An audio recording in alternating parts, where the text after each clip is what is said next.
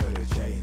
But guess who is coming to play? Winner, winner, saint or sinner. Future brighter, watch it glimmer. Let it simmer, deceiving.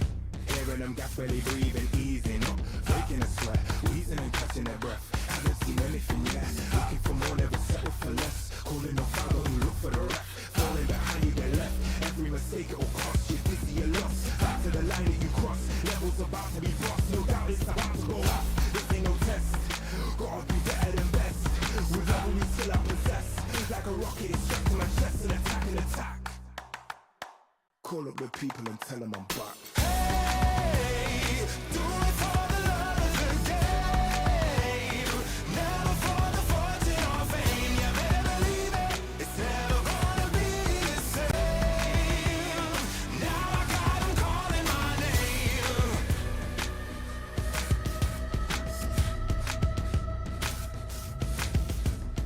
Hold it, wait, thinking they're taking the bait. Looks like they're top of the chain, but guess who is coming to play? Wanna be greater and glorious, paving the way, there'll be more of us victorious. We're taking the throne, taking the title and bringing it home. Hold it, wait, thinking they're taking the bait. Looks like they're top of the chain, but guess who is coming to play? Wanna be greater and glorious, paving the way, there'll be more of us victorious. We're taking the throne, taking the title and bringing it home. We're at it again. Do it for the love of the game. Never for the fortune or fame. You better believe it. It's never gonna be the same. Now I got 'em calling my name. Wait, thinking they're taking the bait. Looks like they're top of the chain, but now I got 'em calling my name. Wanna be great and glorious, paving the way, there'll be more of us victorious. We're taking the throne. Now I got 'em calling my name.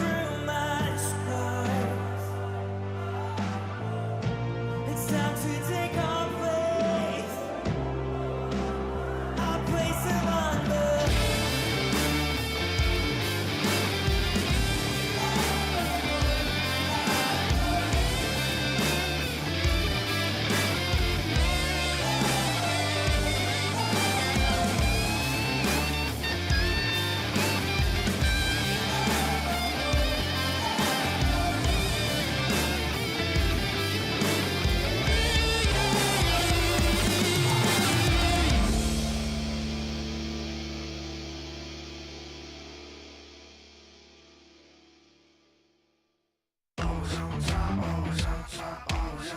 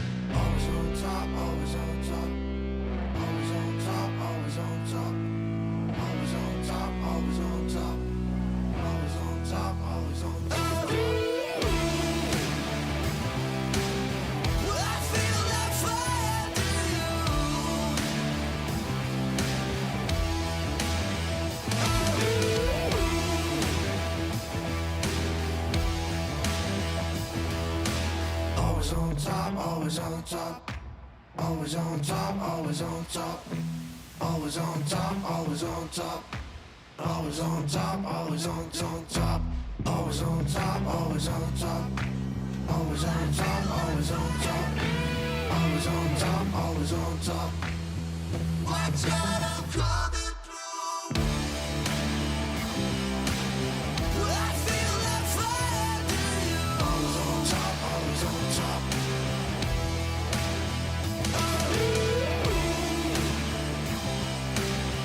Watch out, I'm coming through. Always on top, always on top.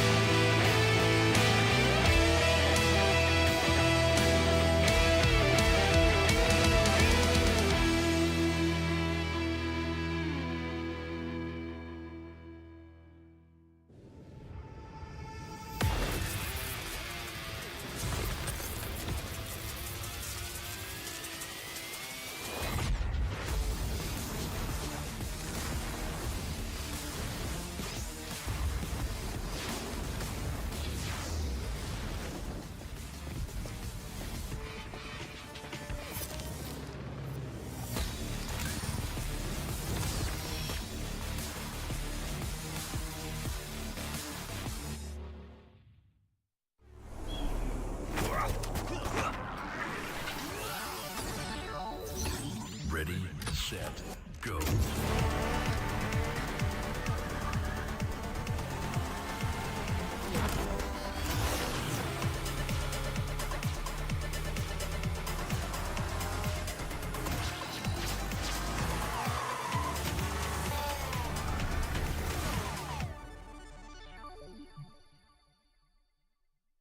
لحظات البداية عاشت معنا،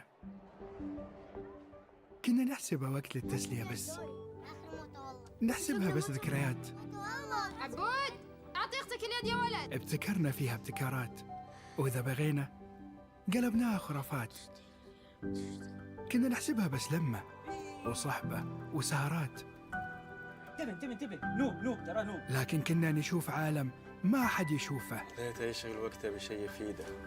الله عليك على اليد سود. عالم كبر وعاش فينا، عالم الحماس فيه يوصلك كل مرة لحلم أصعب، بس ما يصعب عليك.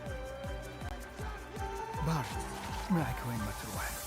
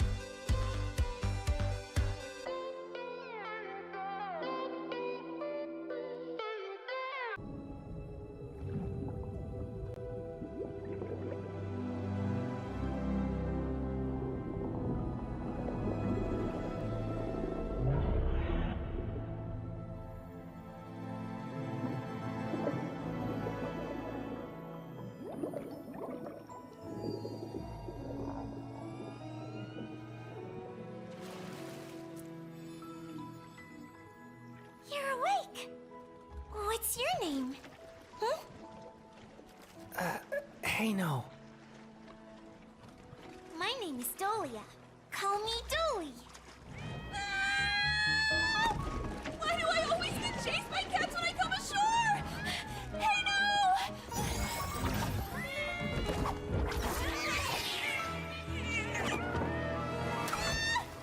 no! You're a high priestess of the Merfolk clan, and you're still afraid of cats?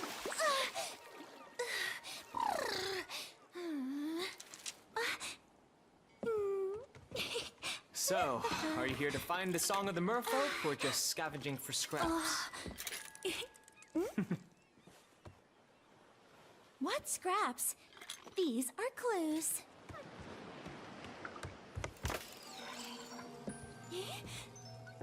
Why can't I find it?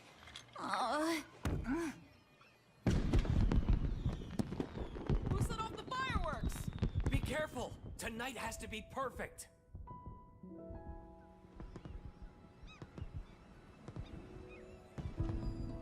Wow, it's so beautiful. Let's go watch the fireworks tonight. Well? As long as you don't wander off. I connected your conch to my threads of fate, so I can find you even if you get lost.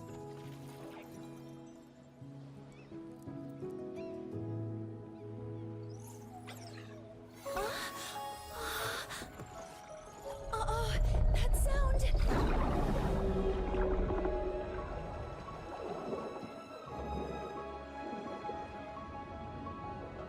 The Abyssal Beast? Yes, the pollution has caused its awakening. But I haven't found my song yet. Is there no other way to stop it? Only the emotional memories in the Song of the Merfolk can soothe the beast. But I've looked everywhere, and I haven't found a single note.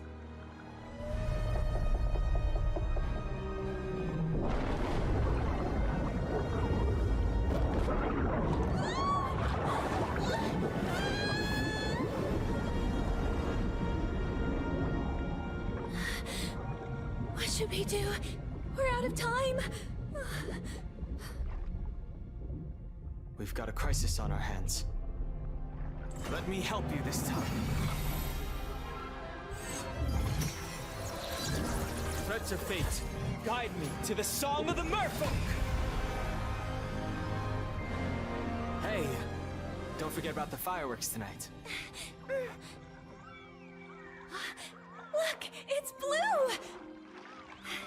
Granny said that when blue lights up, I'll find the song!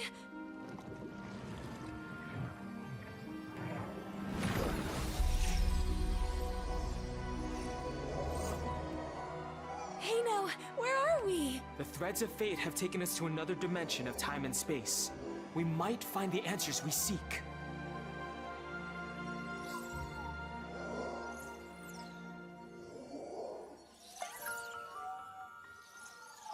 Hey, a note!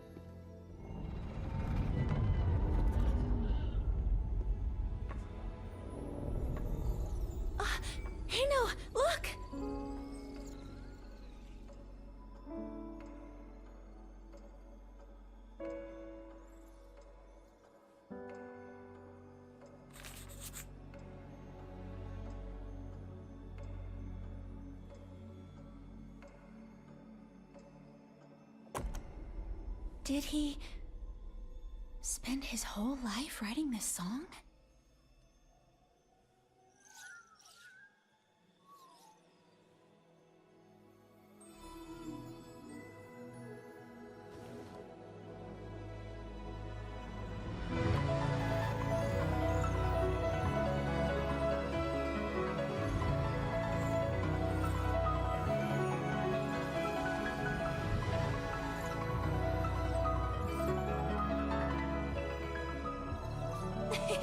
The Song of the Merfolk! I found it! Hey, no!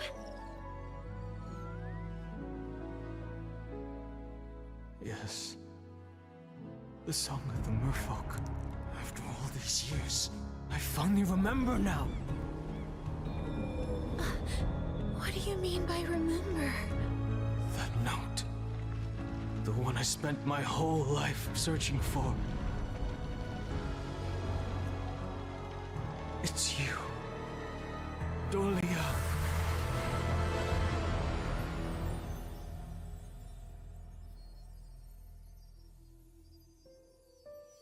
Leave him alone! Help me! Don't be afraid. I'll teach you how to swim. This is for you. When it lights up, I'll be there for you.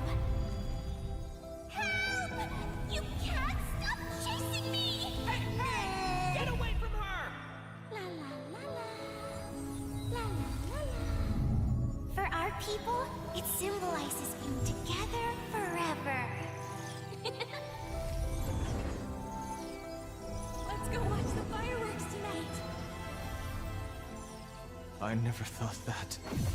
The price of calming the beast would be giving up our most precious memories. Hey, no. That man. Was that you? If I sing the Song of the Merfolk... Then our memories of each other will be lost. Then I won't sing it! Hey, no, I don't want to forget you!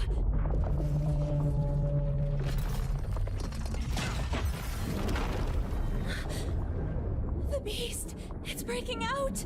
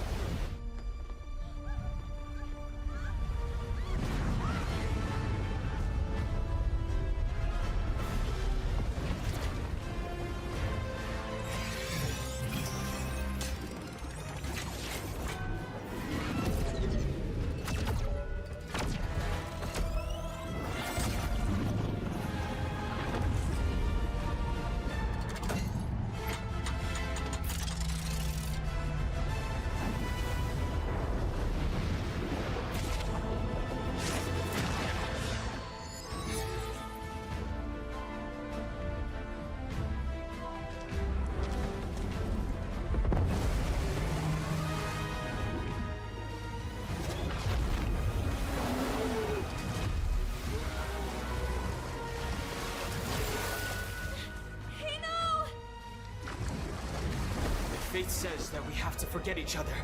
Then, I won't do it!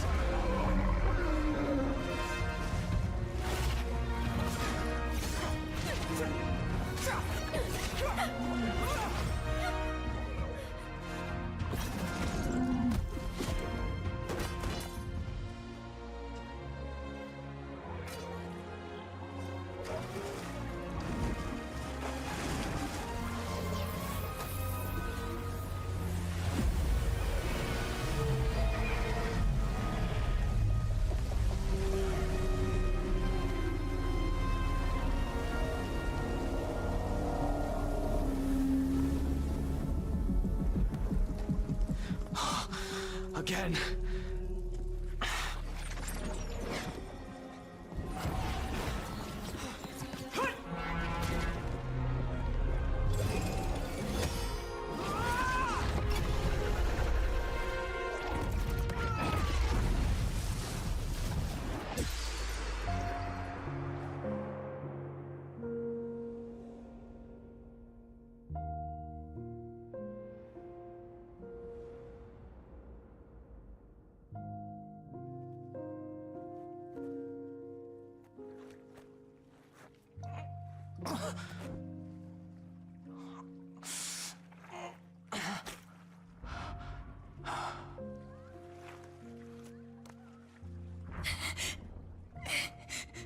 Is there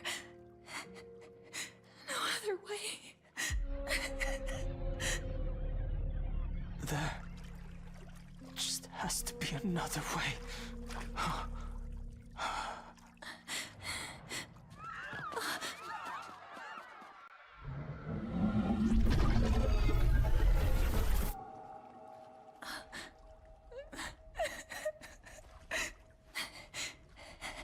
I'm sorry. Hey, no. I don't think. I just can't make it tonight.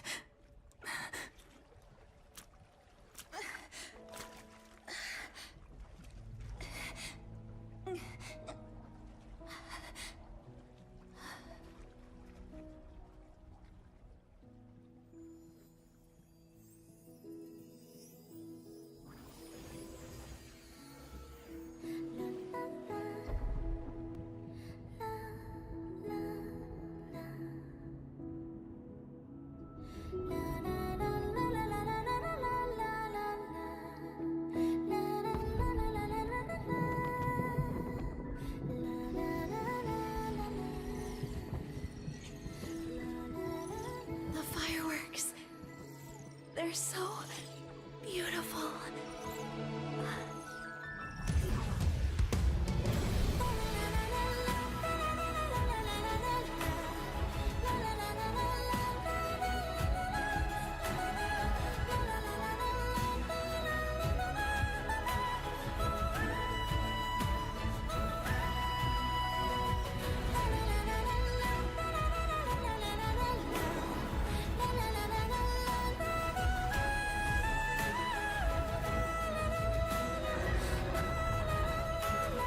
Dolly, no!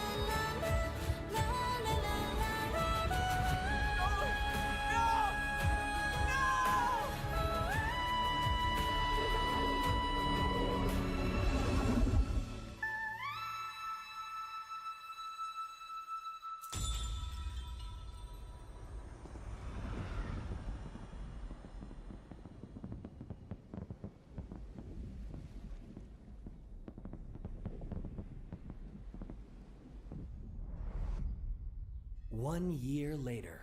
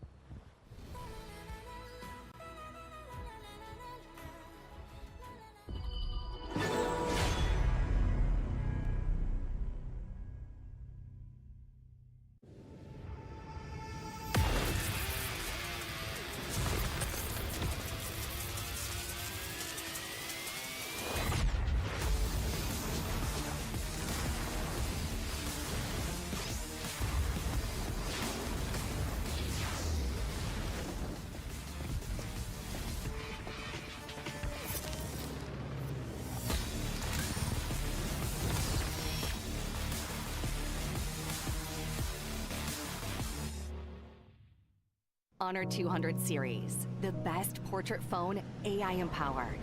Studio level, AI portrait camera, 3 hardcore portrait modes. Color, vibrant and classic to capture portraits that truly stand out.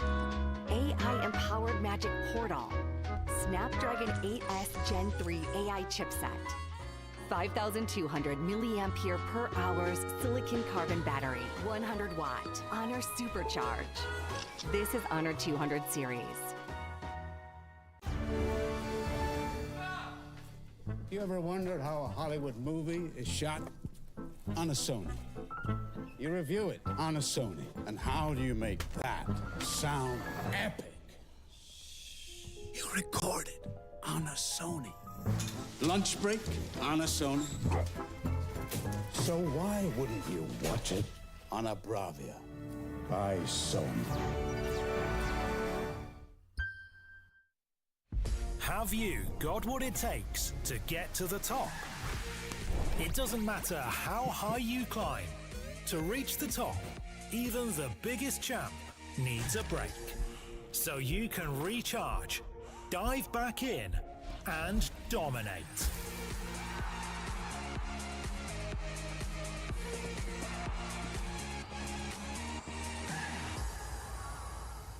Have a break. Have a Kit Kat.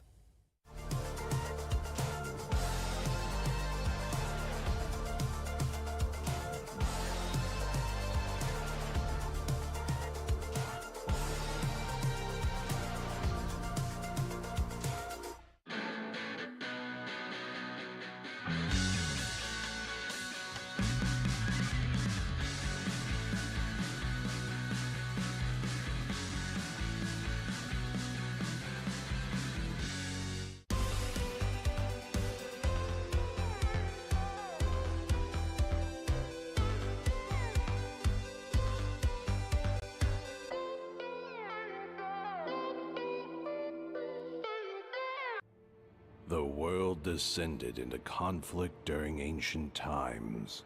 The dragons perished from protecting the lives of the world. The last soldiers standing exhausted their life force to secure the final hope. Their hair turned gray overnight. They went into seclusion, and dragons became nothing but legends. What does the dragon's home look like? It was beautiful. There was always a nice breeze, and thunder roared during spring. He was right.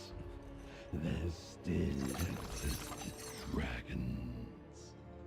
You're so weak. What can you do?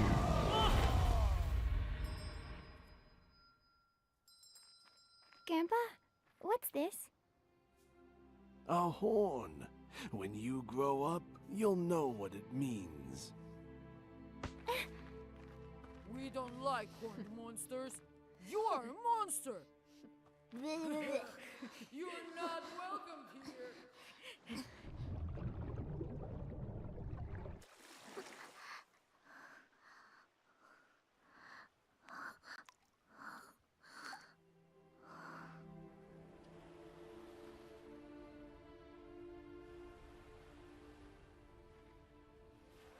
What's wrong? Something on your mind? No, I just fell. I don't like the horns on my head anymore. Why am I different? You don't have to live the same life as they do. You have your own fate. Did we tell you not to come here? I'm not a monster! Beat him up! Get rid of him!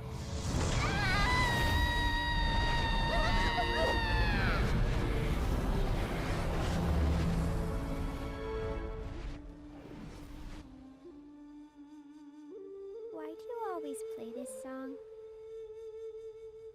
This is a tune from our homeland. When we hear it, it reminds us of where we come from and who we are, so we don't become lost.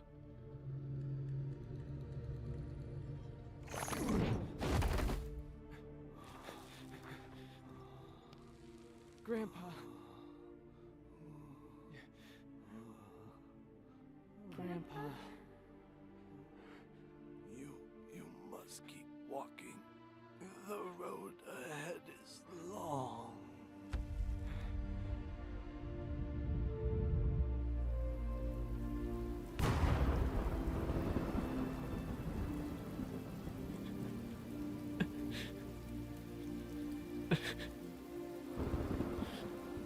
You hear that? Your ancestors are crying for you.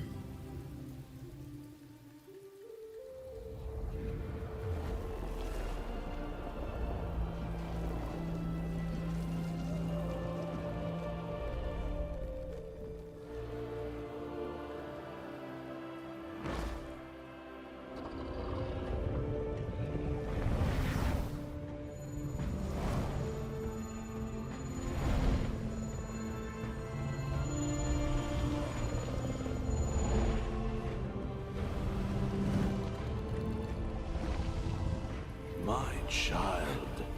We are not crying. Dragons don't cry. This is our war song. Our war song.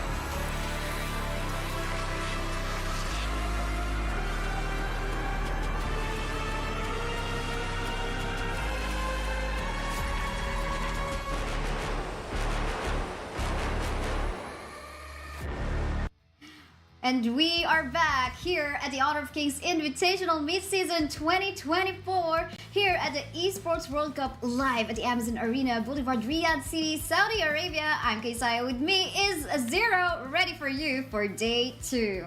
Zero, how are you doing? Absolutely. We've got so many great matches today, and we're going to find out who will be finishing the day in the top 4 of their groups to move on to the playoffs of this fantastic, huge tournament.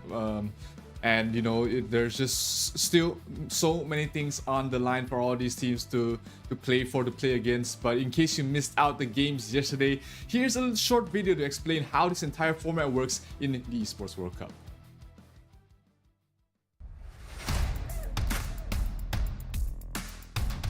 Get ready for the highly anticipated Honor of Kings Invitational mid-season at Esports World Cup. The top 12 teams from the qualifiers and the invited teams are set to converge in Riyadh, Saudi Arabia for a live showdown from August the 1st to August the 4th, all vying for their share of a massive $3 million prize pool. Let's dive into how the tournament will unfold.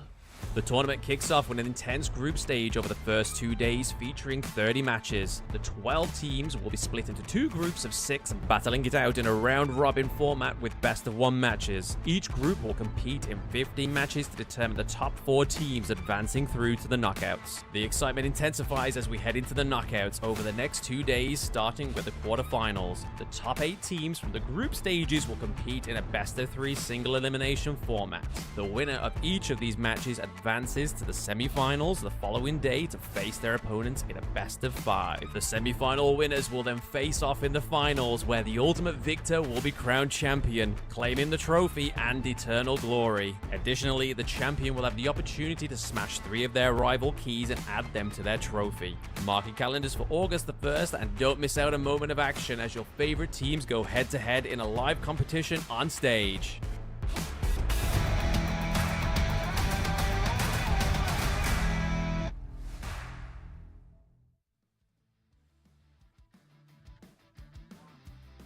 And this is a type of format where we actually can see and feel how each of the players will try to learn each other as they go for the round-robin group stage. How about you, Zero? What do you think about this tournament format that we have? I mean, it's a very apt the display of the motto, right? Nothing is granted, everything is earned, and all these teams, they will have to earn their spot here in the playoffs to be able to have a hand in all these prizes. And these are the 12 teams that are competing in the Honor of Kings Invitational Midseason at the Esports World Cup. And of course, we've already seen most of these teams in action, Kaisaya. But you know, has there been any team that's performance has stood out to you so far? Oh, actually, I think it's gonna be Vivo Gaming from Malaysia.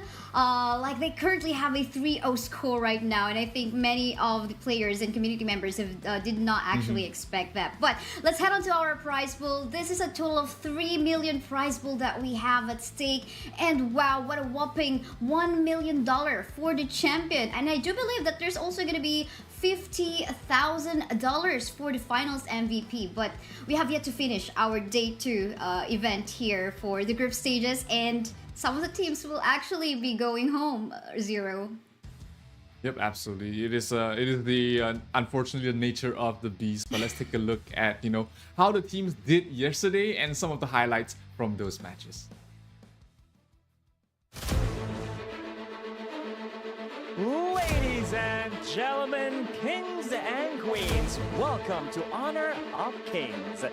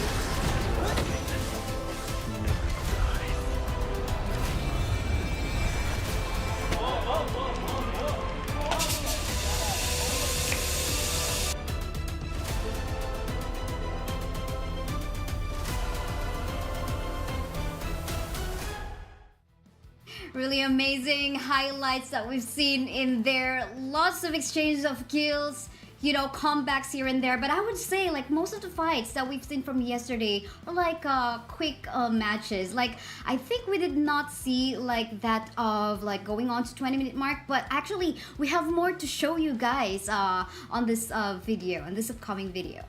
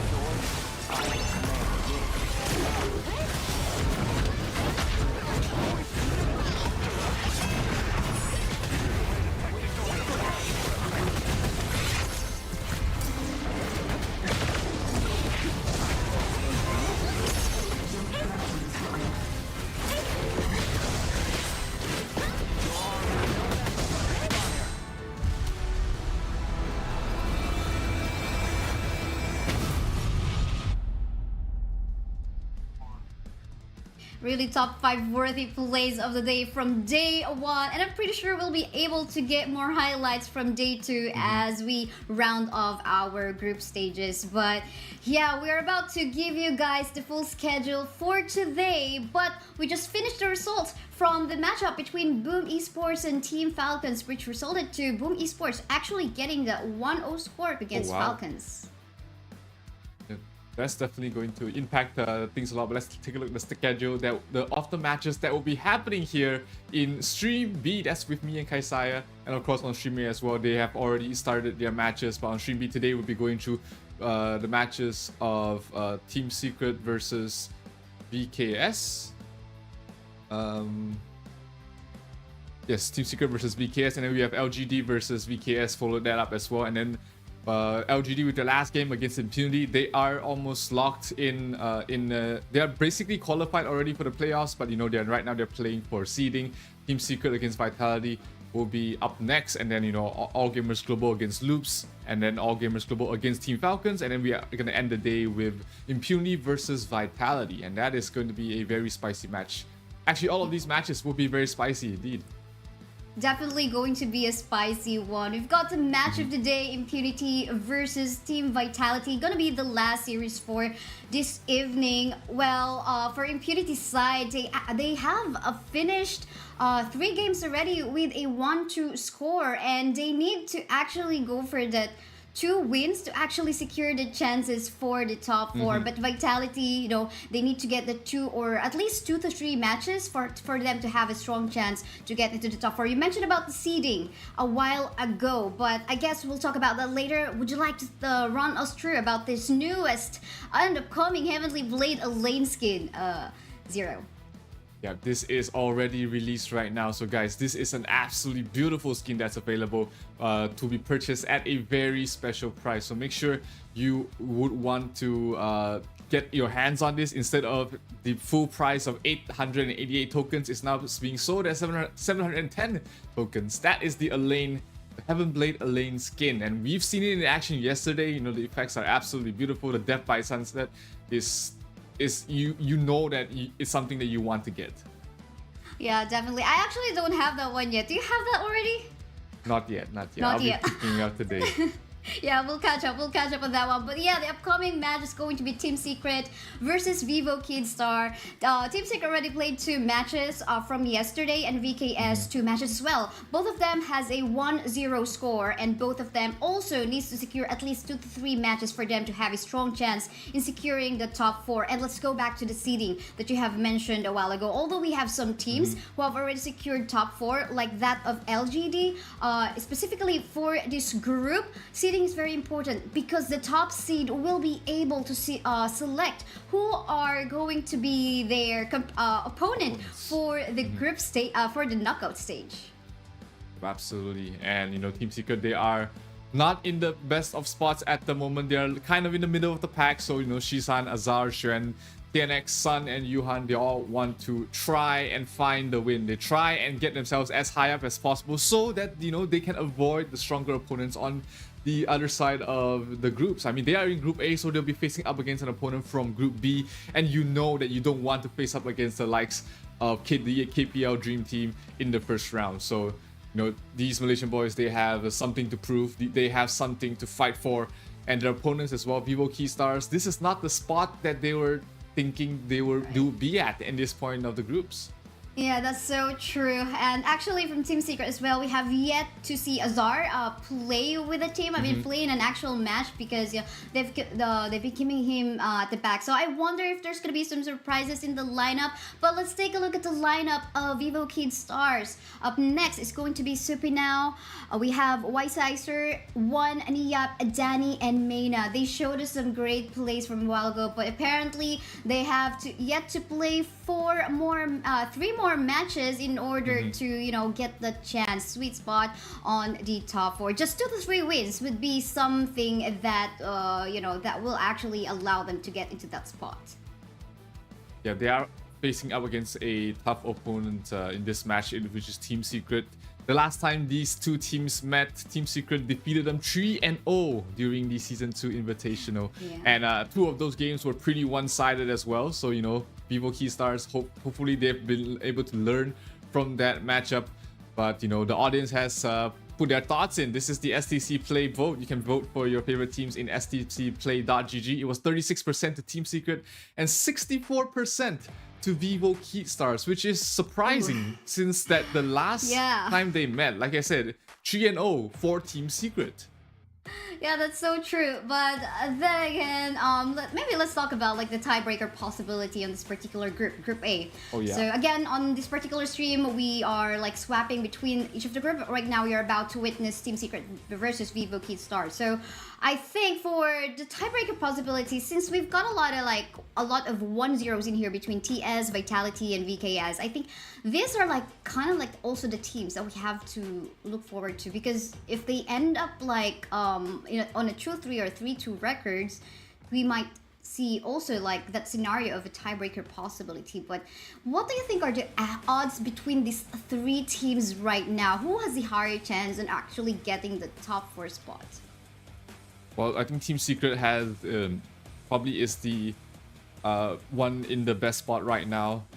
Seeing that, you know, their current matchup, if they take this win against Vivo Keystars, they'll be sitting pretty comfortably in the 2nd spot. And you know, Vivo Keystars, if they take this, if they lose here, they will be rough, because now they are on the verge of not making it to the playoffs if they lose a couple of those matches. And also Vivo Keystars, they have a much tougher schedule ahead of them as well. They have yet to play against LGD, which have been dominating all their opponents so far. So I would say, you know, Team Secret, as long as they can take this win, they look secured. But, you know, if Vivo Keystars get this win, then we might have a much more interesting day ahead of us.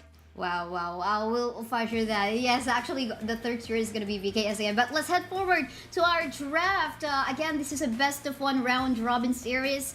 We are now seeing actually a priority on the pick on the Mai Shiranui. As for the bans, we can see that Long, Lady Jen, both of these two heroes as well, and Ogran too are actually quite open for picking as well.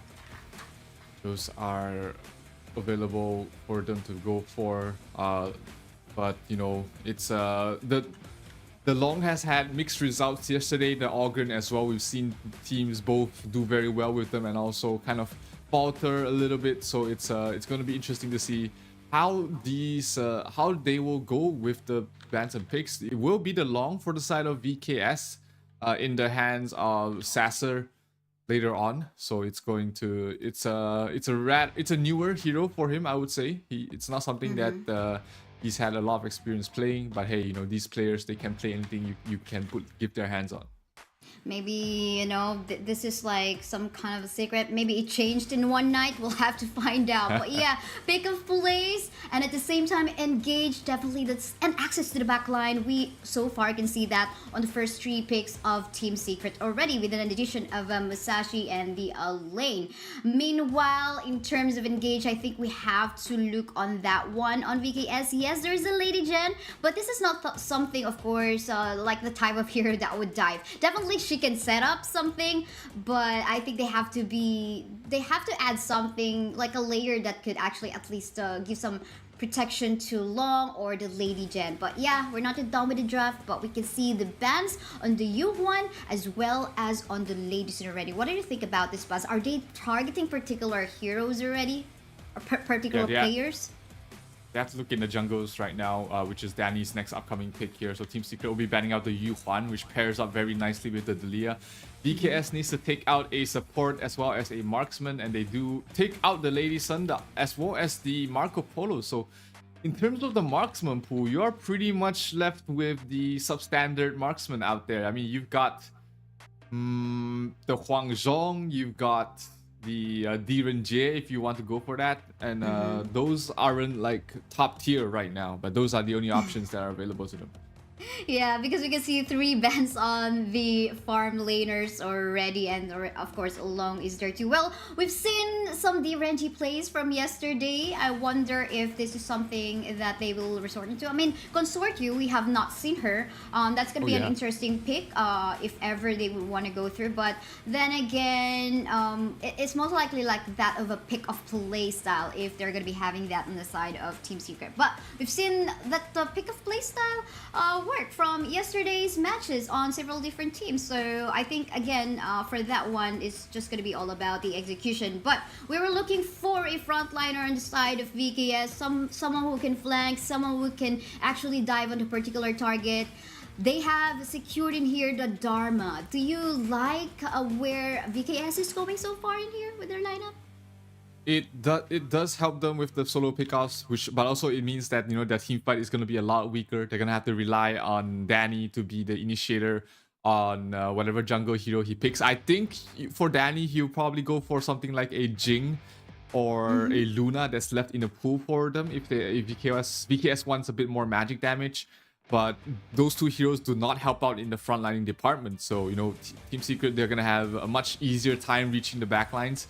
And they will lock in the Direnjie as well as the Moses for the South Team Secret. So a lot of single target here for the Malaysian squad. Yeah, that's so true. But then again, I gotta love the CC that they have in here. I mean, solid stun coming from Direnjie. What more coming from the Cannon Blast is definitely spammable from the Matsu. And of course, you gotta be very careful if in the middle lane as a Lady Jen. I mean, Lady Jen, although she is actually the top highly contested hero picks mostly, but the win rate is kind of low, you know what I mean? But so I think now it just like will matter on how she's gonna protect herself from the ambush from the Mai Shiranui. But then again, I love the pokes coming from TS, and at the same time the engage, the dive that they can do with the Musashi and access to backline with the Elaine. But the Menki, wrapping up the composition of VKS, we've seen some good, I mean, not highlight worthy plays from Menki yesterday, but it worked. Like some wins from this Menki. What do you think? Why have they decided on this Menki for the side of VKS? Well, remember earlier I was talking about them needing a little bit more damage. That's why, you know, the Luna or the Jing does make sense. But here, Team Secret decided to go the side of VKS. They decided to go on the other route, which is, you know, they do lack frontlining as well. So they decide to use a tankier jungler on with the Menki. He does provide a little damage. He's not a fantastic damage dealer. But his role is mainly to disrupt the back lines and also act as a semi-tank in towards the front. So, you know, just two sides of the same coin. Team Secret will have to deal with that Menki early on, but the damage output coming from the side of VKS is not huge in the early game. Not at all. And well, Menki is quite fast to rotate, so I wonder if there's gonna be a lot of visits on the side lanes. We'll just have to find out. I think most especially if they like want to empower the lane right off the bat on the early stages. So, but yeah, again, this is our first series, but second series technically for our stream. This is TS versus Vivo Kidstars, and beside with me is Zero. So Zero, what do you think about the laning phases that we have, like between the mid lane as well as in the bottom lane? They're putting both marksmen in the bottom lane, which means that, you know, the rotations are gonna come from the Lady Zen as well as the Moses early on both sides, but it's gonna be pretty passive. There's not a lot of Q potential. We might see a couple of jungle invades on towards the Musashi to stop him having a good start, or even towards the top lane against the Dharma to make sure that he doesn't he gets a good lane against a lane. But other than that, it's gonna be just mainly on these rotations to see which team can catch their opponents off guard. Yeah, and both of the junglers right now are actually rotating towards the same path. So we might expect in here a tussle. Just curious who's going to be able to go for an ambush or see a surprise attack. But seems like both of them are actually being very careful on what they want to do. So we're not seeing an action maybe up until someone just go for a misplaced location, or maybe some 1v1 miracle happens on the top or in the bot. And this is the Elaine Heaven Blade skin. Absolutely beautiful. Make sure you get it. Oh, look at that. Look at those effects. Shen is actually absolutely bullying. Just bullying Niap on in that clash lane. And that's the lane that they really need to help out for the side of VKS. Yes, that's so true. And again, no action as of yet. I guess everyone's just, you know, because since they are in a not so good position right now for day-to-day, they just want to wait for their power spike. Like, they have to make sure that they have a good formation, that they, like, for example, this Lady Jen gonna be waiting in the bush and set up a good play onto that one. But I guess with the early game potential, maybe coming from, actually everyone's pretty balanced, I would say, in here. No one's like really like being can be highlighted like going for the gun. So I think this is how they are respecting their composition too, which I think is very good for both of the teams. But oof, we can see Masa actually getting poked down by the members of VKS in the bot. Yeah, and that kind of trade is always going to benefit the side of VKS. They've got so much healing with the Dalia and the Long there in the bottom lane. The Diren Jake can't really stand against all the constant poke and pressure from those two heroes. So he's keeping up in terms of farm, but he's not able to really harass out the Long and the Dalia out of the lane. But in here, we actually have a 2v2 tussle ongoing onto the top side, getting frozen. In here is Niap able to flash away, but then again, he is going to be the first blood of that lane. Gonna go for that death at sunset. He's still under the tower, getting damage from that one, but will be safe thanks also to that passive of that Lady Jen. But onto the bot side, we see a 2v2 tussle ongoing as well. Pokes here and there. White Sizer in here, gonna go for that infinite vastness just to disengage and be safe. 1-4-0 so far on both of the clashes that we've seen on top and bot. Yeah, they did manage to force out the dragon from Sasser, which means that he cannot play as aggressive as he'd like. He had to pop it to avoid the thing in the box. But you know, he doesn't lose his life, which is that's exactly what he's looking for, but he might be in danger here, and he's not gonna be able to help out in this Tyrant. Team Secret's gonna be able to get that first. Yeah, that's so true, but we now can see the Overlord also still available. Although they've got in here the Chain Lightning buff, they're not gonna be going for any engage. I think they want to buy time, at least to respect the damage potential coming from their carries Long and TRNG in here. So I think just go for that play safe unless you are sure, 100% sure that you have the advantage. But for the meantime, oh, look at it, the invade coming from the side of TS. Actually, I wasn't sure. Oh, they were actually able to steal that Azure Golem from the side of Team VKS. That is a good play coming from the side of TS. Yeah, that's gonna be annoying for Danny, who needs that cooldown reduction to continuously poke and harass in the lane. So not gonna be feeling too good about that, but hey, maybe they get some sort of invade on the enemy side himself. But bottom lanes, there's a lot of pressure. This tier 1 tower is gonna go down. Definitely gonna go down. Again, the Infinite Vastness made use to actually... Will he actually just go for an engage? But no, I thought he's gonna be disengaging. But then take a look at the super low HP on the side of BKS. These are like 2 members super low on HP. But then again, look at Sun, super low on HP. Oh, will still survive this Leader of Felt. But then again, a double kill going to Shishan right out there. Wow, so far the early game is looking so good for the side of TS. Yeah, Long just did so much damage in that fight. Really just how Mai Shanui should be playing. Early on, aggressive, really going in. And somehow Sun did manage to survive with an inch of his health. That was just absolutely crazy. And that gives Team Secret a great lead going on, heading in towards the mid game. Yeah, that's so true. You know what? I think, like you're right. I mean, during the drafting phase, Whitesider, it seems like he is not super confident on making use of the Long. 2 times already, he had to use it, the Infinite Vastness ultimate, to actually disengage. And when he actually wanted to go for an engage, it did not connect onto the proper target. So, but yeah, and again, this was the successful invade coming from the side. Oh, this is, I thought it was still the replay. Another good invade come from the side of TS. And I think, you know, even though they weren't able to secure the buff, at least they were able to, you know, just annoy and the rotation, annoy the Mankey on the rotation that he is doing right now. Danny doesn't have his Kaiser in here, so I think this is kind of a different Danny play we're seeing right now.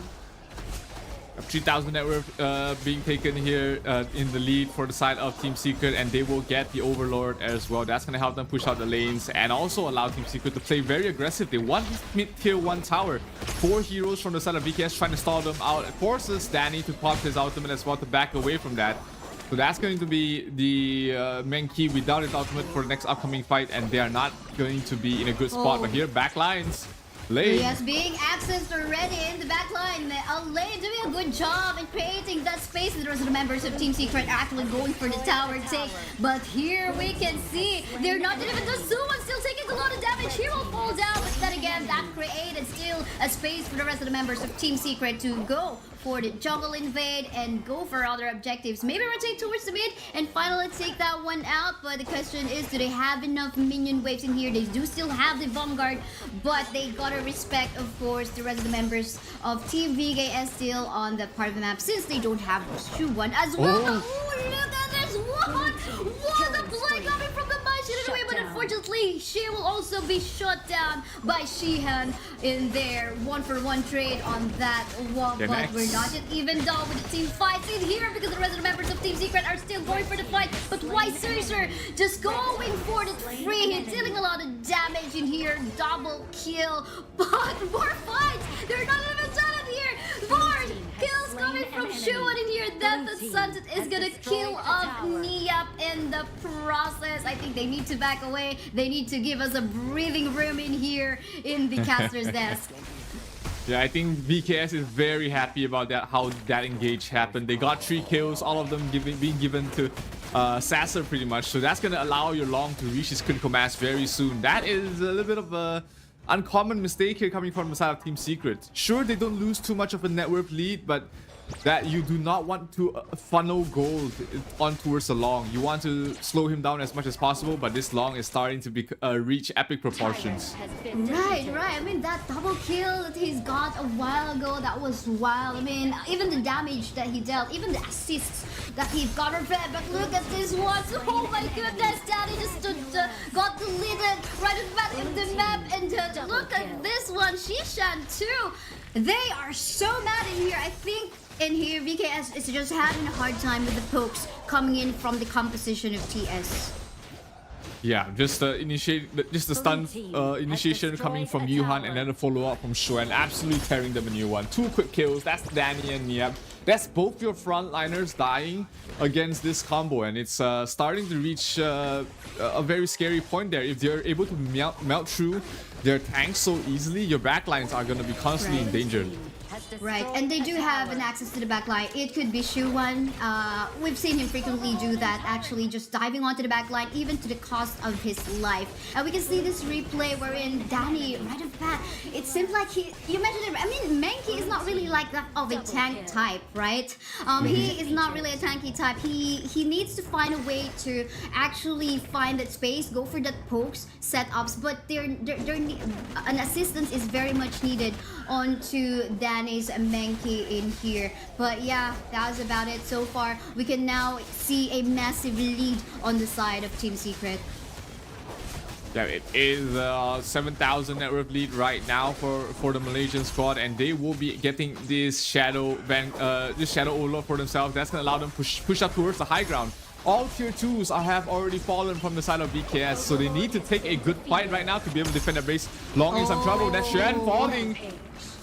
Look at the damage coming from Long, and this is one member down on the side of Team Secret. This gives a boost of confidence for the side of VKS to maybe go for a push in the middle lane, though they have to wait some minion waves into the mid. They don't have that one because for quite a while, Team Secret has been doing a good job on clearing off the minion waves. But now that Shuwan is actually down in here, I think it is their moment. But to take note, they do have the Vanguard on their side in here for the side of Team Secret. If they're gonna send the Vanguard out, is going towards the top lane, and they're going to try and push out the mid and bottom lane to match the lanes and be able to pressure all 3 of those towers at once. And you know, VKS, they're trying to trying to disrupt that as much as possible, trying to clear out these creep waves and be able to defend 1 lane at a time. Good stun there coming from Yuhan, but no follow-up on from that. So the skirmishes continue. The siege will continue here for the side of Team Secret. Yes, they can just confidently siege the base of Team VKS right now. There are no other objectives. And they do have the Shadow Vanguard in their favor. This is going to help them deal a lot of damage onto the towers. And VKS, they need to find a way to actually pick up a target. And pick up a target, that is what they're actually trying to do right now. But they have to fall back a little bit. A lane in here, getting a lot of damage coming from the long as well. Has to fall back a little bit. But someone is actually super busy in the middle lane as well, trying to go for the tower push. The objective of Team Secret in here is just to get the high ground towers. And they were successful. 2 high ground towers down on the side of VKS. Yeah, most importantly, Team Secret didn't lose a single member there as well. So that was just a clean engage, a clean trade for those 2 towers, and the net worth lead is just continuing to grow there. 8,000 right now for Team Secret, and Sun has already reached his critical mass here on the D-Ren. Sasser almost there on the long. He just needs 1,000 more gold to be able to get his next item, but he does need that next item as quickly as possible. Menki towards the back line. He's gonna try and engage. Yes, indeed. But then again, we can see a lane in here trying to go for that back line. Then the Sultan has been used. Will there be any casualty as of yet? But the rest of the members in here are safe. Niap in here going for the Mai Shiranui. Mai Shiranui will fall down. But then again, Musashi will actually try to get that revenge for his teammate in here. But Tia, look at his sustain. But then again, will not survive in here with the hands of the members of VKS. 2-1 trade on that fight. Team Secret in here, I think, gotta respect somehow the damage output of White Sizer on the long. Yeah, Niep as well, finding the backlines, able to go straight for Shisan and just completely taking the Mai Shinui out of the fight. That was an absolutely huge initiation coming from Niap, and that he needs a couple more of these to be able to try and get the game. But let's take a look at that again. Look at the positioning there of Niap going towards the back line. Maestro down. He just sets that whole fight up. He's sure he paid with his life, but he definitely allowed his team to be able to hold on for the moment. That is so true. I mean, pretty much both him and Elaine Shuwan have been doing the same thing. But let's take a look at this fight ongoing on to the Tyrant side. VKS will actually go for that secure, but it seems like they're gonna go for that fight right now. It is really clump up plays at the moment. Death by Sunset. Down onto the hands of Shu. Might hit it away in here, but the Devil Son, look at that. Elaine getting a lot of shielded here, but will fall back just a little bit. Daddy will fall down, but the rest of the members of Team Secret in here will try to push away the members of VKS. They have tried to back away. No members from the side of TS have actually fallen down from that fight. Yeah, Team Secret just absolutely utilizing that network lead very well. They've been able to take these fights. Sure, the members are low, but they survive. Niap going for a kill, going for an aggressive play. Falls before he's able to do anything. And this last tier 3 will fall. This might be it. This might be it indeed, because slowly but surely, the members of VKS is already falling down. Team Secret will get this win on their first game against Vivo Kid Stars. Wow, what a game. A really great game there from Team Secret. From the start to the end of the game, they were in control. Never felt like they were in any danger of losing this matchup. So that was a great performance from the Malaysian squad, and they put themselves forward in the group as well. Right now, with a total score of 2-1, they should be feeling very comfortable in qualifying for the playoffs, if not finishing second seed.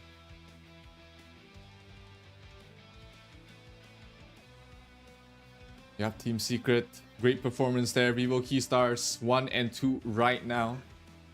They will be needing quite a bit of work if they're trying to make it to the playoffs. Yes, that's so true. And VKS having a 1-2 score already, 2 losses. They need to secure the last two remaining games that they have. They have yet to fight against LGD, and at the same time, they also have yet to fight against Kagendra. We'll fight about that, but let's take a look at the highlights from the match that we had. Shen did have a good start early on, and that allowed him to just progress really quickly. But with this bottom lane, this first fight absolutely huge there for the side of Team Secret. Set themselves up. That was the double kill here for Shisan, and Sun somehow surviving with an inch of his health. That really just created such a difficult situation for the side of VKS to fight on later on. That's so true. I mean, Shuwan, I think, really commendable plays in here. Sometimes the sacrificial lump, but also Shishan, really great plays that she showcased onto us. But we found some moments wherein, Team Secret in here will forget about the presence of Weissizer on the long, just them getting shredded by the damage of this long. But I think the moment they found out, okay, we cannot make this even late any further because this long is gonna go ham and wild. Now let's just finish it off, just be aggressive because we got the lead anyway, and that's what they have done. Yeah, really never letting their foot off the pedal. Team Secret's just constantly in the faces of VKS, never giving them a chance to breathe and never giving them a chance to catch up in terms of items as well. Sure, VKS, they put up a good fight, but unfortunately the Malaysian squad is just way too strong for them. And they're able to just get into a good spot to finish second in their groups. Now, in here though, we're getting more clarity onto where this might be coming from. Well, same as Team Secret though, they do still also have like 2 remaining games for today. They're gonna go up against Vitality, and at the same time, also up against, where is that? I can't see, but yeah, they do have, they have 2 more remaining games for today. Oh, actually, this is the other one. But yeah, let's take a look at the scoreboard. 13-7. I mean, since the early stage of the game, they already got a lot of lead from the kills, right? Starting from the top side, going to the bottom side. So what do you say about the results that we have? Yeah, I mean, VKS, there were moments where it seemed like they got a hold of the game, at least didn't let it slip through their fingers. But Team Secret just never let go. They just never stopped being aggressive, and VKS was just forced into bad fight after bad fight. And the MVP of this match, let's take a look at who will it be. I mean, Xuan definitely played a good game. TNX as well, I think, has a good reason to be the MVP, and he will be the Xuan on the lane. 3, 2, and 5 with 25% damage taken for his entire team. Definitely played the frontline role very well. Yes, that's so true. He's not scared about, okay, sometimes he has to, you know, really sacrifice life so in such a way some teammates can actually go for the tower pushes and the other objectives. So I guess even though he became quite a bit of a sacrificial lamb in here, you know what I mean? Yeah, it paid off so well for the team. Their goal is to win, so I guess they have to play their role so well. And I guess apart from what I've seen, Mai Shiranui, a lane in here did a really good job. Oh, absolutely. Fantastic job there by the side of the whole Team Secret, in fact. So props to them. They are now 2-1 in the groups. And of course, just want to bring everybody's attention to the new skin for the Kong Ming that has been released at the moment. It is the Yin and Yang skin. So make sure you get your hands onto this. It is going to be a great... It's a good flex, right? to have skins like these, and it's on a good. It's gonna on a promotion as well. Yeah, it's just about like you'll be able to save about 300 plus tokens. So right, it's like snag it now before you actually say, okay, I should have done that before when Kaisaya and Zero actually announced it already. But yeah, up next will be the match between LGD versus Vivo Kidstar. So Vivo Kidstar coming from a loss, I think they need to come back, and LDG is an even tougher looking opponent. But we'll find about that. We'll just be heading on to a really short break. I'm Kisai, with me is Zero. We'll be back after a few minutes.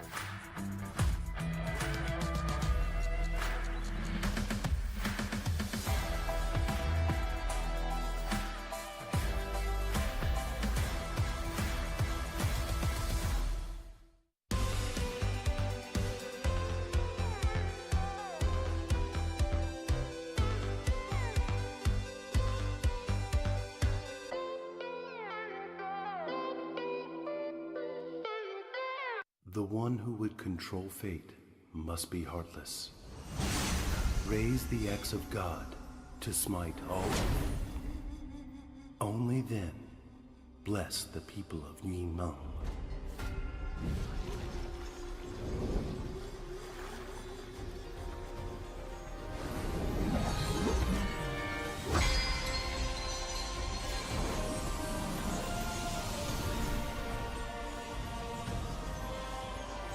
Guide your fate.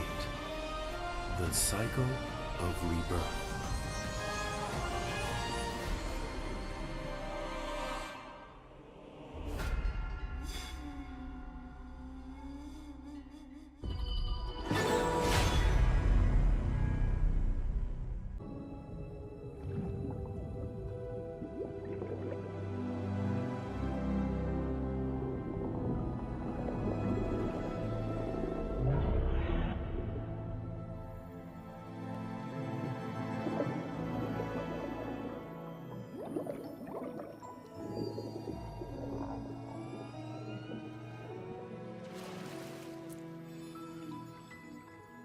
You're awake. What's your name? Huh? Hey, no. My name is Dolia. Call me Dolly. Why do I always get chased by cats when I come ashore? Hey,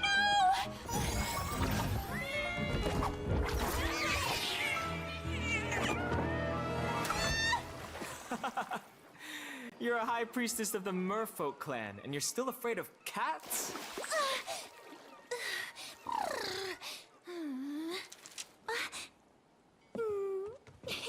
So, are you here to find the Song of the Merfolk, or just scavenging for scraps?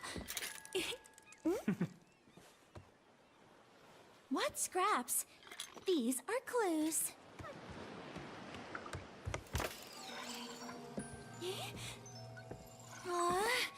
Why can't I find it?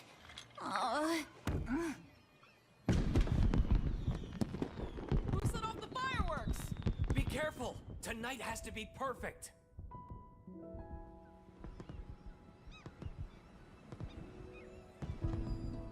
Wow, it's so beautiful.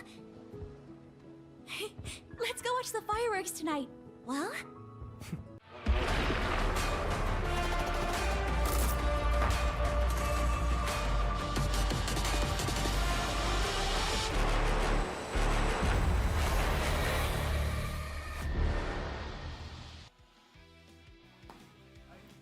And we are back in here at the HoK Invitational Midseason 2024. I'm Kaisaya. With me is Zero, ready to bring you the action for the next upcoming match. How are you doing, Zero, from that intense Team Secret action against Vivo Stars a while ago? In Vivo Stars, definitely not. In international tournaments, they're not looking like they are the big dogs anymore like they were in HoK BR. So right now they are trying to find a lifeline. They're trying to find a way back to ensure they make it to the playoffs, but their next upcoming opponent has been on a tear. That is LGD Gaming, who has not lost a single match yet. Yes, that's so true. But let's take a look at this promo that we currently have for Ogran. You've seen him play or being used by several teams from yesterday. He is now available, a warrior hero with a balance of offense and defense, able to condense spirits enemy heroes to assist in your side of battle. Having that seer state as well, he is able to instantly kill enemies with low HP. So, and we've seen him actually, you know, getting a lot of HP regen as well from yesterday. I wonder if he will be picked as well for day 2. I would love to see though, you know, the real good KDAs from an Ogran. We'll have to find out. But yeah, going back onto Vivo Stars, we mentioned a while ago that they need just like, you know, they have to secure 2 to 3 wins in order to secure that top 4 spot. But they only have 2 remaining games right now, and they are in a 1-2 score at the moment. So this is kind of slimming their chances, especially they're going up against LGD, which is on a 3-0 streak right now. Yeah, LGD looking like they want to finish off the group stage on seed number 1, so they'll still definitely be giving it their all against VKS. And if, you know, Team Secret has been able to defeat Vivo Stars constantly, and LGD's been always defeating Team Secret, then it's simple math, right? LGD should be stronger than VKS, but it's hard to say. Anything can happen in these matchups, depending on the draft, depending on the decision making at that point. Team Secret definitely was able to defeat VKS in the previous match, but we might see Vivo Keystars learn something from that and bring it on in this game. That's true, but we bring you some news coming from Stream A. Apparently, Boom Esports already won't be able to secure the top 4, but they will still be playing their remaining matches. But yeah, then again, actually no more because they played their 2 remaining matches already. But yeah, let's take a look at the lineup of LGD Gaming. Musan King, JR, Je, Siyang, Jihong, and Jimmy really looking confident in their esports posts in there, and at the same time, the plays that they have displayed from yesterday, of course, with the guidance coming from Coach Joker. Yeah, LGD has always been, in recent times, the king to beat from Southeast Asia, from Malaysia as well. They are the champions of the Honor of Kings Season 2 Invitational, and they came into the Esports World Cup with an axe to grind. They have something to prove that, it's not just the KPL teams, it's not just the Chinese teams you have to watch out there, it's us as well. That's true, but let's take a look at once more the roster of Vivo Keystars from Brazil. Supinao, White Caesar, One, Yap, Danny, and Mayna. A while ago, Danny wasn't able to, get his favorite Kaiser. Was kind of like forced to make use of the Menki, which did not become effective a while ago. Yes, fast rotations and all that, but again, they were lacking on the execution on the play style. But let's see what magic they can bring here up against LGD. LGD is pretty much secured already on the top 4. I wonder if they're gonna give something for Vivo Keystars. Not saying they should, but I wonder if they will. But yeah, Vivo Keystars, they need some 2 to 3 wins. They need they need to secure 2 more wins in here to actually get into the top 4, because it's already 2 losses and 1 win for them. Yeah, VKS at the edge right now. If they lose this match, they might find themselves in one of the trickiest situations ever, because then their tournament life will not be in their hands. It will be in their opponents. Whoever is tied up with them, it's in their hands, and it could be Impunity. That's why we highlighted the match of the day being Impunity versus Vitality, because that might not just decide the fate of Impunity themselves, it might affect the fate of VKS in this tournament. And would you ever imagine the champions of HoK BR not making it to the playoffs of the Esports World Cup? That's insane. I know, right? Everyone has their own regional champions in here. They were champions from their own region, but like that of the Boom Esports experience from a while ago, which already has fallen off. But we'll see. Anyway, in here, for our audience prediction that you can see in here on your screens, we have more votes coming in for the side of LGD, but of course for my partner Zero, it is a 40-60 for him. Yes, it is. VKS, they were the favorites in the last round against Team Secret. They lost to them, and this round they are the underdog. So if anything, it should give them a little bit more motivation, a little bit more to fight for, to prove that, hey, we can defeat the odds, we can beat the favorites to come out of Group A and make this group more interesting. But hey, LGD, they've been on the roll, they've been on a tear, they've not been showing any mercy to their opponents, and I don't think they'll be showing it today against VKS. That's so true. And just to add up on that one, we mentioned 2 to 3 wins. If ever VKS doesn't win this matchup against LGD, they do still have the chance. So, but of course, we want to see that magic that they could potentially bring in here. Odds are kind of low. Even so, the predictions showed us from on your screen. But again, we'll see, because LGD is kind of sitting pretty already on being there in the top 4. But like what you have mentioned a while ago, Zero, you want to be on the top seed, right? So for you to get that opportunity to select who are you going to be going up against on the knockoff stage. Yeah, that's always important. Being able to decide your fate is something that you always want to be able to have the choice of. So LGD definitely looking to take the win here. VKS hopes to disrupt everything a little bit the best they can, and it all starts here in the draft as LGD going up against VKS. This is going to decide the tournament life almost for the side of VKS, so they need to take the win here.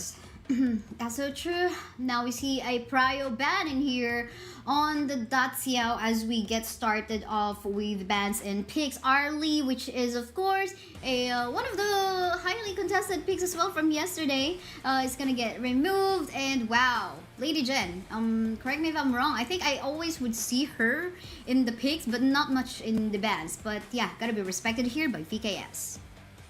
But she is 100% either picked or banned on all the matches that's happened so far. So definitely a hero that everybody is looking out for. LGD looking like they are taking a leaf out of VKS's book. They pick up the Dalia and Long for themselves. This was the exact same sequence in terms of the bans and picks of Team Secret versus VKS, but the situation has been flipped. VKS is the one that got the Mai, but LGD is the one that got Long and Dalia. Yeah, that's so true. But imagine, you know, Risha's going on to the infinite vastness of Long in here. Definitely this Long is going to be able for high high survivability, because he can make use of that ultimate to actually either engage or disengage. But ooh, Yuhuan and Dolia combo. I feel like LGD here just doesn't want to stop their power. They just want to pick up like what really, you know, what really works for them so well. There is a lot of healing from the side of LGD right now. You got Yuhuan, you got Dalia, you got even Long able to heal himself up constantly. So that is something that VKS has to deal with, you know, either with burst or itemization with the Venomous Staff or the Mortal Punisher. They have to be taken into account when you're playing against a lineup like this. But VKS still lacking a jungler and a marksman. In terms of the marksman pool, there is still the Marco Polo, there is still the Diren Jade left in the pool. There is also the Lady Sun is there too. The Lady Sun as open. well, yes. Consort you if they want to go for it. Yes, that's so true. But yeah, then again, they're gonna be leaving that open for now to decide. Looks like they're gonna go for that prio bans, Musashi and Menki up against the jungle. They're really removing all the jungles of Danny. They want to respect Danny on this draft. Yeah, but this sets up VKS to pick up a Jing or a Luna for Danny in the jungle, and that fits very well in his current team lineup. There's plenty of frontliner and stuns already, so he doesn't need to play that role. He can play a bit more damage, burst damage potential, play like an assassin if he likes to, and that's exactly how he likes to play as well. The Kaiser still left in the pool if VKS wants a little bit more frontline for Danny as well. But the Ogren is going to be even more healing for the side of LGD. They've got 4 heroes that can heal themselves up. That's true. I was like also about to mention that. This is looking scary in terms of the survivability they have. Yes, these are not tanks we're talking about, but they're going to be adding some sorts of flank and front line in here in the form of the Dharma. If given the proper itemization already, or once he has gotten onto that power spike, definitely this is going to be an easy pick off onto the Lady Sun, if so he is able to go for that setup. But of course, still, team fight wise, I'm liking the front line and access to the back line on the side of VKS. It's just going to be problematic onto how the Lane will actually go for the pick of kill, because again, lots of healings on the side of Team LGD. Yeah, they need to really burst down their targets. They need to synchronize their targets and go for the same targets just to be able to go through all that healing. But VKS, you know, they have done it before. They will try and do this again in this match. You got the Mai, you got the Lady Sun, you got the Luna, all very comfortable picks here for the side of VKS. But LGD, they have this very annoying lineup that is going to be terrible to deal with. You need that Venomous Staff, you need that Mortal Punisher as quickly as possible. Yeah, definitely. Maybe priority build, go for that prio build on this anti-healing items as the second one, maybe even first. We don't know for sure, because it depends also on how aggressive Team LGD will be playing on their lineup. because somehow in here Ogron, since we know that he can actually go for that early game potential, they can actually go for the aggressive play with him. Just play around, like we always say, play around the Ogron. Wherever he will actually rotate in the map, make sure you are there to also back up. But we'll see if that's going to be something that Vivo Kid stores will actually allow to happen. So it will now just boil down onto their hands. Absolutely, it's a lot at stake here for both sides. If LGD gets this win, they are already virtually secured, but getting this win will mathematically secure them the spot in the playoffs and put them in a good position to come out on top in their group. While VKS, they need this win. They need this win to at least secure their playoff spot. But if they don't get this win, then their lives are pretty much in the hands of someone else. Yes, that's so true. More games for, well, this is the second to the last game for VKS, and they need to get at least one more win between these two remaining games that they have. But yeah, let's head on to the Gorge. Again, this is the match between LGD versus Vivo Kid Stars. MKSI with me is Zero. Let's head into the battlefield. Yeah, they're gonna put a Mai in the mid, not gonna put the Lady Sun there. So this is going to be a classic laning, but Zihong will be taking the Yuhuan towards the mid. It's not a Yuhuan jungle, so they're letting the Ogren go towards the jungle and the Yuhuan playing towards the mid. And it's just a lot of wave clear. That Mai Shinui's rotations are not gonna be very smooth. Yes, that's so true. But I love how this Ogren and the Dharma is actually rotating towards the top side of the jungle camp. This is going to be hard for Nihab to actually engage. Need some backup in here. We can see the Mai Shiranui going for the backup, but they do know they have to respect. They don't have they have to get the power spike somehow in that one. You don't want a lane going down in the early stages of the game. Yeah, they did manage to take away the Azure Golem buff away from Danny, which is not going to be feeling very good about himself. That's a Luna. Luna cannot function without the Azure Golem buff, so we're not going to see Danny off to a good start. He's probably just going to continue jungling, continue farming up just because he doesn't have that Sage Golem buff. He's not going to be very effective early on in terms of ganks. That's so true. But yeah, we did not even see a counter jungle happen. I think the moment that the Alain as well as the Mai Shiranui, they were actually going, the members of LGD going for their jungle invasion already. Luna, Danny wasn't able to, just be ready on actually going for the counter invade. Yeah, he did start off in the red. That's why he's not able to react towards the enemy Crimson Golem. Mid lane after quick kill on towards Danny. The bad becomes worse for the side of VKS as the first blood goes towards the way of Musang King. That's so true. A first blood lead, and that is definitely going to be good news for them. You want this momentum to get into you, and I love the aggression that they're doing onto the bottom lane part of the map. This is going to put the Lady Sun into a bad spot if in case there is some commitment onto the aggression. But hold the thought, we can see in here that Yuan going for the unending sword already. That it will fall down, but are they still going to go for the chase? Oh, the flash in! An attempt coming from the Lady Sun for that rolling raid to happen, but again, they will not secure the kill. Still a 2-for-0 in favor on the side of Team LGD, but then again, one going for the kill onto Jihong. What an aggressive mid lane play. Yeah, found her trying to recall back to base, so that's great play there from One. Does salvage the situation a little bit, but Danny's still in terrible trouble with bottom lane. That might be another kill there from BKS. That's gonna be Zero going down. Definitely. What an amazing use of the unbridled outburst coming from Zhang Fei in their Mena. Just very confident. Oh yeah, he's also making use of the smite, so at least maybe later on as we head on to the objective plays, maybe can assist on going for miraculous combo play. But hold the thought, we can see it here. Infinite's Badness has been used by the Long to disengage to save himself. I think that's okay, but so in case, I think it will just be right on time once we head on the objective. He will have the ultimate still available for himself. Oh, I mean, they have the reset from the Dolia anyway, so it doesn't matter. Yeah, he can, on demand, he can get his ultimate up and running again. So that's the power of running a Dolia with these sort of lineups there. Ooh, lot of damage being dealt to Mena, but able to survive top lane though. Nyap in some trouble. Yes, getting some trouble in there, getting pushed back down the wall, and here Siam has to survive and will be able to do so. But in here on the bottom lane part of the map, our roamer in here, Mayna, will have to back away, be ready onto a potential objective take, but it seems like members on the side of VKS won't be ready for that, as LGD is almost done with this Tyrant take. Tyrant has been defeated. Yeah, LGD tried to go for the the Azure Golem again to take it away from Danny, but a good job there by One to keep him as far away as possible.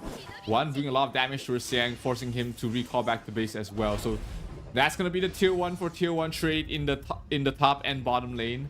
Not gonna be too happy there for VKS losing the tower, but hey, they get something for themselves. Wow, yes, a trade on the tower taken there on the top and in the bot as well. But then again, everyone seems to be clumping up together into the middle lane, and they're gonna go for the fight. An ending sorrow will be used by the year 1 in here, but a searing state from the Ograd is already here. Countered by the unbridled outbursts in here, fighting here and there. We can see in here more heals coming from the Dolia, so is the year 1, giving them so much sustain. Unending sorrow, being unlimited in here. Daddy will fall down too, and that is what you get once you have the Dolia U1 combination. That was just so much healing on Zihong. He was brought down to a quarter of HP twice, and because of the Leah, she was able to keep herself up in terms of HP. The second ultimate saved her life, and the rotation from Jiang perfect. But here comes Niat towards the backlines. They might be in trouble here, LGD. Oh, they're definitely getting in trouble in here, super low in HP, but with the heals here and there, and of course the zoning being done by the Ograd, they will be safe. And they will still actually go for the jungle invade right now. Super low in HP is the He will fall down into the hands of the Ograd, and they're not yet even done because we have a free hitting in here. Jay onto the back line too, but and the rest of the members of LGD just shoving away the members of VKS, still winning the team fight for themselves. 4,000 network lead is the difference right now going towards the way of LGD, and they are also going to try and take away this Azure Golem from Danny once again. No more Azure Golem buff for you, sir. You're going to have to fight the weak fight because that's the problem with the Luna. Without the blue buff, you're in trouble. But here, oh, huge engagement there. Oh, definitely. And the searing state already passing by the long Ogron in here as well. Gonna kill off 10. What's more than a double kill even. Why Sizer is deleted off the map as well. They have at the same time good flow of minion waves on the top as well as in the mid. This is looking scary for the side of VKS. How can they catch up in terms of gold?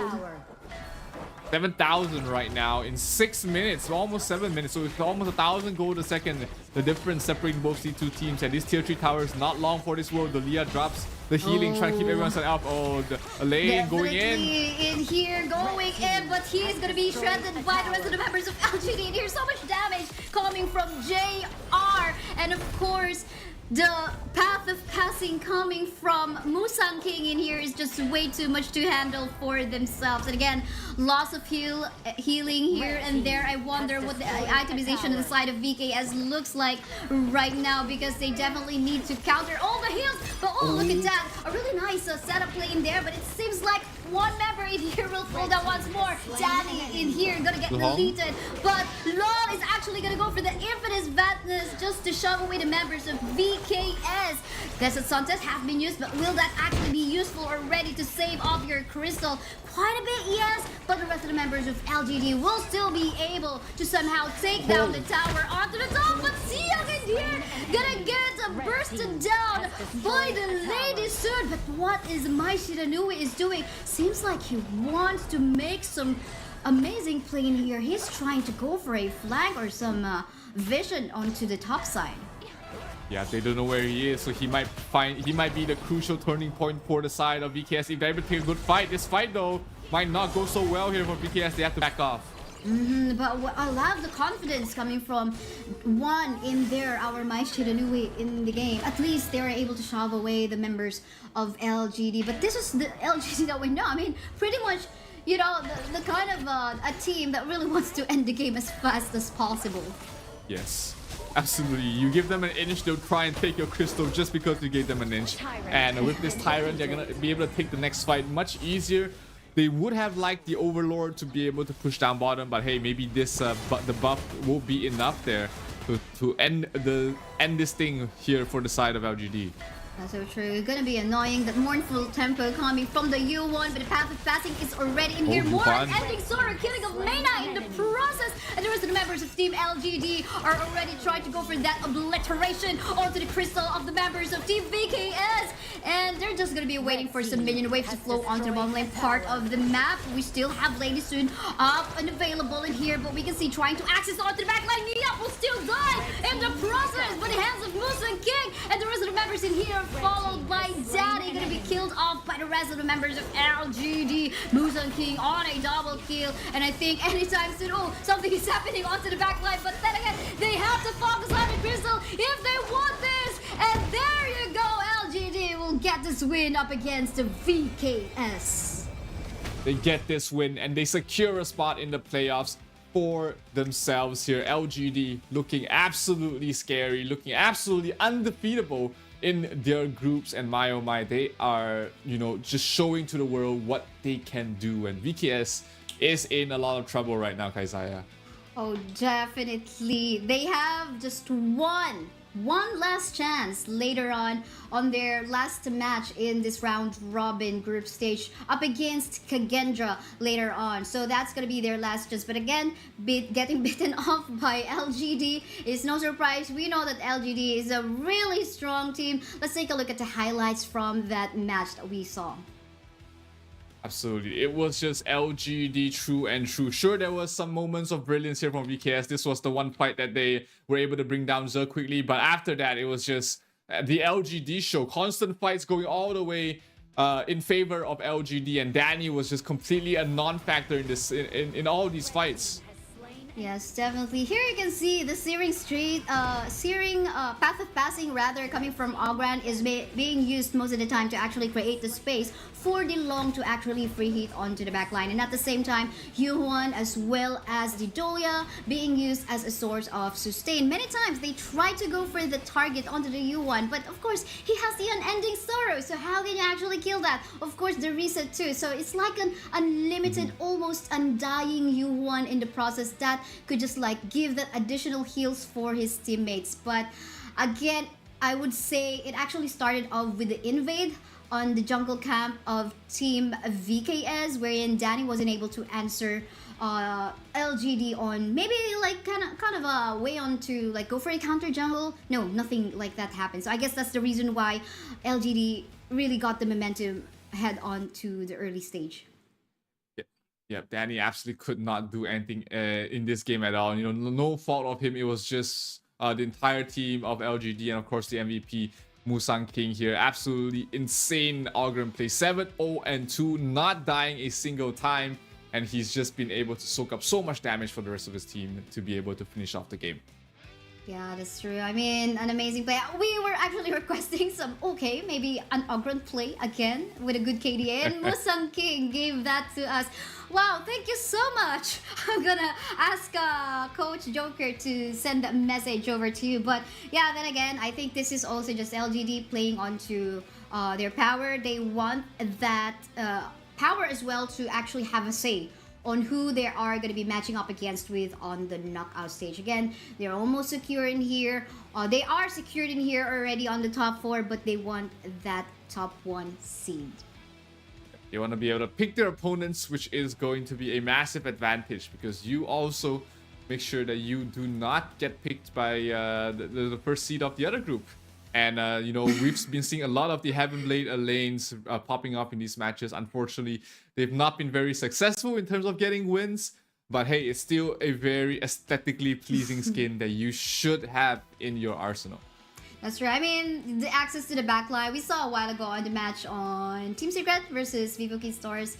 An amazing sacrificial plays, mostly on the lane, but still okay, And both of us, Zero, will still have to get the skin.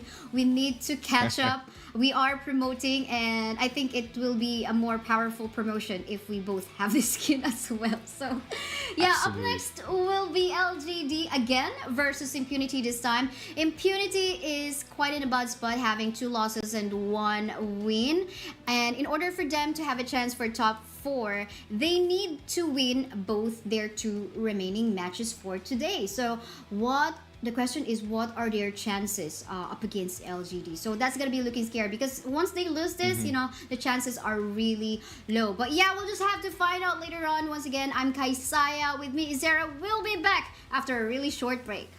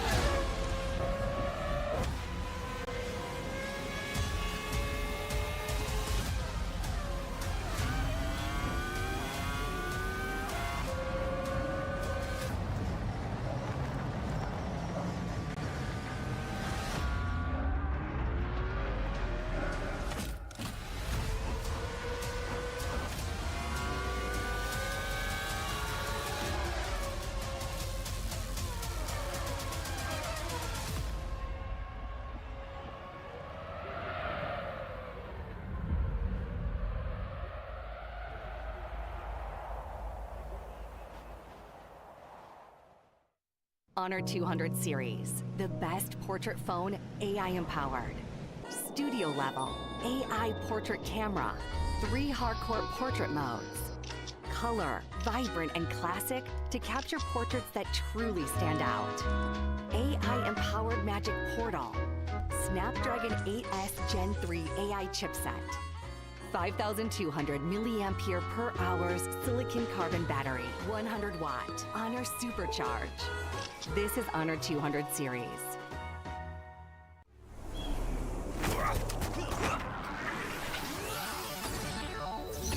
Ready, set, go.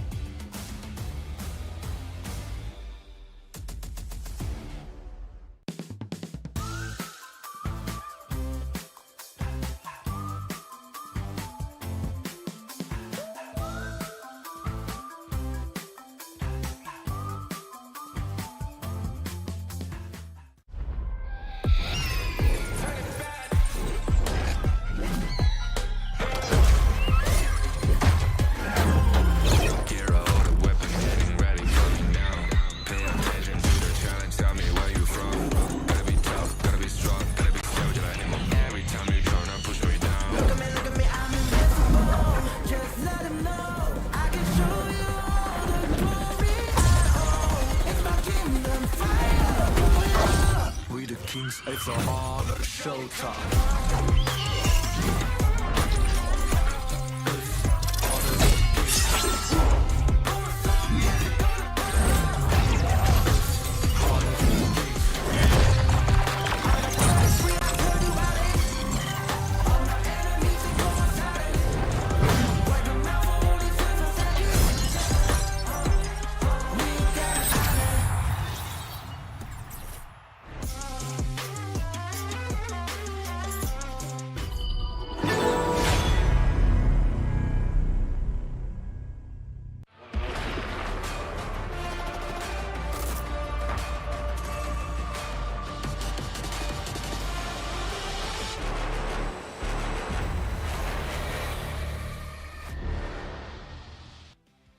I'm pretty sure you guys enjoyed the first 2 series that we showed you here on Stream B here at the HoK Invitational Mid-Season 2024. I'm Kaysai, with me is Zero. Zero, how are you doing so far on these 2 series?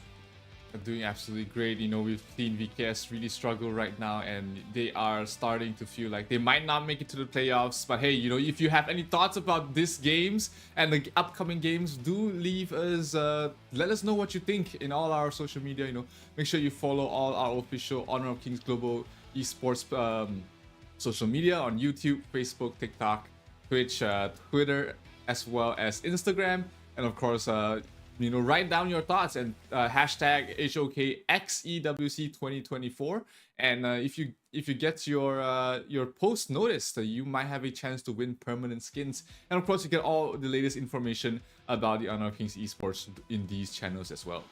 That's what I personally love. That's why every post I have also has that hashtag. So yeah, our upcoming match is going to be LGD once more versus Impunity. We already talked about wherein LGD already secured the top spot. I mean the top 4 spot, but they want the seeding to be there. However, Impunity is kind of a risky situation right now. They have 1 win only and 2 losses so far, and they have to win.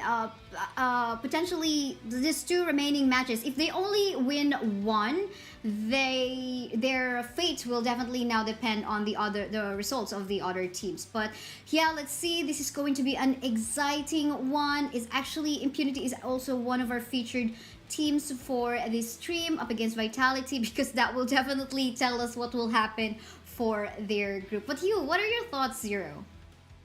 Well, I think, you know, it's going to be it's tough here for the side of Impunity. They haven't really been they've showcased, certain flashes of brilliance against the likes of teams. I think Weibo they played against. No, it was Team Secret that they played against yesterday. So they do have a fighting chance, but hey, they're playing against LGD. That's never an easy opponent to fight in any sort of situation.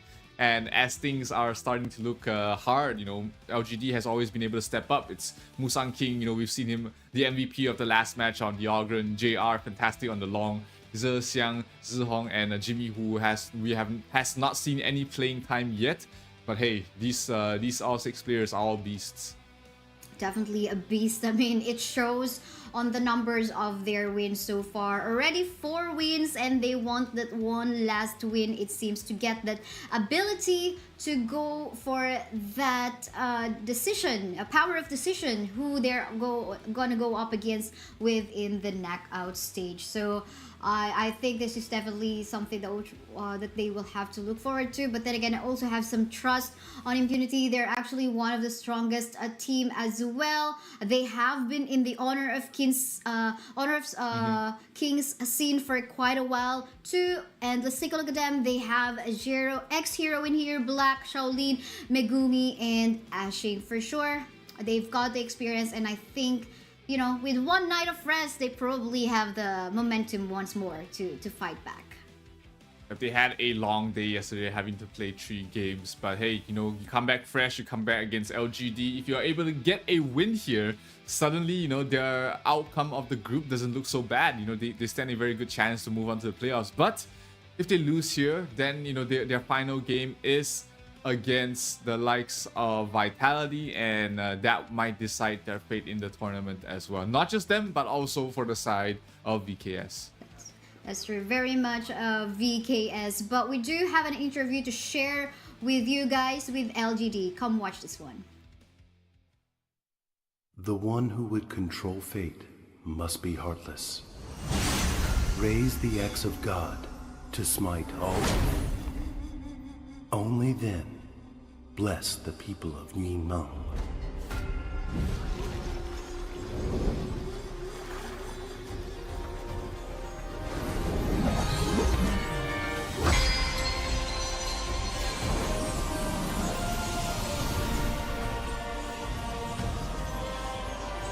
Guide your fate.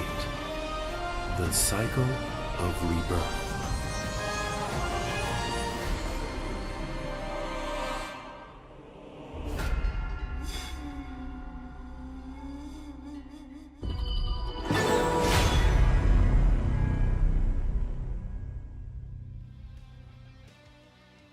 It wasn't an interview, but it was an Ogren promotion that we have. Ogren is available now. You've seen him previously with the LGD matchup against VKS.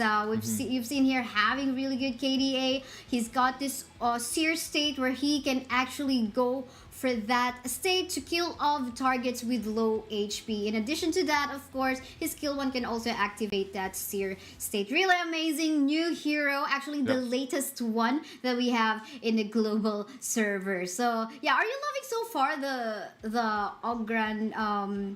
Ogren skins or heroes that we've seen a while ago? But I think before you answer that, let's head on to the interview with LGD.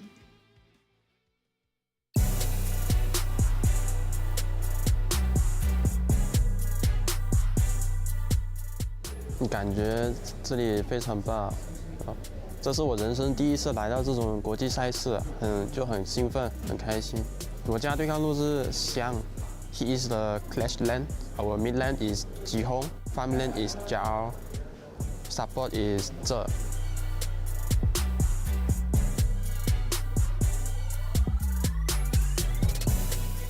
我觉得我的团队会赢，因为梦还是要有的。 万一实现，我们就平常心打就好了，不要紧张。这赢得了这比赛，对我们所有人都是人生中很大的意义。谢谢你们，我们会尽全力拿下冠军的。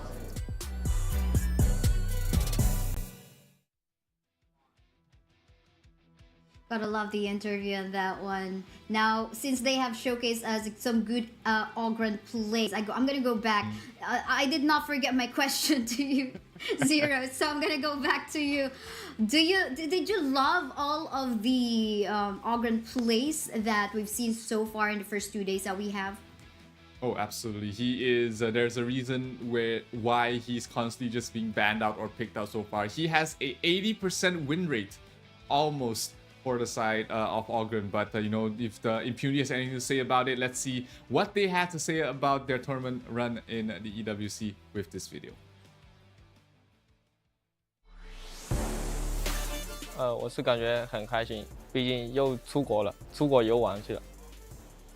就是很开心能到别的国家，就是去玩的意思。我们的中路是擦黑的那个，发育路是小林，然后打野是不赖，然后辅助是蒙古米，然后我是对抗路，我是玩对抗路，搞笑的。我们打比赛不能搞笑，认真的，我们打比赛很认真的。就我们团队如果压力很大的话，就会喊一句，大声的喊一句 nice， 这次比赛哪个团队会赢？对，把我们该做的做好，自然就会赢了，自然就会赢。我觉得就 KPL 梦之队赢的概率会很大，就能拿冠军的那种。如果发挥的好，那就是一路能连胜过来。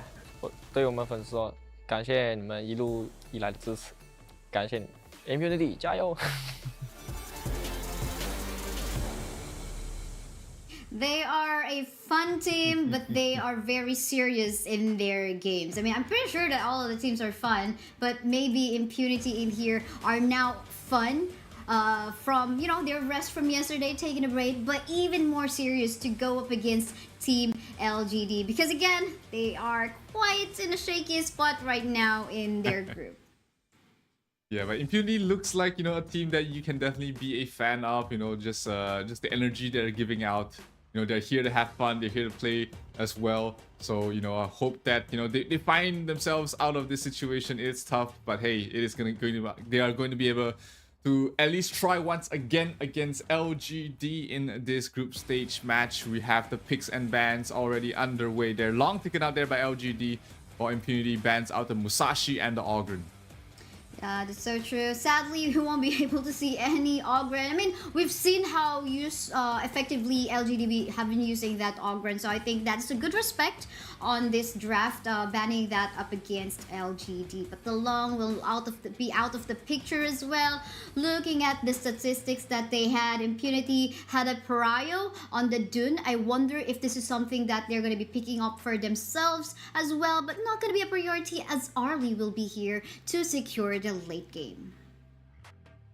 Yep, that is the top priority marksman at the moment in the current meta, but LGD, they prioritize something else. It's going to be the Dalia once again, but paired up with the Mai for them. So Dalia did give them so much healing in the previous match when they paired up with a Yuhuan, but let's see if LGD will do the same thing once again. This time though, they will not be able to play the Yuhuan in mid, so it will be a jungle Yuhuan if they decide to go for that, or they might just pick up the lane here to have that double death by sunset.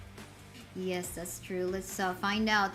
They're not going to be prioritizing the Yuhuan. They want the stun and CC coming off from the Dirianja, and of course the natural cleanse that he has to go up against the Lady Jen and potentially to match up against Arlie. You know, he can just like go for that stun against the Arlie, the Imperial Order, to stop the Arlie from free hitting.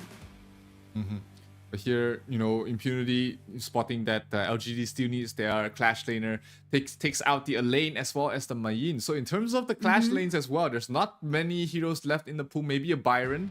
Looks like LGD has the same thought. They will go for the Byron. One to just really bully the Dharma in lane and just get them off to a great start. That's true. And I think one thing we should also look forward to later on is how they're gonna be visiting their clash laners in here to make a fight, to maybe create that early space already in order for their clash laner to go for a rotate. But Kaiser in here getting hovered right now by Impunity to add some source of sustain and front line to allow Lady Jen to free it, and so as is the Arlie. So I think this is okay, looking good so far for their hover. But yeah, one thing we notice in here too is that it makes us wonder what's gonna be the jungle for the side of LGD. But yeah, Yarya will be banned out to just avoid that combination between the Arlie and the Yarya. But ooh, I just don't know. I mean, Impunity left this open for quite a while, and LGD not even prioritizing this one, still gonna go for the U1 jungle. Yeah, Impunity decided to ban 2 clash laners and then pick up the Kaiser to also block it away from LGD. The Kaiser the Leah combo is actually also very scary. That allows, you know, Kaiser to really be a tanky frontliner. But here, you know, the Yuhuan gets slipped through. LGD will pick it up once again. We've seen it to great effect in the previous game against VKS. So this, we might see another opportunity for the Yuhuan to shine, but this time in the jungle role. That's true. They're showcasing to us what the capabilities of a Yuhuan are. So these are like good sources of like content from this stream all alone, or from this series all alone. And I love how our coaches have put on a smile and confidently shook their hands in there right after the draft. Pretty much seems like they're confident on the drafts of both of these teams. We can see a lot of engaged potential coming from the side of Impunity. Pretty much almost the same for the side of team LGD, but the add to that one is of course the sustain that they have with the Yuhuan Dolia combination. Yeah, but on the other hand though, Impunity, they do have that that very scary Zhang Fei paired with the Lady Zen. That is so much team fight that they can have. A Xiaolin mid lane taking a lot of damage, already down to half health. Yeah, so true. I mean, the poke advantage that they have in here too, and look at the invade that they're actually doing right now, just disrupting. Oh, look at this stuff. Poke connecting to the Kaiser. Kaiser will be the first blood, and we continue the team fight right now because Musan King will fall down. What a trade! Make it 2-for-1 trade right now. Is this even done yet? Because it seems like they want more kill. That poke will not connect quite apparently coming from our Mai Shiranui, but he'll go back to his lane. He's go back to his domain, but the Dolia and Byron is still there in the jungle of Impunity. Yeah, 1-4-3 trade-off there, and they lost the Azure Golem buff taken away from Black, but at least they managed to recapture it to give it to the hands of Xiaolin. So Xiaolin's gonna be the sole benefactor of the entire team fight, and that's gonna help out her farm quite a bit, but that's not gonna help Black at all. That's so true. I mean, he's the first blood in there from the hands of LGD. So, and of course, he got disrupted. You don't want that to happen to a Kaiser. But later on, I think what Impunity needs to do in this one is to just buy some time, just avoid the team fights that LGD is trying to go on for too. We need a tankier front line in here in form of the Zhang Fei and the Kaiser as well. So I think they just have to be very patient because they've got an Arlie as well to secure their late game. But hold up, because we have a 1v2 tussle on the top side. Si Young getting slowed and here getting knocked back, trying to sustain the damage with his HP bar, but then again we fall down onto the hands of Ashing. Now there's goes a chase. Musan King trying to go for a chase on Ashing. Question, will Ashing survive? But to no afford as he will burst it down with this combination between the Mai Shiranui and the U1 as well. And onto the middle lane as well, we can see Xian leaning here, trying to poke out Jet in the process. Still, lots of invades in here. Our Mai Shiranui is still not even stopping with the pokes. Will there be a contestation? They will try. No, they actually will be able to secure their blue buff for themselves. And nice attempt for invade still coming from the side of LGD.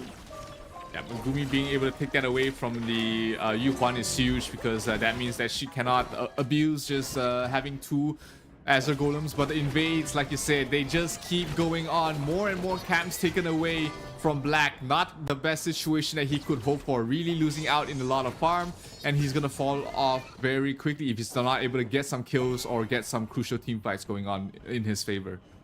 That's so true. I mean, pretty sure he's not having fun with this one. But the question is, what can they do on the side of Impunity in here? Right now, we're taking a look at the difference in terms of the goal, 1.9k to 2.1. Okay, this is not at least a K gold lead, 1k gold lead, but this is like in a process where LGD is just capitalizing on their potential right now. We've seen a couple of times Ji-Hong in here just, you know, just aggressively going for the poke. And at the same time, Yuan with the stuns as well, mournful tempo. And you're also not gonna get stunned, but also gonna get slowed. So they do have the chase potential in here.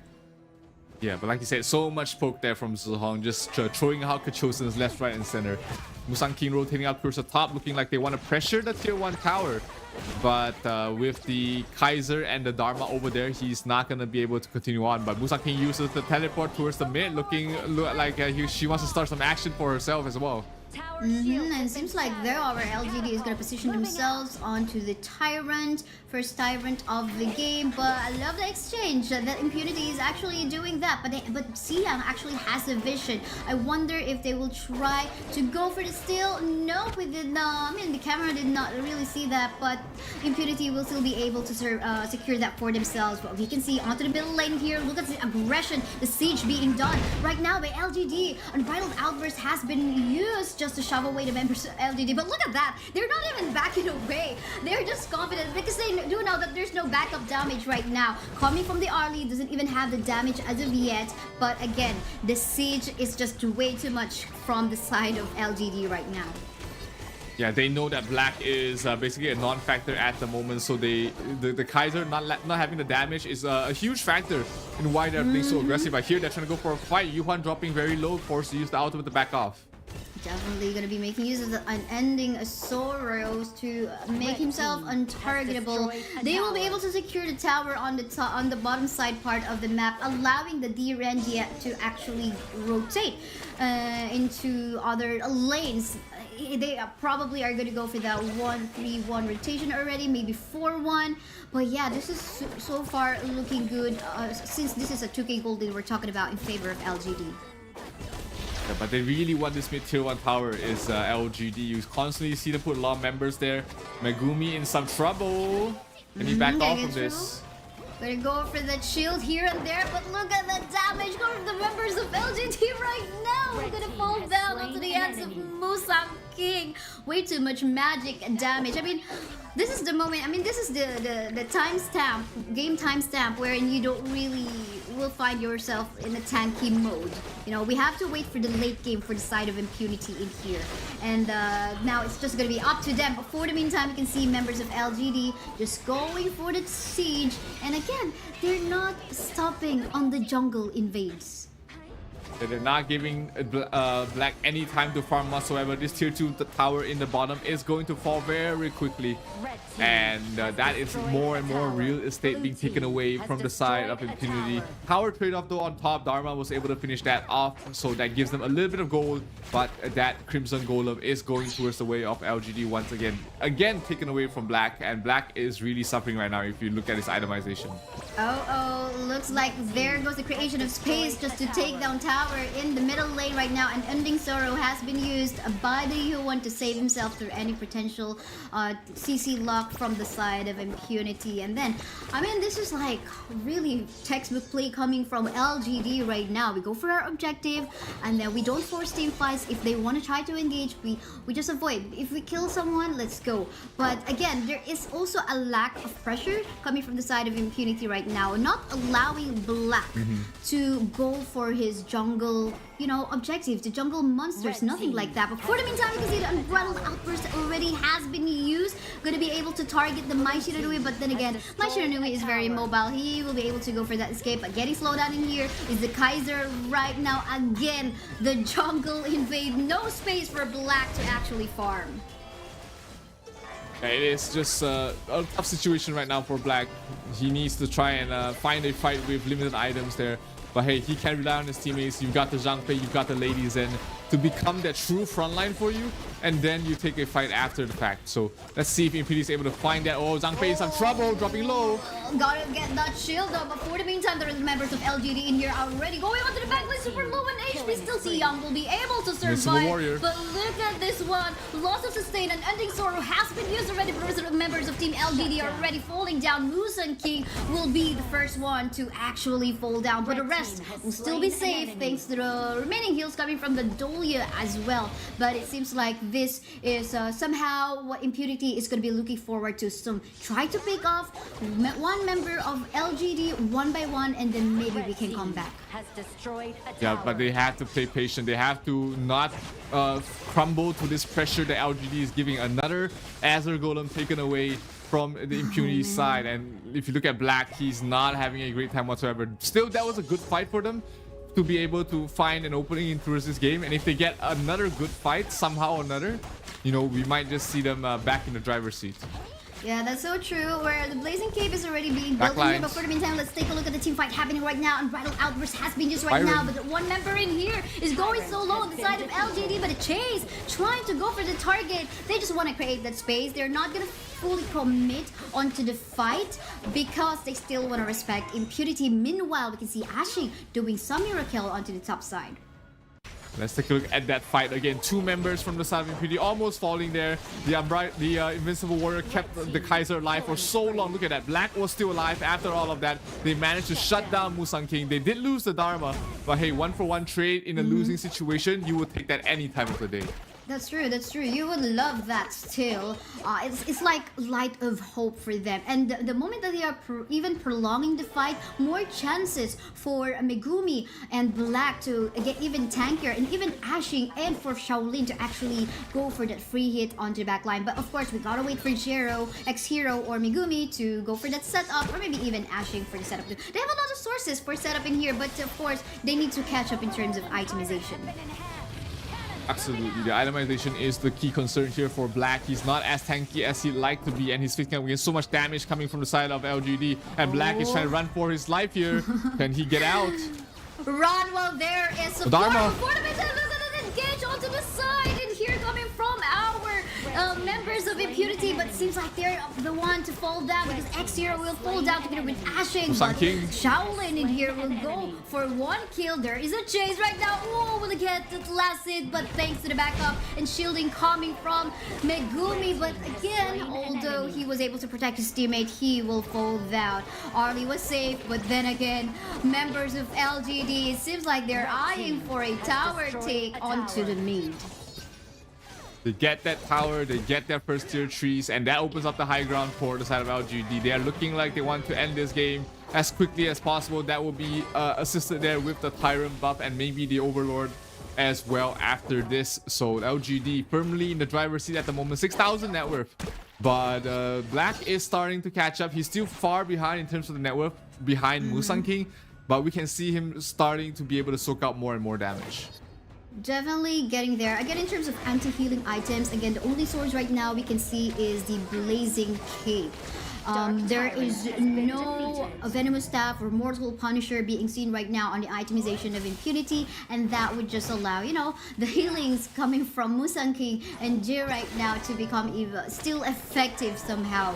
But they are already trying to go for a siege into the middle lane, forcing the rest of the members of Impunity to teleport back into the base. But seems like Shaolin decided to just continue with the teleport.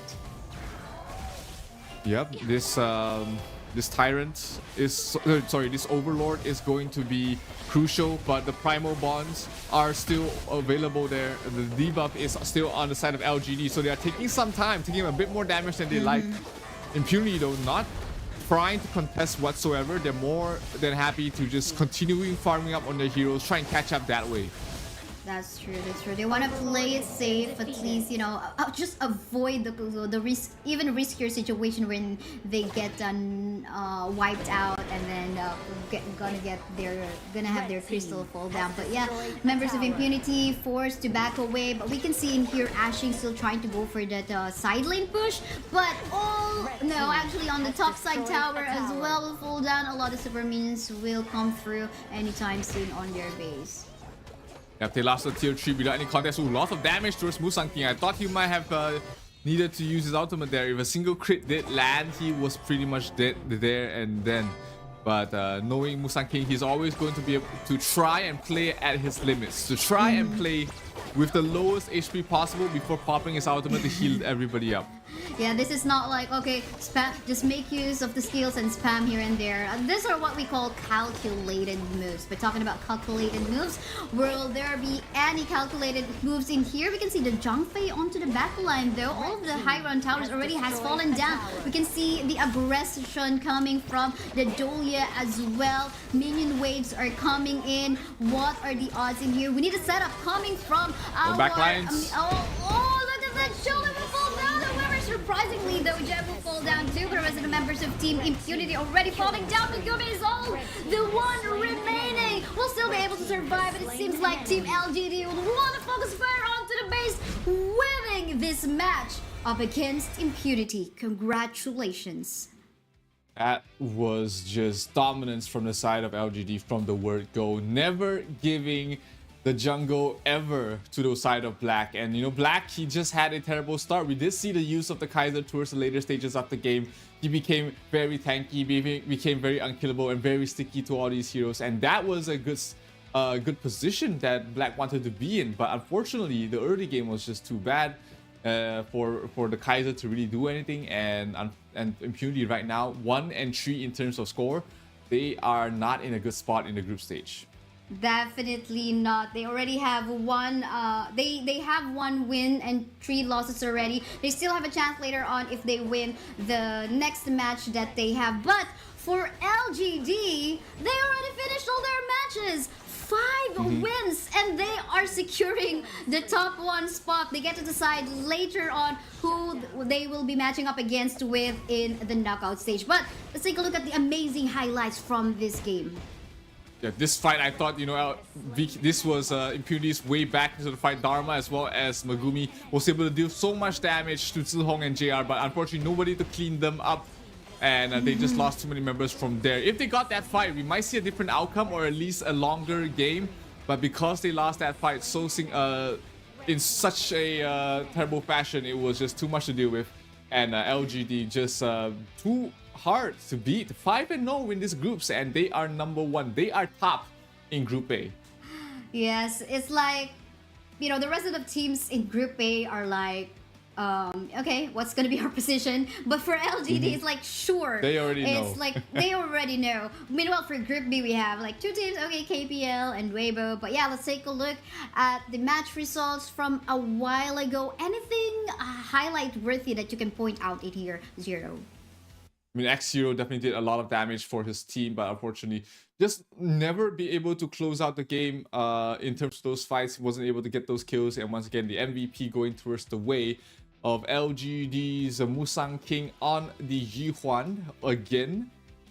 No, sorry. Yuhuan was played by Zihong in the previous game, but here is being played there by Musang King. So still very MVP worthy game from him, 5, 2, and 6, and always a threat in every single team fight. Yes, that's so true. I mean, the unlimited heals that they've got, Unending Sorrow, then you make use of that. Celestial, followed up by the Celestial Melody coming from Dolia, is again unlimited skills, unlimited healing for your whole. It's not just for himself, but for his teammates.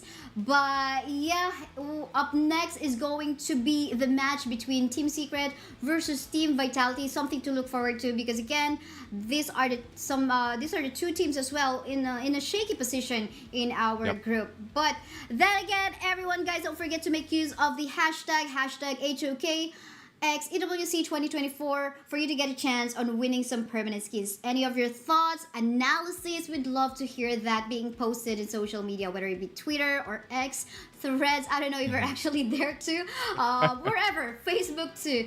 But yeah, what else do we have in here, Zero? We also have the brand new hero. We've seen him shine. We've seen him go off with a bang. He is one of the highest win rate heroes currently in the Esports World Cup Honor of Kings Midseason Invitational. I think he's currently at an 80% win rate. And definitely, if you are looking to climb the ladder, climb the leaderboard, this is one of those heroes that you definitely need right now. It's just so strong with the lifesteal and everything that he can provide to the rest of his team.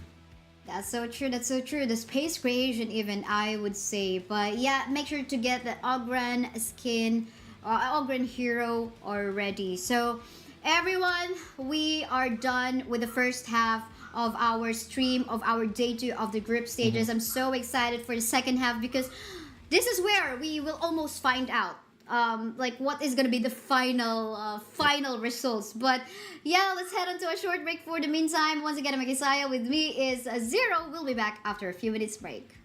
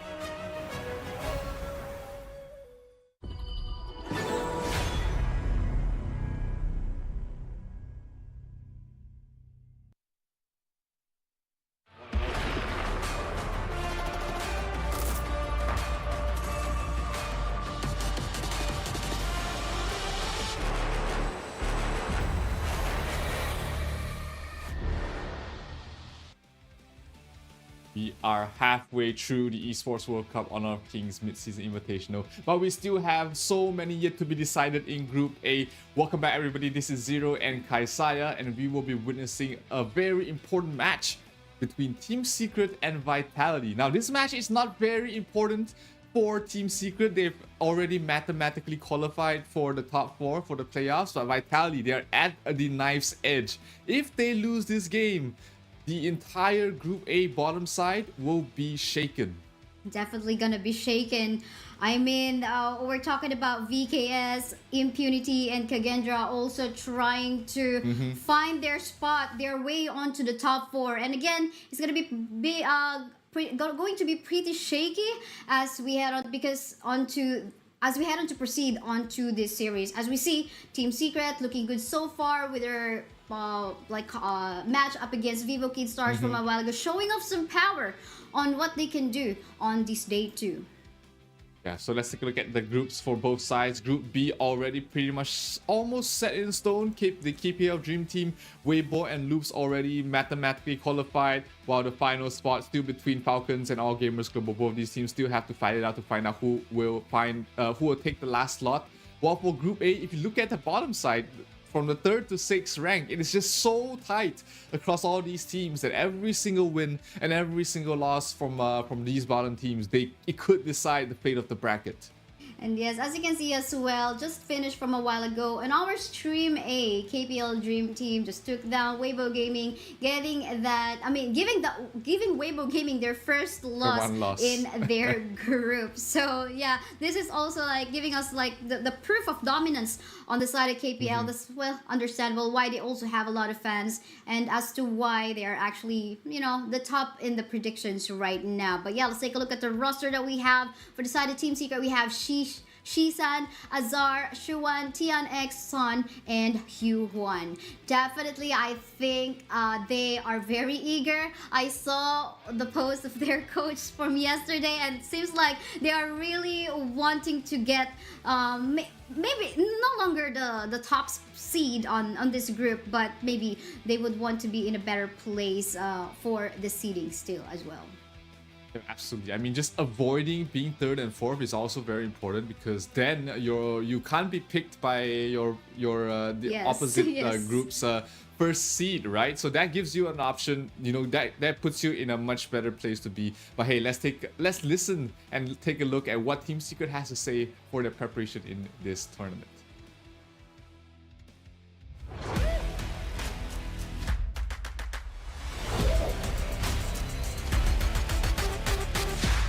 团队的那个气氛现在比较兴奋吧，是想马上就开始比赛，就已经准备就绪了，想马上打比赛。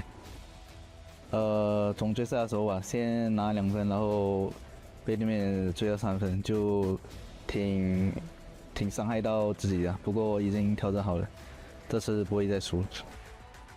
就之前的那句话的话，我会原封不变的送给所有的对手吧，然后。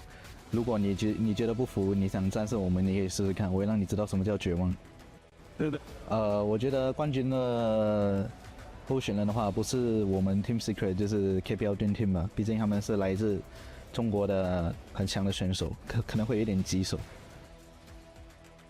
奖杯的意义的话，对于我来说，是我玩这个 HoK 那么多年来的一个，对我自己的一个责任吧，就是答案就是。这是在推进我支持前进的动力，就是拿到这个奖杯会让我感觉可能我做到了就是这件事情。我想对我的粉丝说，上次总决赛可能输了，让你们失望，不过这次不会再让你们失望一次了。Secret Fighting。Such a confident team is Team Secret. They are vying for the top spot. Sure, right now they lost to LGD, which means that they can't take seed number 1. But hey, they can still fight it out for the 2nd seed in the group. And this win with Vitality will be very important. But hey, Vitality, they've proven that they can fight with the best. They've been able to take away wins against Vivo Stars, and you know, Vivo Stars has been one of those teams out there who has a lot of experience. So Vitality still trying to put up a fight. Jazz, City Boy, 90, Benji, Shanks, and Highland, they all want a piece of the action. Definitely would want a piece of the action. I think they just came from a loss as well from a while ago, but I'm pretty sure that up against Gigendra, but I'm pretty sure that they will still stand a chance. Again, they still have a few games remaining in here. 2 games for today, day 2, and I think they're ready to take on the action. Absolutely, it is their fighting chance to stay in the playoffs here, Vitality. If they take a win, then they will be in a good spot, at least securing the playoff spot. But hey, let's take a look at what they have to say about the Esports World Cup.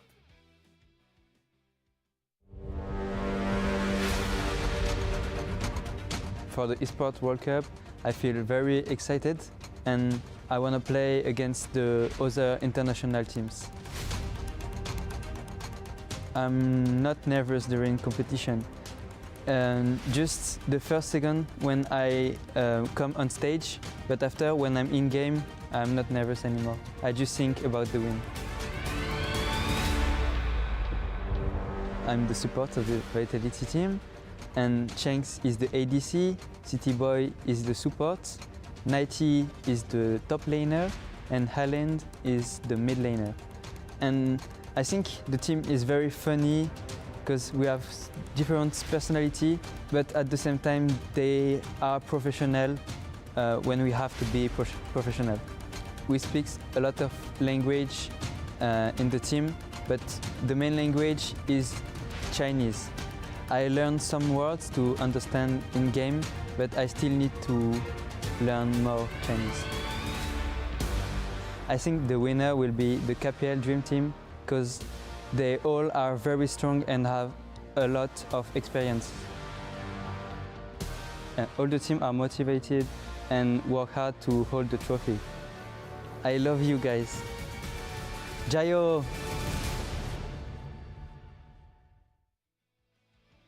It's interesting to hear that, you know, their main language that they use in the team is in Mandarin, which is surprising for European organization. But hey, if you put in the predictions in STCplay.gg, they are out right now. 58% for Team Secret against the 42 for Team Spirit. Actually not bad in terms of odds. Not too bad at all. Definitely, it's close, really close to 50-50 right now. And, you know, we wouldn't expect that. I mean, because Team Secret has a good run so far at the start of the day for day 2, but then again, I think it's the fans of Vitality, you know, their members coming from different nationalities, coming from different countries, the support is just coming from everywhere. So I think that's one of the advantage, the trust, the moral support that you have, and I think that will boost up the confidence of the members of Team Vitality in here. But let's head on to our draft. Vitality versus Team Secret. We can see a Dacia respect right off the bat in here on the side of teams from up against the side of Team Secret. Zhangfei and Haino 2 as the prio bands against Vitality. Absolutely, it's Haino definitely hasn't is one of those heroes that is just so strong. He hasn't really seen too much play out there, but with those matches that he has been let through, he has been winning almost every single one of them. Team Secret, again, really prioritizing the Mai Shiranui for their side. I mean, Shisan is a beast on that hero, so it doesn't surprise me that they will put so much focus in first picking that. But Vitality looks like they want the Arlie for themselves, and seeing that it is led through the pool, they're going to give them a run at it. Yeah, it's true. Usually we would see, okay, Arlie, once this is in the opponent's side, you would next see a ban on the Yarya, but so far we have not seen Yarya even so since day 1, but they're gonna be pairing that up with Dolia. Let's see what's gonna be the prio on the ult in here coming from the Dolia.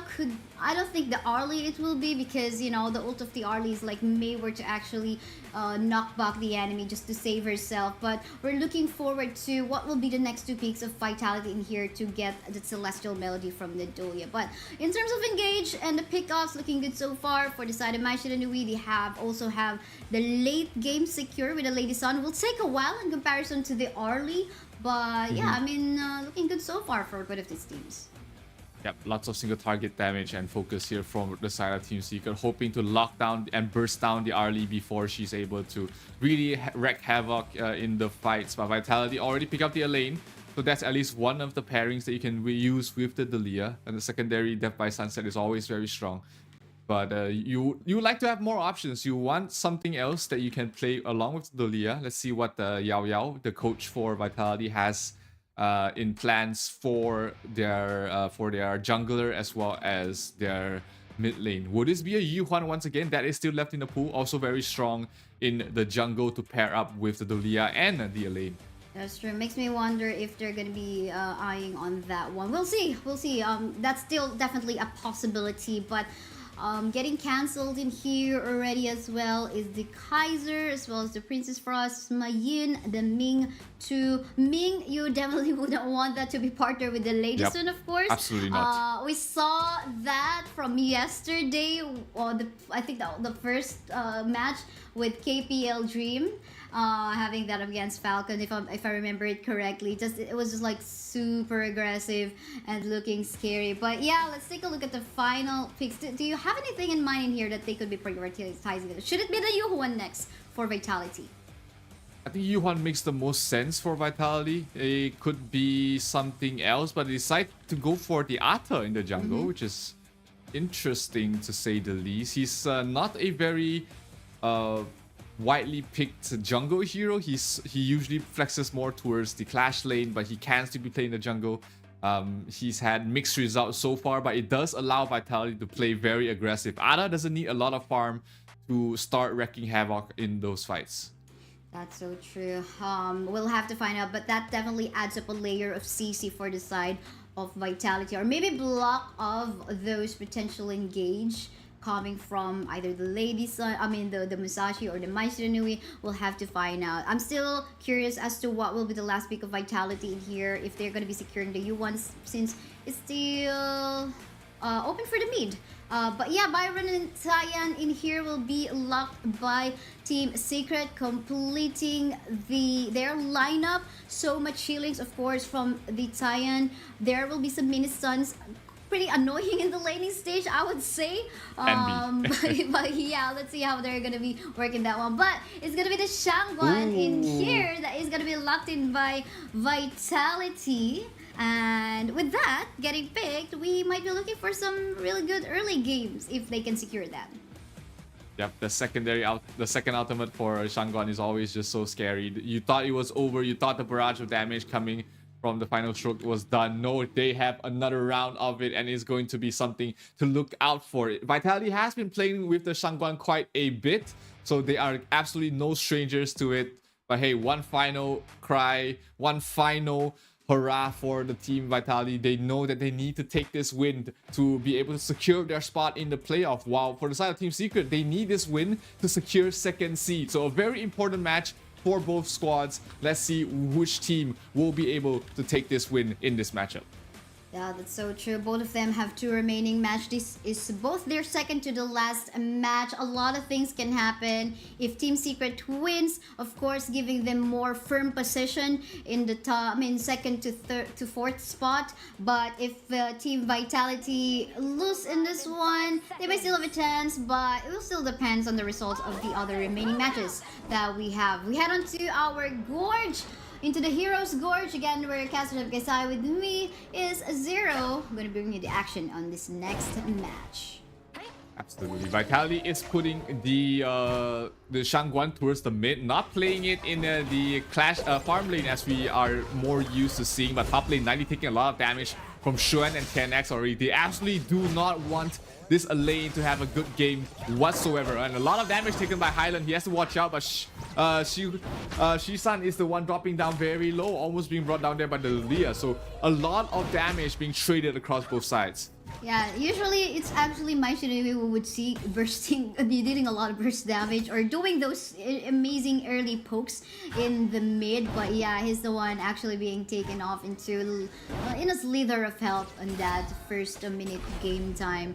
But we're looking at our roamers already doing some rotations to assist and give aid onto our farm laners. Most especially, I would say Sun, in comparison to the mobility of Arlie in here, needs more assistance. But it looks like our friend in here, Yuhuan, is just basically standing on the bush right now. I think we might have to run into some technical pause on that one. It looks like he might be facing some technical issues, but hey, it's luck. Thankfully for him, I mean, it seems like the side of Vitality, they were pretty respectful about that. They weren't, going all out. They weren't like, capitalizing on the fact that hey, he's not moving, but they were just poking and prodding, and when they realized he wasn't moving at all, they just stopped hitting, which is really props to Vitality. They're showing a lot of sportsmanship in this. Yes, that's true. I love it. I love it. I love the respect that they have given there. They immediately noticed that okay, he's not moving, so for sure something has happened in there. So we just gotta wait on that one to be fixed. In the meantime, while we are on the wait, we invite you guys to post on our social media whatever your thoughts is happening in here for our day 2, what your analysis are with the progress with the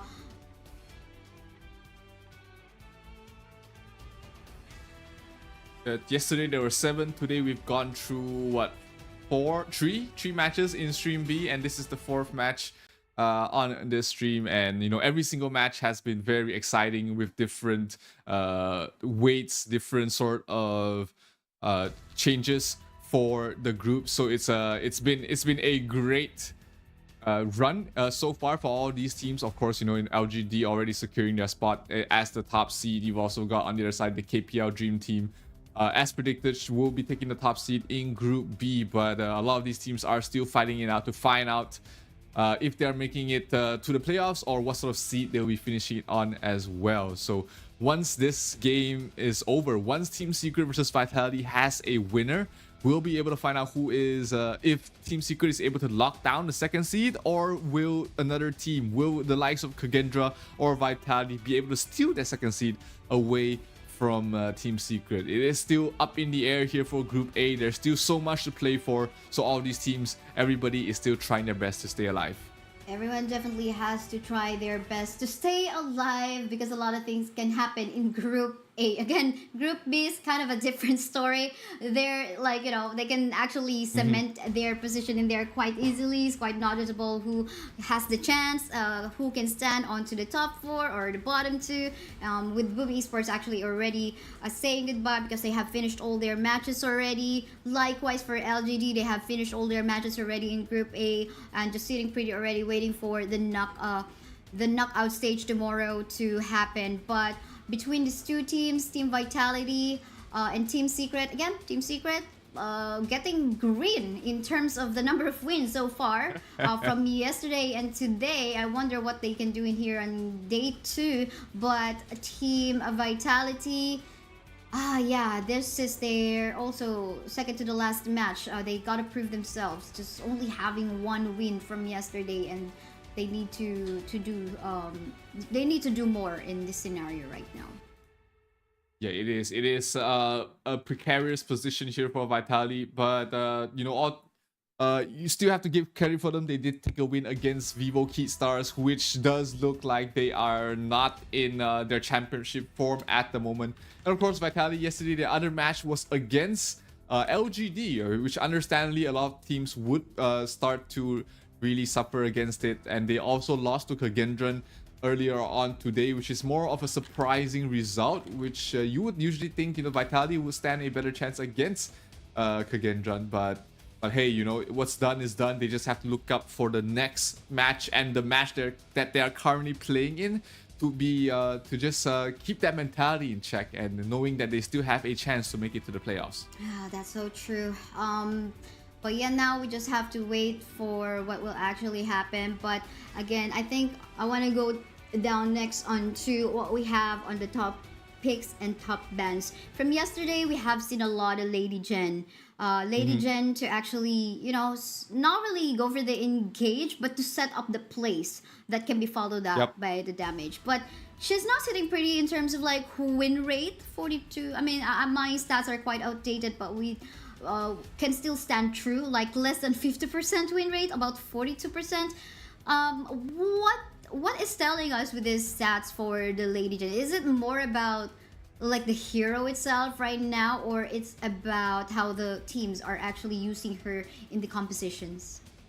I mean, we've seen a slight shift in the meta where teams are starting to shy away from team fight heavy compositions and instead picking very burst heavy single target combinations. That's why you see the Mai Shiranui being focused on so much. That's why you see the Musashi constantly being picked up or banned.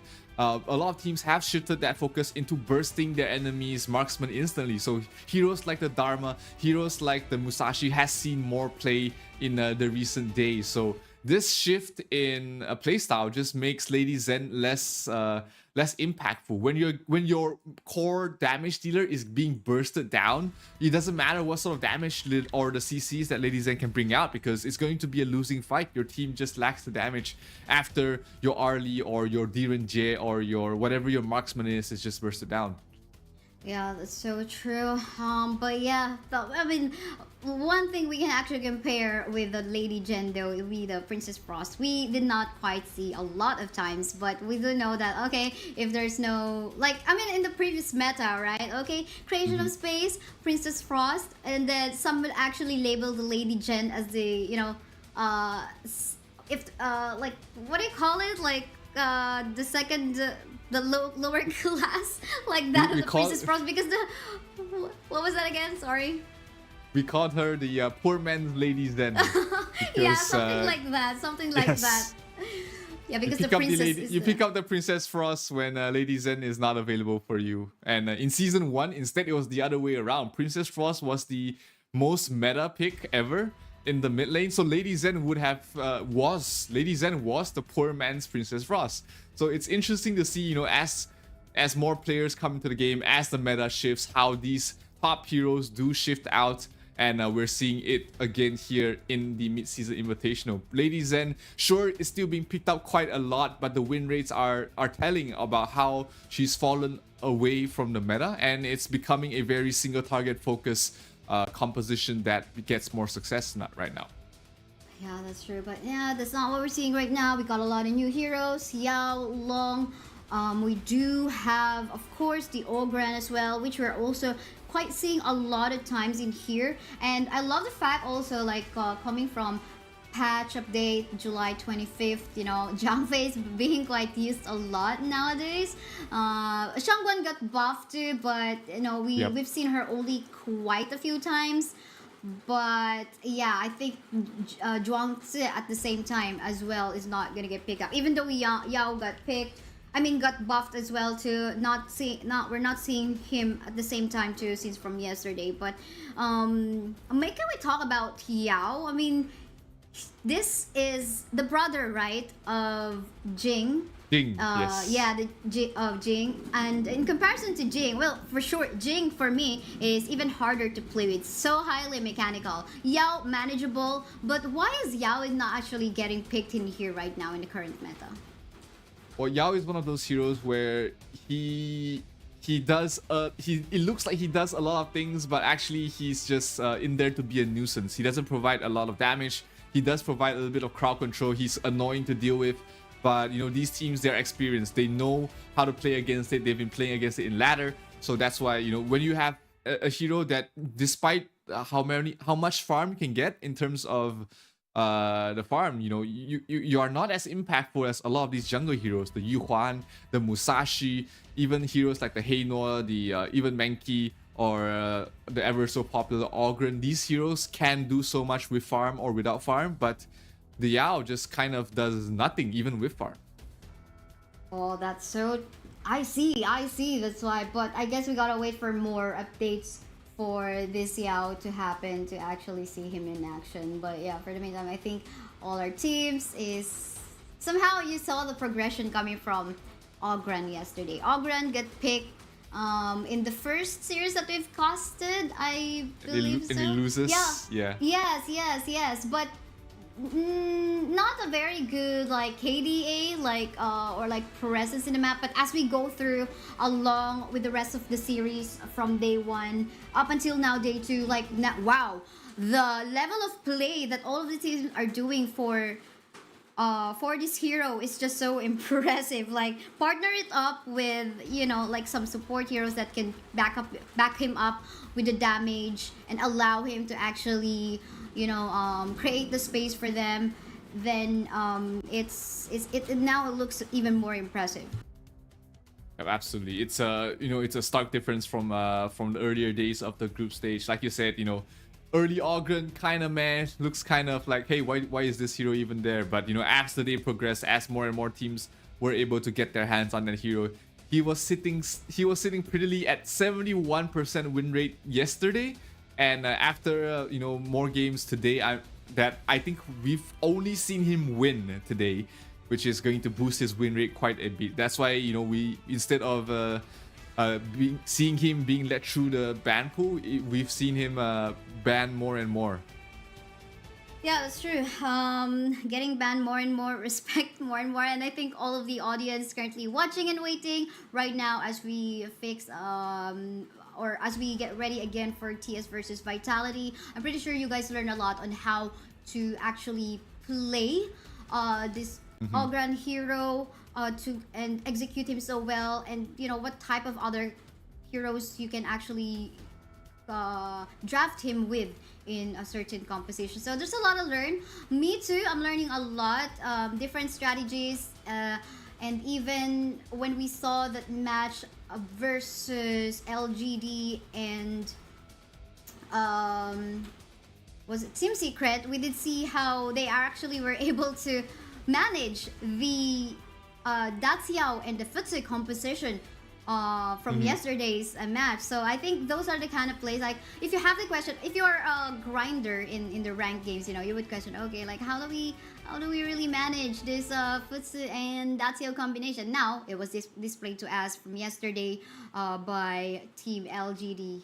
And you know, having those types of pick like that of the Lienpo, just canceling out the TP process of the U1. So those kind of plays, which is also like helpful not only for those who are after the esports, but also those who are grinders in the ranks.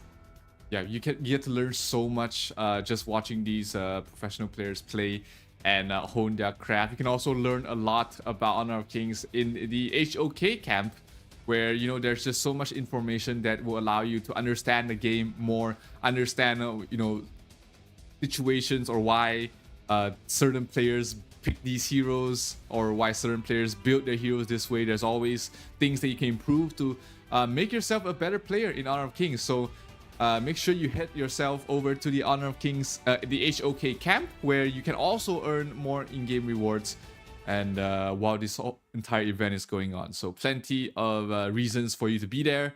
You know, who knows, we might see you playing in the Esports World Cup sometime in the future. Yeah, sure. I mean, never this know. is just the start. This is just the start, right? Like, this is well, when the global server went up quite a few years ago, and now inviting more regions, and I'm pretty sure there will be more regions to be added. It's just amazing. We can call it like just the start of the history, like we'd say, even the Esports World Cup, wherein they get to mark their history in there with the club points, with it's all this amazing start of historical memoirs that we can have and we can go back to in the future. Absolutely, it is part of history right now. You are witnessing a part of history. And it is definitely the place you want to be in if you are a fan of Honor of Kings, or even a fan of these players. They've been putting in so much work to get here. A lot of these teams, they have come through such grueling processes. You've got All Gamers Global, which have to come through the HoK Open Series to make it here. And you've also got teams that have to come through Last Chance qualifiers, the SCA Showdown qualifiers from their region. You know, there's just so much things that they have to learn together as a team, practice as a team, the scrims that they have to go through, the preparations, and the research of their opponents. It's not easy becoming a professional player, but you know, the hard work does pay off. You know, all these teams, these 12 teams are here participating in the biggest Honor of Kings tournament yet. and they have been just giving it all to give us a good show. So make sure you get your support. Support all these teams, all these players on social media. Make sure you hashtag HOKXEWC 2024 as well to stand a chance to win some permanent skins and also get all the latest information of this tournament and other tournaments as well on our Honor of Kings global esports channels. Yeah, that's so true. And yes, we do wait. Everyone just hang on tight onto your seats. Maybe for the meantime, grab some snacks to back you up on this long wait that we currently have. But yeah, we just do take note that the newest in-game mode, the championship mode, will actually kick off starting tomorrow. So check out the timestamp in the game to see it in your local time zone. Because in here as well, once you join, you can unlock a brand new Voyant skin for free. So imagine trying to be in that competitive level of play already, but at the same time, you getting a free skin of Voyant. So you make sure you immerse yourself in the battle in your region. Maybe get some strategy from here in the tournament already at the same time in preparation for this newest in-game championship mode. Yeah, so in the meantime, while you check it all out, we'll be going in for a short break while the players get their issues sorted done. But don't go anywhere, guys. The Esports World Cup Honor of Kings Midseason Invitation will be back very soon.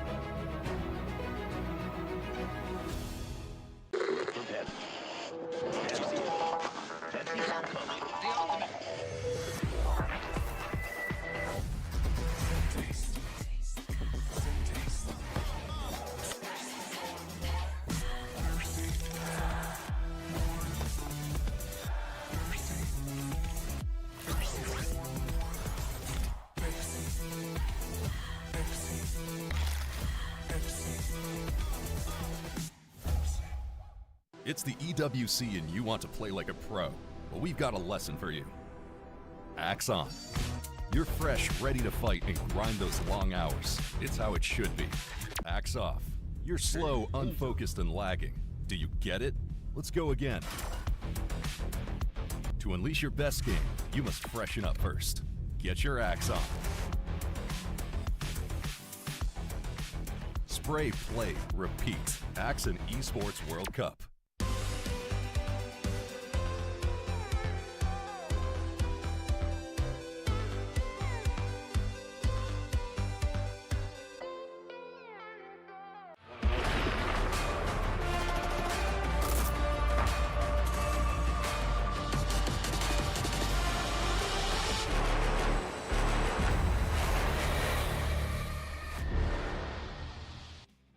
We apologize for the break, ladies and gentlemen, but we are back with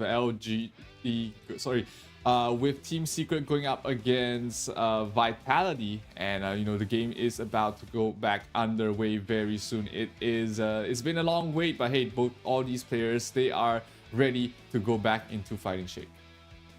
Yes, we have yet to find out as how we're going to be continuing the match between these two teams, but looking good so far. Let's just have a quick recap on the lineup that they have built in there. So for the side of Team Secret, we have the Byron, Musashi, Mai Shiranui, Lady Sun, and Cyan. And for the side of Vitality, we have Elaine, Ata, Shangwan, Arlie, and Jolia. Correct me if I'm wrong. Did I actually swap it? So no, I think you got them all right. Yeah, and, correct. And nothing actually happened up until the point where we had to go into a pause. So you guys, even if you just tuned in, you didn't miss much. We're just gonna resume back into the game here.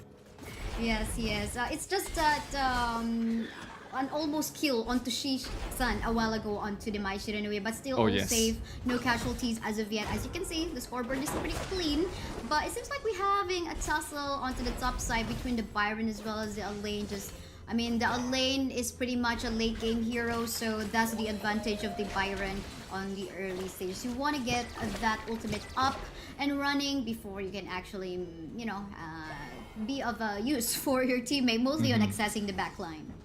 Yeah, I mean, Byron is the lane bully and also bullying the lane in top. That's why, we see teams put so much focus on giving the lane good lane. Bottom side though. Highland with the rotation gets a double onto her Team Secret. That's Sun and Yuhuan dead. That is just so much damage coming in from the Shangguan. And we talked about the Shangguan yesterday, where we talked about him needing those 3-4 kills before the 4-minute mark. And that is an absolutely great start here for Highland. 2 kills already, a double on the bottom lane, and that also helps Shanks get into a good position.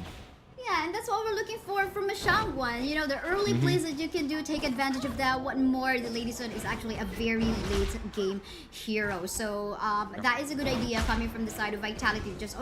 We just bully them on the bottom lane part of the map and create some plays, because you don't want this Lady Sun to go online, and that will definitely give, whether it be a kill or an assist for Shanks, that is going to be a good news for him if he gets those contribution.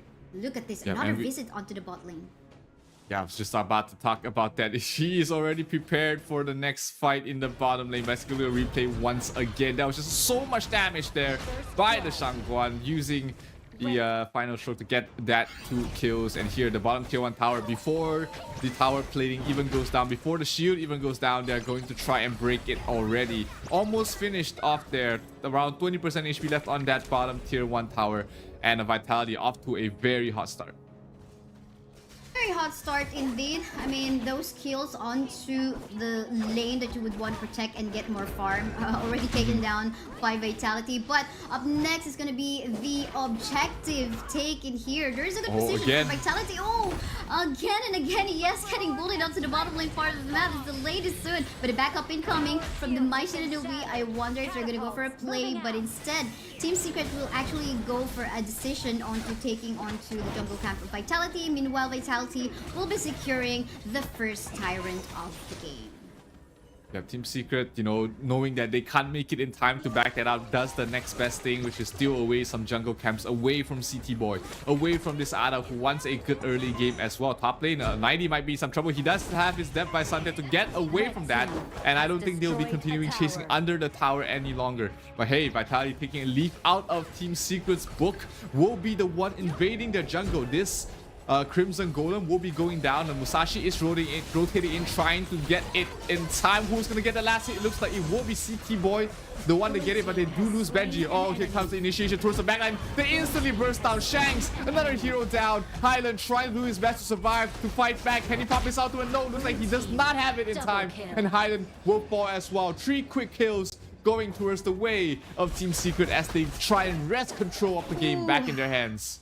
Yes, that's so true. And now they are gonna go for that invade on the jungle camp of Vitality right now. Trying to go for that kill. Oh, gonna go for that Sanjin. Will be able to save his life. Lots of shielding here and there. But for CT Boy, it's not gonna be enough. TS will secure another kill for themselves. And they lose the tier 1 power in the bottom as well. Vitality's, when it looked like they had a good start, but somehow Team Secret just made it look terrible. 3 kills. 4 kills in fact, and as well as getting both buffs away from CT Boy, and they're going to take another. It's going to be the Crimson Golem going towards the way of Team Secret, as Highland is forced to use the ultimate not to not be able to finish off anybody though, so that's going to be a long cooldown before he's able to get it again. Let's take a look at the fight that really turned things around here for the side of Team Secret. Quick kills onto her Shanks. Highland stuck between a rock and a hard place, couldn't really finish off anybody there, and it was just way too hard for Team Vitality to take the fight from that point on.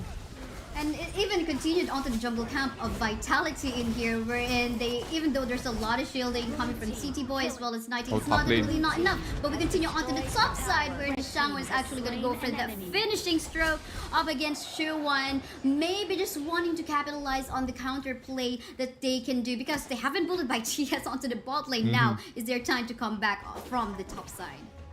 Yep, TNX already level 11, while on his counterpart there, CT Boy only level 9. It's a really tough position to be in as Diada, as we see TNX trying to go for another kill. Shanks in some trouble being chased there, but here comes the Highland ultimate. Gets the kill though, as CT Boy will fall in the end along with Shanks. 2 heroes down there for Vitality, as they only lose TNX for that. But hey, at least they get the shutdown, and they might be able to get this Azure Golem away from CT Boy once again. Team Secret, despite losing TNX, will be happy to take that trade. Yeah, that's true. Trades after trades in here between these two teams, that's what they can do. But so far, the map is looking in favor right now, with the push of the minion waves from the bot side is in favor right now on the side of Team Secret. Even them just waiting for the potential bush gank from the side of TS. But no, actually, there are no members there coming from the TS. I got blinded on that part because I thought they were actually trying to set up something. But it seems like still they're gonna go for this aggressive play. Finishing stroke coming from the Shangwan, who actually got the first blood from a while ago in here. Continue on to the team fight, but here flanking on the side, and here is TNX gonna go for that kill. My Shiranui as well, and a double kill now from the side of TS.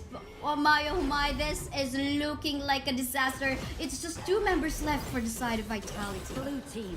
Yeah, they thought that they had the fight. They thought they had the burst damage coming from Highland to be able to burst down one member as quickly as possible, but the heals coming from Taya and keeping everybody up and running, and they get a tower on top, they get a tower in mid, they get 3 kills, and it is looking dire for the side of Vitality right now. Let's take a look at that fight again. The initiation, the targeting on towards the softer heroes, that's the power of the Musashi when you bring him here. That's why you are able to burst down these heroes. This is why we're talking about why Lady Zen has fallen off. It's because of all these mobile heroes that can cut towards the backlines, ignore your Ocean of Tears, and go for the kill. And here, Highland trying to go for a kill on towards the Byron, but not the target you want to go for. He's just way too tanky with the shields he has right now. Yeah, that's so true. But now I think the question would have to be, what can Team Vitality do in order to regain their control in the map? Because it's looking like just way too much aggression right now on Team Secret, capitalizing on the lead, and the burst damage, critical damage coming from TS Sun as well. What can Vitality do? I mean, they're in a bad position right now, getting singed by TS. Lady Sun is definitely online at the moment, doing so much damage. Vitality needs to stop trying to take these fights. They need to start splitting up the map, get some farm, especially on the lane, as well as Shanks. You know, put these two heroes on the side lanes, get them some farm, get them some tower damage, as well as just wave clear on towards the side lanes, and also pressure Team Secret across the map. You can't play this 5 versus 5 because your opponent has already outfarmed you. They need to continue to buy some time for these heroes to catch up with farm. Catch up with farm, indeed. I mean, they've got Shanks in the early, which very late game in here. It's gonna be their life-saving grace, but the access to the back line in here from the lane is still on their hands. They just have to wait a little bit, be patient. But I love the trade that is happening right now. We can see on the side, TNX will be able to secure this Shadow Tyrant for themselves, but it seems like a fight is about to happen onto the top side. A chase is happening right now. No, is the Tyrant gonna get cornered? Super low on HP right now. Is Shisan in here? But Highland will fall down onto this. Has a lot of exchanges of skill. Two fights are actually happening, but they are already in the base of Vitality. This is a very confident move coming from the Musashi, killing off Shanks as well. Now it's just 2 members remaining, the 2 frontliners on the side of Vitality right now. Wow, I mean, it's like a 3 for 3 trade overall. Yeah, that was probably a bit too overconfident there from the side of Team Secret. Allowing 90 to get that triple kill is huge because 90 didn't have such a good lane. He was laning against a Byron, but you're giving the late game, the stronger late game hero 3 kills at this point, and maybe a couple of towers as well. 90 with those 3 kills might be seeing a huge spike in terms of his damage output and his survivability. So Team Secret, sure, you got 3 kills for yourself, but you did lose your Lady Sun. And that is obviously not the best position to be in. So 90 now feeling more confident at the moment he got those 3 kills might be starting to cause Team Secret some issues. Issues indeed. You want to avoid all of those.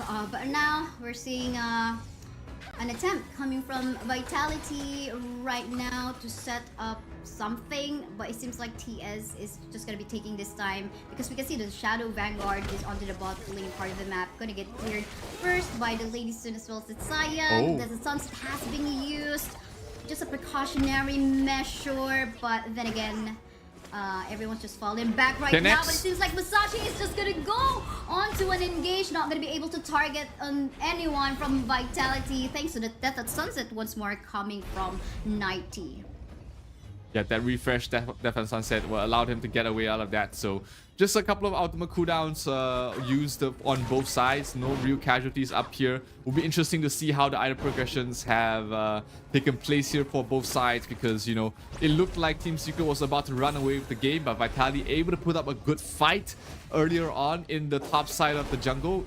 We might be seeing a different story here. That's why Team Secret is playing more, slightly more conservative. They're not going for these deep dives anymore. They're playing a bit more scared. Scary as it is, and now the siege is coming from the side of TS, gonna be taking down the high ground in the mid, maybe in the mod as well, opening more opportunity from them to actually go ham in the wild onto Vitality's place. And do take note, anytime soon they can actually go for a position, they could just like go for the clearing of the jungle and the minion wave across the map of Vitality and go for that. Maybe another objective take. Could be the Tyrant, could be to empower them into the Clash even more, and the Overlord as well to help them go for even more push in the lanes. 30 seconds before those spawn, so it will be Team Secret just positioning themselves to prepare for the next fight, while Vitality, they still have to continue defending their base against the 2 waves that are pushing up. But hey, they might be able to catch somebody off guard here. Yisan has to back off out of there. But they don't have the lockdown. They don't have the initiation from the side of Vitality to be able to close out the gap. But here comes the Shadow Overlord as well as the Shadow Tyrant spawning. TNX already prepared down towards the Tyrant. Let's see if they're going to contest this Overlord. in the top lane. 90 trying to find an opening. He does spot out Xuan. Xuan has no more shields, has to try and back up. He does still have his ultimate. He pops it right now, but taking a lot of damage. They're going for a 2 versus 5 fight over here. Shanks in a lot of trouble. Shank goes down to Xuan. That's a huge start. That's a good start, but 90 gets a kill onto Xuan. Oh, they lose another member there. 90 a little bit low. The shield he puts up is a lot. He's trying to fight the best he can. Highland doing the best he can to back up his teammate, but he does fall. So does 90, and that's gonna be 4 heroes down from the side of Vitality. Only 3 left standing though for the side of Team Secret. Do they have the damage? Do they have the potential to end this game right now?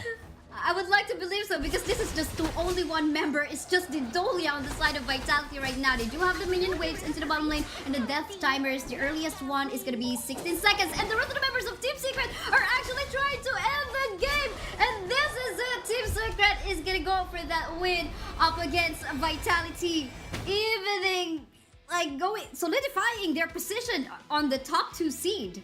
Woo!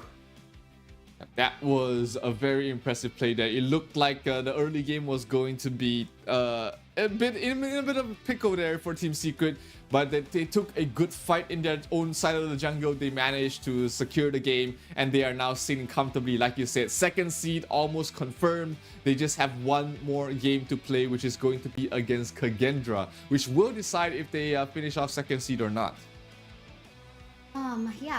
But I think what we have to also take a look at is the position of Vitality come to the final game that they have, and of course the next series that we are about to witness.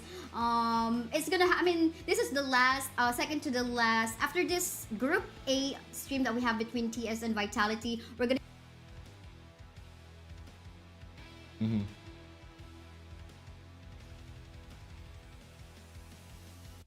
what is gonna happen even further on Group A on stream A. But yeah, let's take a look at the highlights. Yeah, this was the early fight that seemed so good there for the side of Vitality, getting them 2 quick kills, but just right after that, they took a terrible fight in the enemy side of the jungle. They lost Shanks, they lost Benji, they also lose Highland here as well. Couldn't get a kill on towards Shisan, and that just started the entire snowball for the side of Vitality. They just kept getting kills. Kills after kills. The moment I think we found that opening a while ago onto the bottom lane part of the map from the side of Team Secret. That's when they continuously went on to just playing aggressively up against Team Vitality, and we've seen this coming down. There were moments wherein there could have been a potential comeback from Vitality, but I think the front line TianX and Shuwan in here is just like so effective for their lineup, again with the healing from Yuhan, Taeyeon as well, and of course the flanks coming from Shihan, and with that Son is able to free hit. And even though they actually in this particular skirmish, even though they have actually died, man, the sustain coming from TianX, add up the heals coming from Yuhan, they just couldn't die. That was just a dismantling for Vitality there from Team Secret. But hey, Team Secret is going to be feeling very happy about themselves. Vitality is in a pickle right now for themselves, but hey, they still have one more chance, and that's against Impunity later on in the stream. But next up, we're going to have All Gamers Global going up against Loops. But before we go back in towards Group B, ladies and gentlemen, we'll be going for a short break, so don't go anywhere. We'll be right back with more Honor of Kings action.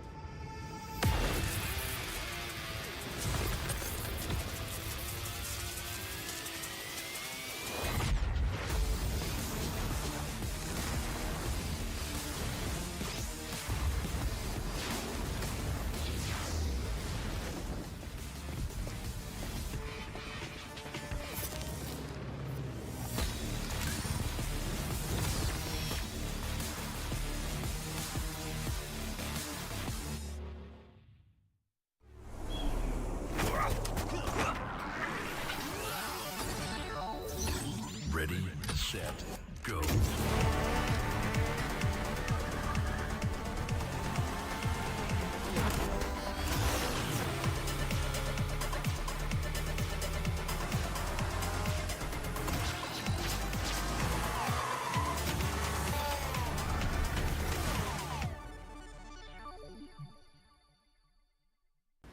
لحظات البداية عاشت معنا.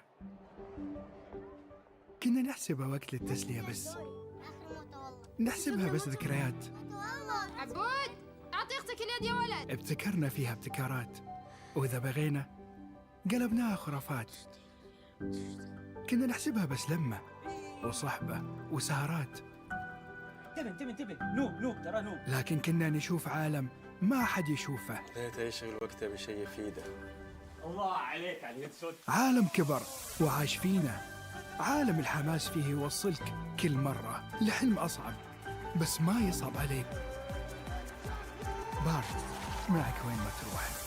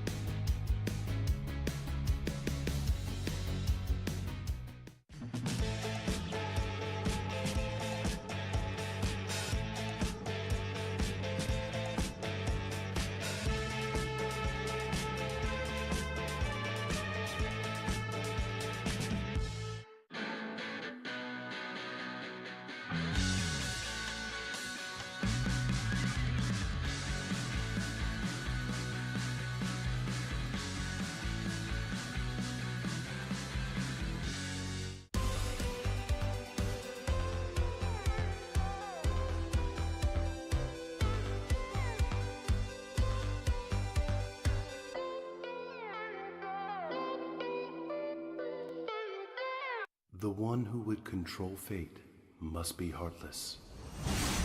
Raise the axe of God to smite all. Only then bless the people of Yimeng.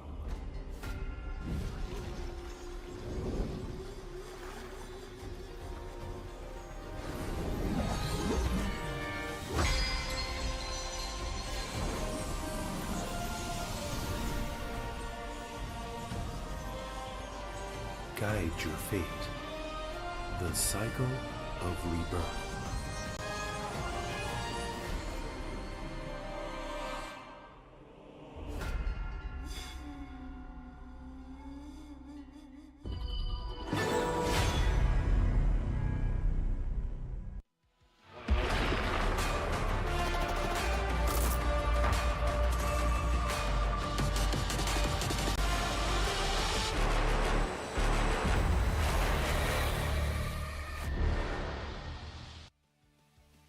We're back with the Esports World Cup Honor of Kings Invitational mid-season as we're going to jump back into Group B here, Kaisaya, as we're going to find out if All Gamers Global will be able to secure a spot in the playoffs. Because this is going to be a very interesting position here, because let's take a look at the standings right now for Group B. All Gamers Global are currently 1 and 2. They're not secured a playoff spot yet, because there is a scenario where there is going to be a three-way tie for the bottom 4, 5, and 6 spots. Now, if All Gamers Global lose to Loops, and if they lose to Team Falcons, then it will be a three-way tie in the bottom. But if they get any of these wins, if All Gamers Global is able to get a win either against Loops or Team Falcons, then they will secure the playoff spot.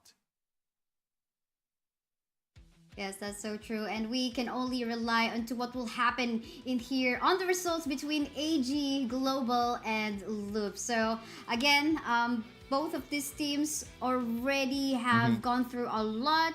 But let's take a look at the roster first. On the side of Team AG Global, we have Lived, Kinglin, Myosotis, Zeiss, and Snow, looking like ready to take some action. I mean, they have two losses from yesterday, but they're starting off their day 2 so well. With their one win was against Boom, which unfortunately will not actually. If it goes to a three-way tie, then it becomes very interesting, because in a head-to-head situation, all these teams have beaten each other, and like each team has beaten another team once, so it becomes a three-way tie, which is going to be interesting. But if All Gamers Global is able to get any single win from these from the next upcoming games, up to upcoming games, they will be able to secure a spot. So make sure you tweet about it. Make sure you make a post about it on social media. Hashtag HOKXEWC 2024, and you stand a chance to win some permanent skins if your post gets found out. And of course, the Elaine Heavenblade skin is we've seen it in action multiple times as well. Make sure you get your hands on it now that it's on a discount. Discount, you wouldn't want to miss that. You know, we've seen this in action many times because Elaine is most of the time getting picked by the teams, and we've seen, you know, like if you love Elaine, not only that you get access to the backline, but you get access to the promotion that we currently have so far. This is time limited, guys, so make sure as you have two ways. Like, you can actually get this from the event happening already in game, or you can actually purchase this via discounted tokens. But yeah, we head on to proceed onto our drafting phase. AG Global versus Loops. Okay, looking like we have a ban on the Ming, Mai Shiranui, and the Daxiao already. That is the Mai not gonna be seeing the light of day in this game. Arlie is still left in the pool. Oh, never mind, spoke a bit too soon. That's gonna be banned out there by Loops. And yes, I mean, Arlie, although it's not like a 100% win rate for this lady, you know, if she's given the power spike early on or the late game, she can just like go ham and wild. Very hard to lock, CC lock, and very hard to chase. So, and of course the damage potential. The Leah will be the first pick there for AG, while Loops will pick up the Long and the Elaine. So Long being left out in the pool here, that means AG might have an opportunity to pick up the Ogren here to pair it up with the Dalia. So lots of healing with that if they decide to pick that up for the side of AG. Let's maybe give it to Maya Solis to play in the jungle, but they will do exactly that, and the Yuhuan as well, going in towards the mid for Devil. Yes, and as we can see it right now, pretty sure this is looking like mid Yuhuan and Ogran on the jungle, unless they want to flex it even further with the Ogran being on the Clash lane. But we've seen that yes, from yesterday on stream A, but yeah, there's still an opportunity for AG Global in here to, you know, play around their draft. Definitely. Loops picks up a counter pick to the Yuhuan there. That's the Sundin with the silence. Can absolutely come in clutch to be able to prevent her from just using her ultimate to back off. But lacking a little bit of the crowd control here for that Loops. Only a lane there really as their main crowd control dealer. Sunbin is okay in that regard, but still needs another hero to be up in the front line to play along with it. So Loops will ban out the HoK. That's interesting. An interesting ban there from Loops, while All Gamers Global banning out the Luna, as well as maybe the Dun or the Jing that's still left in the pool there for Loops to pick up. Yes, that's true. I mean, this HoK got a little bit of update wherein his basic attacks has some longer interval, so will basically slowing down his attack speed a little bit, just a little bit. But yeah, they still want to respect this one with his power. Absolutely, not one of those heroes you want to allow to the late game. Loops doesn't have a lot of ways to cut towards the back lines as well. That is really able to deal with the HoK. So better safe than sorry. Get that out of the way. While Musashi has been more up and coming that we've been seeing here, banned out there by All Gamers Global. So Loops will need to pick up a jungler as well as their mid laner here. So Dun is in the pool. So is the Heino, which is really great in the front line role to play with the lane as well. So they have these two heroes to play off with for the side of Loops. Yeah, I mean, you are not gonna see the Heino only just going for the front line, but the pokes, long range pokes as well, is quite annoying. So, I mean, wait, Guan Yu, been a while since we last saw this Guan Yu. I think we did not see this Guan Yu from yesterday, right? I think no, but just the Sunse. But yeah, Guan Yu, I mean, so much knockbacks, gonna be super annoying in here. What more, we have a Dolia that could, if she wants to, she could just like quickly reset in here. But of course, the regeneration of this energy coming from Guan Yu will be much quicker as we go on to the later stages of the game. Might give the Hino or the lane or whoever it is, maybe even the Long, a hard time onto positioning themselves in whenever team fights. Guan Yu is the general himself is not the strongest of laners, but against the lane it's not going to be too bad. He does have so much global presence as well, being able to rotate very quickly across the map. Loops will finish off their draft with a Jing, so that's going to be additional burst damage from the side of Loop. So maybe try and pick off the Lady Sun to try and burst down the Dalia before the heals become too annoying for them to deal with. So overall, Kaisaya, if you look at both these teams' draft, which do you prefer? Just alone in the draft. I mean, there's a lot of healings and HP regeneration also. I mean, not super a lot, but they have all of these heroes on the side of Team Loops. They have their own innate capability to regenerate their HP. But I think onto the late game, I'm relying more onto the side of Team Secret's composition. They also have the power to actually become aggressive with the Ogran on the early stages. So I think I'm more relying onto the TS lineup for this series. Okay, let's see if they are able to live up to your expectations here, Kaisaya. As we head into the Hero's Gorge, we have the Heino played by Kang in towards the mid, as it will be a jungle Jing. So a little bit of a switch up of the roles. The Heino can play in both positions, so nothing too out of the way for that. But the Heaven Blade Elaine skin is in the Gorge right now. Jing already be able to pick up the Crimson Golem, making sure that the invade is in vain here. And actually, if you're looking at how the rotations are coming in from the side of Loops, they're putting heavy emphasis on securing the jungle for Jing. Yes, for sure. I mean, Jing is also like fast in moving across the map, but we can see how Mesotis together with Snow tried to go for an invade a while ago because they want to capitalize on the early game potential of the Ogrand as well. So I realized I mentioned TS a while ago instead of AG Global. I still maybe haven't moved on from TS versus Vitality, but yeah, here we go with AG and Loops. But how about you? I think I gotta return the question back to you. Are you, in terms of just the draft alone, are you leaning towards more in the T? I mean, I can't hate the Jing pick. She's just such a flashy hero with the mirror domain and being able to do so much damage as well. Definitely the hero that they needed, but it's hard to vote against the Ogren as well. He's been doing very well in the recent days, and it's tough to decide between both these heroes. So you just leave it just to me. So we continue. Yeah, it seems like that happened. But yeah, let's see. It's all about the execution anyway. We'll see how Loops in here will make use of the power of the Jing, but we cannot deny the fact on the plays that we have seen on the Ogran hero. But I'm also excited to see how the Guan Yu will actually, showcase his abilities in here. Snow's been doing okay in the lane, neck and neck against the lane. That's what we're talking about in the laning stage. Ooh, Sarah taking a lot of damage, has to back off. No amount. He doesn't have the healing that AG has in the lane with the Dalia, so he's gonna have to rely on his skills to be able to regenerate his health. Slowly but surely, he's gonna get it back. So no harm done as long as he's not bursted down in the next few seconds. But Kank already level 4. He's going to be annoying with the Fates Rewind. Always very difficult to kill. Level 5 already on Snow. He's starting to rotate across the map.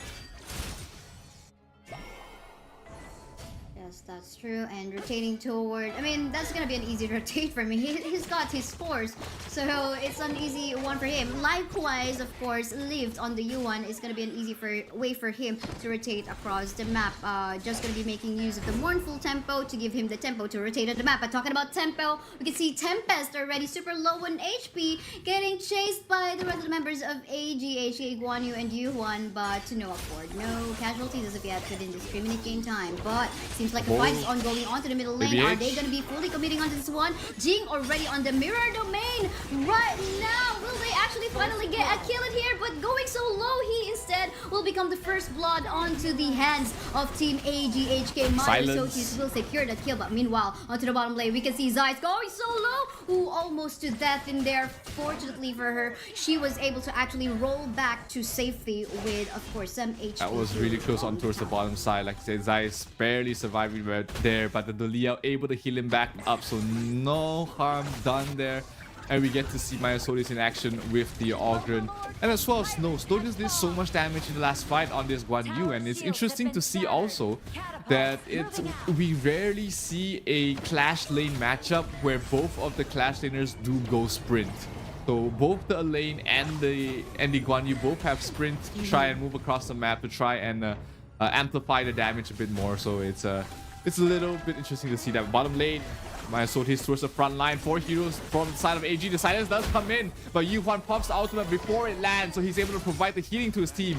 And he will get his ultimate refresh there by the Dolia. So no harm, no foul here. Top lane, Jing going for a kill towards Snow. Snow in some trouble. Snow will fall. Snow will melt as he will lose out on the Azure Golem buff as well, being given away to the side of Loops. Really nice cross map play coming from the Jing and there, and not allowing Guan Yu to actually catch up on any team fight happening onto the bot. But for the meantime, there goes the aggression coming from Loop's members in here onto the top side. But it seems like they will leave all alone. So we continue the rotation onto the bot though, seeing some members on the side of Loops rotating towards that.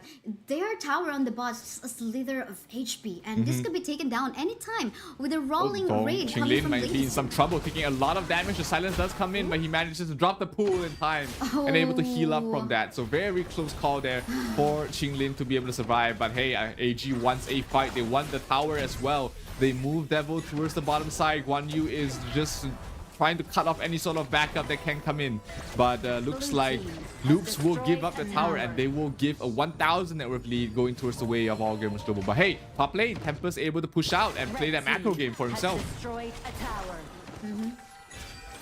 Yeah, meanwhile, the siege continues in here, and again, cross-map plays here and there. This is just, there is a slight lead on the hands of AG in here, but we can see the potential of Loops. But meantime in here, Jing actually onto the middle lane, creating some plays with the mirror domain. Easy gonna get secure onto a kill. Lots of healing coming from the Yuan stuns connecting as well with the mournful sorrow. But oh, look at that, everyone's just gonna be disengaging, and we'll try to go back to safety. Size just really trying to find an opportunity to take a good fight to be able to take down their opponent's tier 1 tower.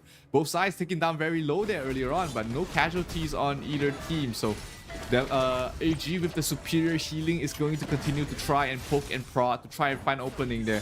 No silence up here for Mitty at the moment, so that is one huge team fight component taken away from the side of Loops. But hey, bottom lane, tier 1 already fallen. That's going to be a win there in Loops' book.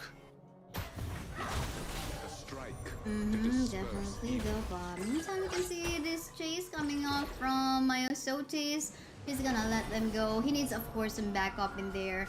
But yeah, this is still kind of a stalemate in this 7-minute game time right now, because they are pretty much equal in gold, literally equal as well as in the kills as well. Even the towers, I would say. So a lot of things can happen.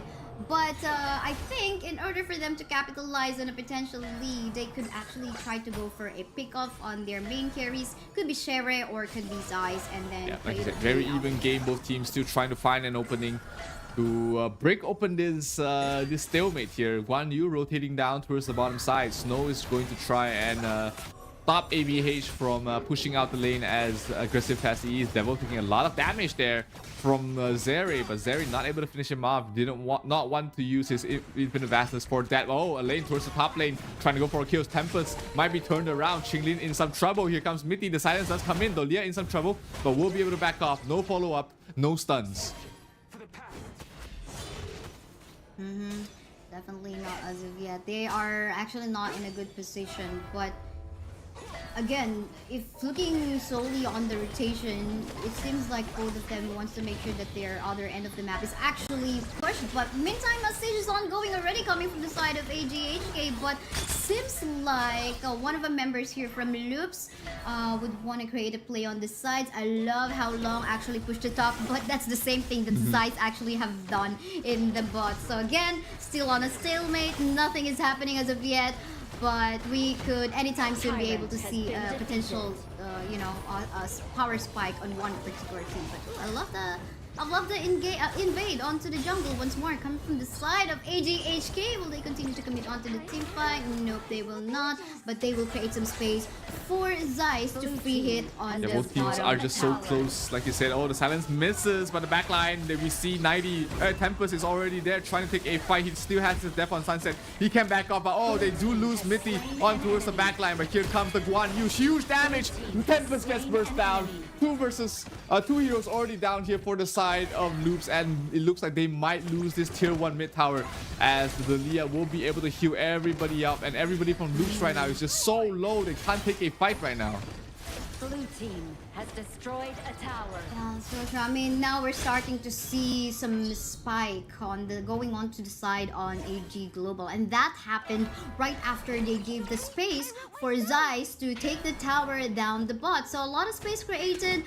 Even Mayosote is just making use of his what do you call this? If his path of passing, just to create that space, not allowing Loops to go to that free hit onto the backline. They do have again an access to the backline in the form of Tempest, a lane, but so far, I mean, he doesn't have an execute. He can sprint, but I mean, if he tries to go for an ult, death at sunset, and no execute for you, so it's not gonna be a sure kill. Absolutely not. They will have to rely on ABH to provide the remaining bit of damage, and also for the Jing to finish off these soft heroes that, you know, Heino will be chipping them down. The Tyrant will go down very quickly, going towards the way of All Gamers Global as they look for a fight. The silence comes in, it's huge. Yuhan able to pop the ultimate in time though, as he gets refreshed, and Long has to pop his ultimate and try and back off there. Tempest is some trouble trying to sprint away, but sprint no more as he will fall. Fate Rewind will be used there, but Chang will not be able to back away from that, as that is two heroes down once again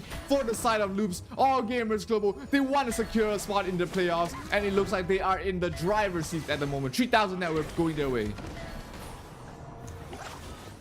Again, this is what we're looking for. Stalemate no more, said AG Global HK, as they get that control over the map. Even having a good flow of minion waves in the mid and in the bot as well. Anytime soon they can actually take down the tower again. Lady Sun really fast in taking down towers. Just gonna go for the rolling raid, even though they don't have any minion waves in there. It's gonna be an easy takedown of the tower if the S1 of the Lady Sun is present. So yeah, now they fall back and just be chill, because you know their skills are quite on cooldown. Although they all have the thanks to the Dolia for the resets. Yeah, it's been really effective on towards the Yuhuan, just being able to stand in towards the front lines and heal up his entire team. That's allowed AG to take a 5,000 net worth lead, and all the tier 2 towers are down already for the side of Loops. It looks like All Gamers Global, they want to go for more. They want to try and find another opening to end this game right here and now, because they know they're strong. They know they have a lead. They just need a way to break open the high ground, to break open the remaining 2 tier 3 towers in the side of Loops. So true, but now this is definitely gonna help AG Global to even further push the lanes, because they're gonna get the buff from the Overlord Vanguards that will give them some true damage, and in which particular lane they're gonna drop this off. They're not dropping it off as of the moment. Potentially they will be waiting to make use of that as a saving grace later on. If so, in case some potential comeback could happen on the side of Loops, because I think they're still respecting the damage of the Long, and of course what the Jing can do. It's not over yet here for the side of Loops. With the Jing, you always have an opportunity, but here they're trying to break open in the high ground. Tier 3 down to half health already. Is going to go down very quickly with the damage coming from the Lady Sun. She is doing so much damage. The Shadow Vanguard goes up towards the top lane, while the mid lane will be pushed out there by ABH, trying to buy some space, trying to buy some time for Zere to be able to continue on and get his next tier of items. We haven't seen what sort of itemization he's gone for yet, but I can feel it. He's almost there to his peak. So let's see if he's able to get it before they lose this game here. Tier 3 in the top lane does fall, and there is one more tier 3 tower left standing here for Loops to try and defend. But it seems like this is going to be an easy takedown by AG Global as well. Access to the backline as well. What is happening? Is this the comeback we're waiting for? Ali trying to do his best to actually reach out the backline, but to no afford. He will fall down onto the hands of the members of AG Global. But then again, a free hitting Shere in here on the side of Loops, forcing the members of AG Global to back away. But they're still pretty have a good numbers in here. I think just gotta be respecting the HP bars of Myosotis, and they're super low. So I think they wanna make sure that they are all complete again before they actually. Yeah, but good hold there by Loops. Didn't lose that game right there and then, but losing all the tier 3s is not a good spot. Let's take a little replay again. The Guan Yu knockback on towards the backlines just allowed them to burst down. Mithy and Tempest as well wasn't able to finish things off, so that was just two of your crucial heroes down for the count.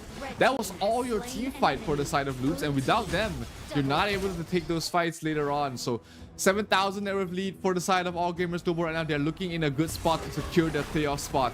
And Loops losing here doesn't affect their qualification, but will affect their seeding. Yeah, for sure. Again, this is second to the last game for both of these two teams. So whatever will be the result in here will also affect the fate of the other teams in their group. So let's see how they're gonna go about this, because we can see the members of Team AG Global already trying to go focus fire onto the crystal, access to the back lane already. And here forcing the members of Loops to back away. Shields here and there, healings here and there. Myosotis will fall down. Is this still the comeback potential? No minion waves already from the side of AG, but something's coming up onto the top as well. They still have Zeiss, who was just trying to poke down the crystal, and there goes the minion. Silence. I think this is gonna be it anytime soon, but the members of the Loops in here still try to go for the comeback. A double kill, however, and almost a wipeout, leaving Mirthi all alone. And that's gonna be it. AG Global will take that win away. And with that win, they Loops. also secured a spot in the playoffs. You could hear them shout from here that they know that they've secured a spot. They know that they are in through the playoffs, and seeing their results from day number one, they were definitely not feeling themselves. They're not feeling very happy about it. But with this win, All Gamers Global, they will secure their playoff spot, and it will be Group B pretty much locked in right now. Falcons, no shot to make it to the playoffs, as we have the top 4 already pretty much locked in here for the side of Group B. Only seeding matters right now, and that is going to be the fight of Loops and All Gamers Global. They both have one more game left to play, and that will decide their seeding in Group B. A lot of one last remaining games for the rest of the teams in Group B, well, except for Weibo and Boom. But yeah, let's take a look at the highlights from the previous game. We can see in here at this 15-minute game time, still quite a long game, because we had a long stalemate in there, right? We just have to wait again the power spike of the Lady Soon to go up, and once he was given a chance to go for tower takes, then there goes him. I mean, lots of crits here and there that made the Alain, and I mean, it's just a lane anyway, trying to go for the front line for themselves. So I mean, their draft is not really built mostly to go for a 5v5 clash, but just pick off a target first. But they're having a tough time because again, there's the healing coming from the Dolia Yuan combo, and that made it hard for them to reach out the Lady Soon. And they try though. Alain, however, going on to the backline with the Death at Sunset doesn't even though he doesn't have the execute, still tried his best on going for the kill or reach onto the backline. But yeah, here's the result.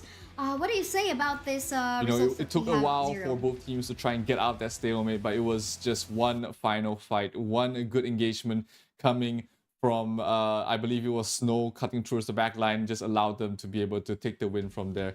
So very impressive play there. They were so happy to be able to take the win. And you can see in their post-game, the reactions, they were just so happy to be here. Maya Sotis, well-deserved MVP here in this game. 6-1-2, and dealing a lot of damage and soaking up a lot of damage for his team as well on the Ogren. Yeah, that's true. I mean, they were very patient as well on that stalemate that us casters has been quite noticing for quite a while, because we were looking for, this could be anybody's game. But again, the moment that they gave that space for the Lady Sun, Ogren was definitely contributing on that part as well, because we did even see, like, in the early stage of the game, they tried to go for the invade on the jungle camp of Jing. They weren't super successful, but I mean, they were able to, take a few small jungle camps in there that allow them to, somehow get the momentum. And again, it's all about teamwork, allowing the Lady Sun to go for the tower objectives. And everyone, let us know what you think about that match. You can, on Twitter. Actually, the social media are all listed in here, but I guess you can post on Facebook, Twitter, and maybe Instagram as well. I don't know, true story. But yeah, or maybe Threads, an equivalent of that. Hashtag HOKX EWC2024. Let us know your thoughts. Maybe you can also get a chance to win some permanent skins in Absolutely. game. So, it's been a long day for all these teams. We're almost done with the group stages of the Honor of Kings Esports World Cup Invitational, and it's been a long ride for these teams. We've got some dreams already crushed, we've got some dreams realized for a couple of these teams. All Gamers Global, they came from the Open Series, they went into the they went to the Season 2 Invitational, they got a pretty decent result, and right now they're top 8 in the mid-season Invitational mid-season, which is a very fantastic result for such a young team. So very well deserved win there. They are in towards the playoffs, and they have one final game against Team Falcons happening right after this, which will decide whether they will be in the 3rd seed or the 4th seed. Wow. Yes, let's see if they're going to be cementing their position already in here. Again, it's just either AG Global getting that win to give them a higher position in the rankings, or Falcons already saying, okay, we're not going to give you that position for yourselves. But yeah, we'll just have to find out. For the meantime, I think we have to head into a really short break. Once again, I'm Kaisaya. With me is Zero. We'll be back after a few minutes.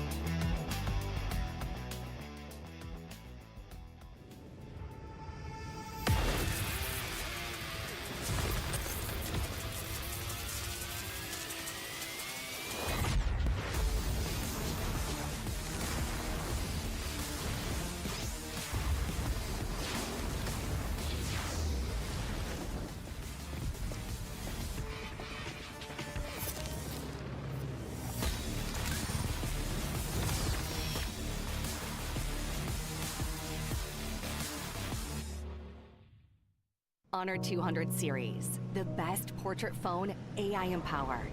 Studio level, AI portrait camera, 3 hardcore portrait modes.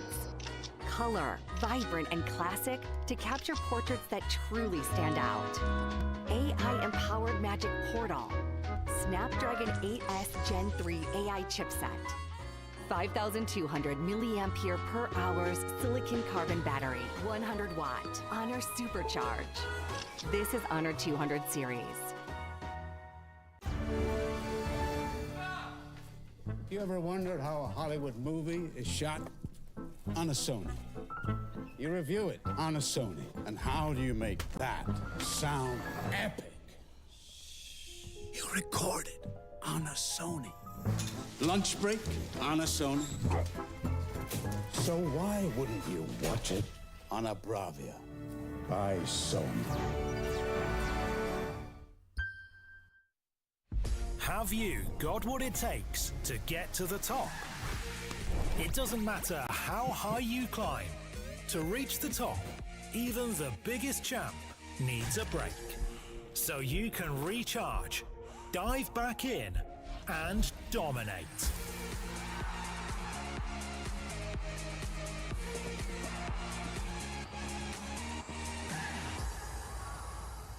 Have a break. Have a Kit Kat.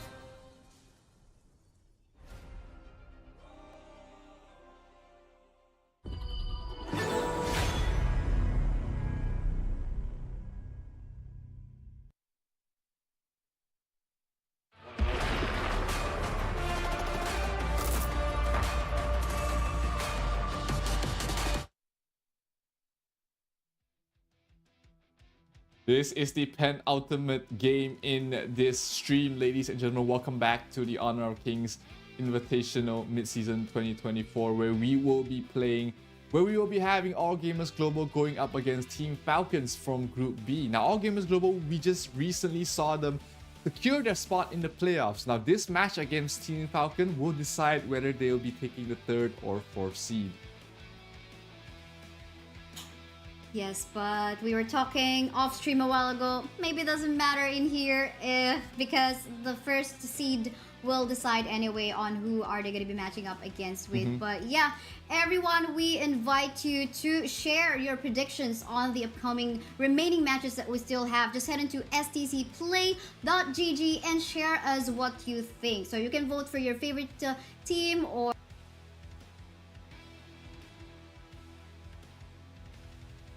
yeah, and let's take a look at one of the competing teams right here. It is going to be All Gamers Global, who just secured a spot in the playoffs. They're feeling very happy. They're feeling very happy with themselves, securing that spot. Devil, Ching Lin, Myosotis, Zeiss, they are in the playoffs. They are happy, and now they just need to bring it home with the final win against Team Falcons. For sure. I mean, here we can only hope for some amazing plays or, you know, some magic that they can surprise us with. But yeah, now for meantime, let's take a look at Team Falcons in here. We have Wawa, Nabil, Sofian, Clue, and Ray. They had some amazing matches today as well. So I think we can also just hope and look forward to them beating up AG as well. We're so far having a good run with 2 win streaks so far for day 2. They haven't really been playing at their best, but you know, this is one last hurrah. You never want to go out with a loss. You always want to try and perform the very best you can in every single one of these matchups. So hopefully we might see the best out of Team Falcons. Yeah, that's so true. Looking at the picks though, I think now it's time to respect the Ogren of AG Global. This time, you don't want to let that slip onto their hands. Either you take it or you just ban it out and find something else. And I don't know, many times I think it's 2 consecutive matches already where we've seen the Dolia Yuan combo getting open. I know it's almost a lot of sustain, but if you back it up with a high carry damage hero that can go on to the mid to late game, it's just, you know, it's just something wild. But anyway, let's take a look at the interview for AG Global and let's find out what they have to say.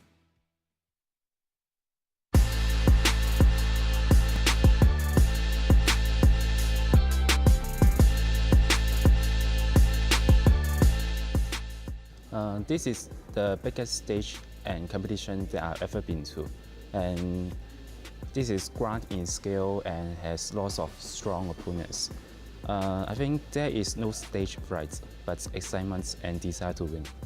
Snow is our clash lane, and he is very strong and like to follow us to get the fights. And Lift is the mid lane, and Zai is the farm lane, and Qinglin is the support.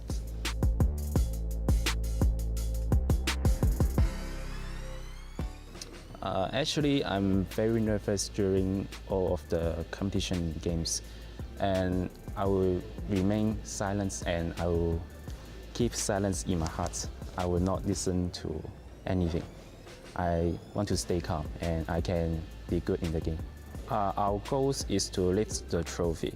Although we know there are a lot of strong teams in there, but we will try our best to get in the final. 心怀荣耀，勇往直前。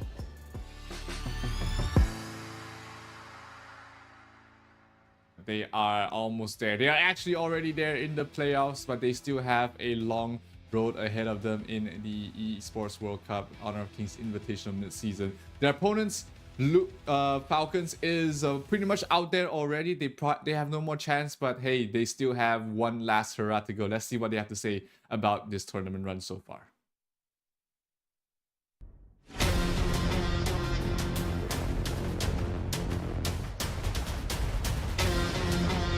It's very exciting for me to be on the Esports World Cup and to finally play on stage. Our team environment is very lighthearted.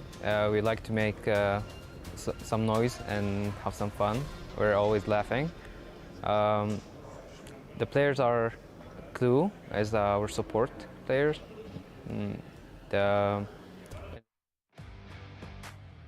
Yep, Team Falcons, unfortunately, they will not be netting themselves any EWC club points for the Honor of Kings division. But hey, they are still on top in terms of the overall club points.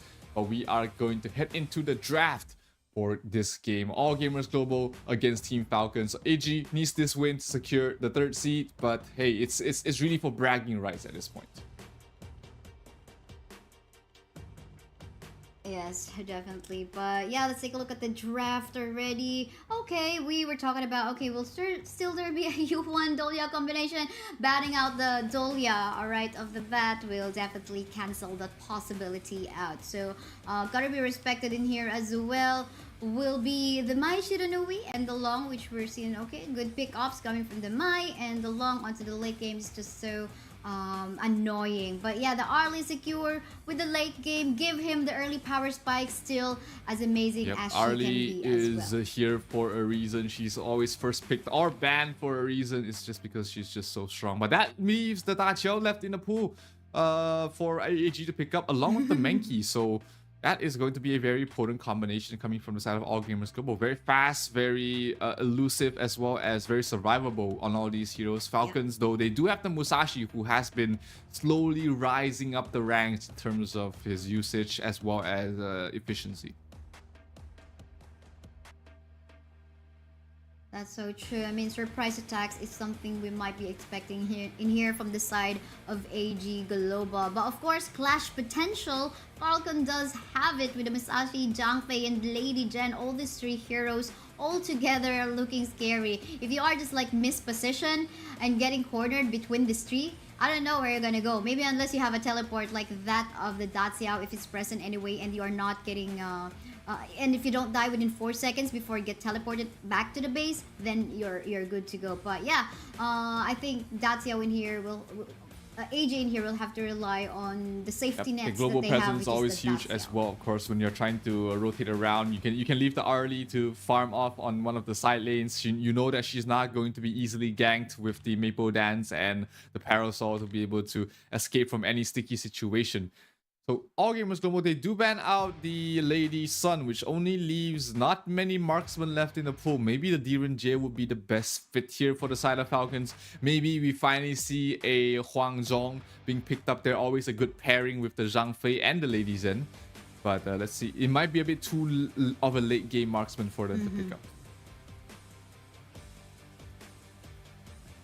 True. And we see the Futsu getting banned. They don't want the Daciao Futsu combo as well. So you can see you can actually pair up a lot in here on the Daciao. But Mayin is gonna be the clash lane for the side of Falcon. We've seen a lot of Alain, Byron, Dharma, and I'm happy to see Mayin once more, at least in this stream. So gotta review yet what happened actually on stream A for this day too. But yeah, Mayin is here off to the table for the side of Falcon. Can create, of course, the pick of place that they can do, but again, this is a very mobile early we're talking about, so it makes me wonder how they're gonna pull. How are it's they going to be planning interesting to here. Falcons, they have the marksman left. Usually in this situation, you would see them like to pick up the Luban number 7, but against the Lianpo and the Menki, that might not be the best of marksman picks here. I think that a Huang Zhong would really bolster the team fights and also allow them to go towards the late game against the Arlie. But let's see what Falcons will decide here. I mean, it is a very tanky front line with the Elaine, Lianpo, as well as the Menki for the side of AG. So the Luba number 7 might not be the worst pickup in the world, but they will go for the Marco Polo. A little bit more late game, but he is harder to kill. Yeah, definitely more so the true damage that he definitely can deal with this chain reaction passive. So that will help out in shredding the HP bars of the Lianpo. Even so in the lane or maybe even in the team fights. But of course, gotta be very careful on any CC that might come up from the Leaping Koi Tide and Sea of Fate from the Daciao.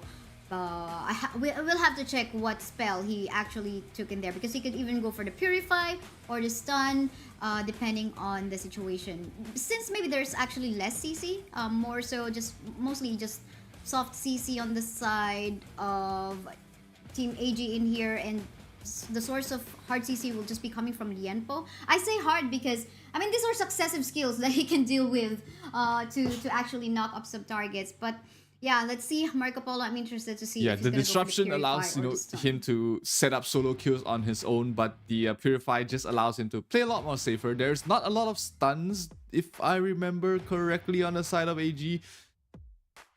So he might not find a lot of value in the Purify. Maybe he even goes for Flash just for more movement and more survivability against the Arlie.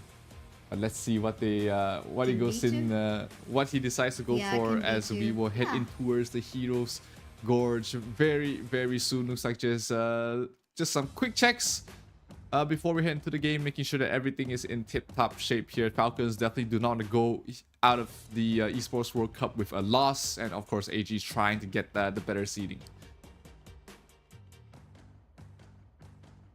Yeah, that's true. And you mentioned about the Flash and Marco Polo just going that. Anyway, if he doesn't go for the stun, I mean, you've got Lady Jen and Zhang Fei for the source of CC. So I think for as long as they're roaming around together, that will be no problem. What's so more? I mean, Mayin, some CCs too, and of course Musashi, even so with the hard engage. So Musashi, a great way for the side of Falcons to actually go for maybe a dive onto the Arlie.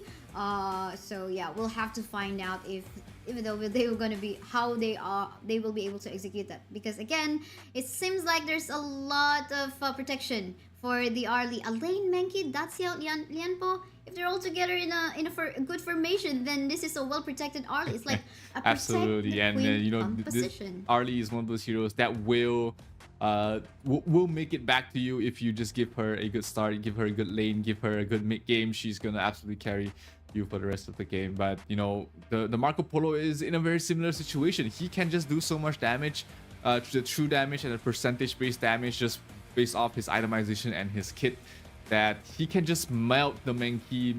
He can melt the Lianpo as well. Like you mentioned earlier, the chain reaction is a very scary thing to deal with, especially if you're relying on shields to survive. The pure damage will be something you don't want to see. That is so true. Again, in here, Falcon bragging rights, what they can do, whether they're going to be going on the 3rd or 4th spot on the top 4. But this is also a good showcase to, you know, find out more about the team, because we're not even done. This is just the group stage. We are still heading on to the knockout stage, so you still would want to see what play AG Global in here would want to bring into the table. Find out, understand their team even better, what they can do, what their potential mistakes are, their strategy. So I think for everyone who is really crazy about Honor of Kings Esports, this is something you should still watch. Absolutely, so many things to learn, so many information, so much information you can get from just watching these players play, their itemizations, their positioning, their movement, even the compositions themselves. You would realize that everything has been thought out. It's not just a spur of the moment picks. These are very premeditated, very organized hero picks that allows them to play to their fullest potential. So this matchup is going to, again, start very soon. Looks like the players are already getting ready. So we're gonna head into the Heroes Gorge right now. All Gamers Global, the last game in Group B. So is Team Falcons. The win will decide if AG will be the 3rd or the 4th seed.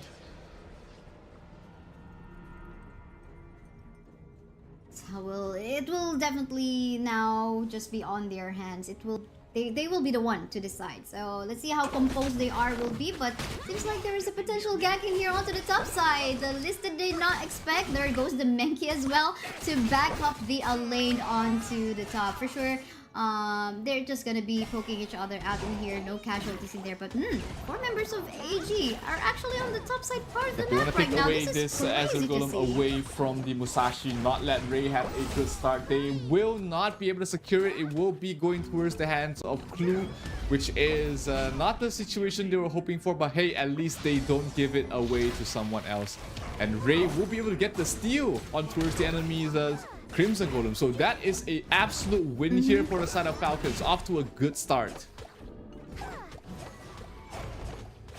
Yes, definitely. I mean, you invade us, we're gonna be invading you as well. I mean, that's how she tried her best on to defending that one. Of course, Ray having the smite as well is gonna be having more chances of securing that. But for the meantime, members of Falcons in here not even stopping on trying to invade the jungle comp of AG. HK right now, 1 member super low. Oh, try to go for that shield, will still be safe. No more jump coming from the Zhangfei, but on the other end of the map you can see the rest of the members still try to go for the first blood, and first blood they will get under the hands of Snow, and more exchange. However, the Arlie going down to a 1-for-1 trade thus far, but will we be able to get more kills? No, they're gonna be teleporting back to the base with the Sea of Fate, and here comes the Marco Polo doing so much damage towards Maya Solis. Maya Solis has had a terrible jungle. Everything has been stolen away from him. If you look at him right now, he has none of the jungle buffs. He's actually on Devil as well as Snow.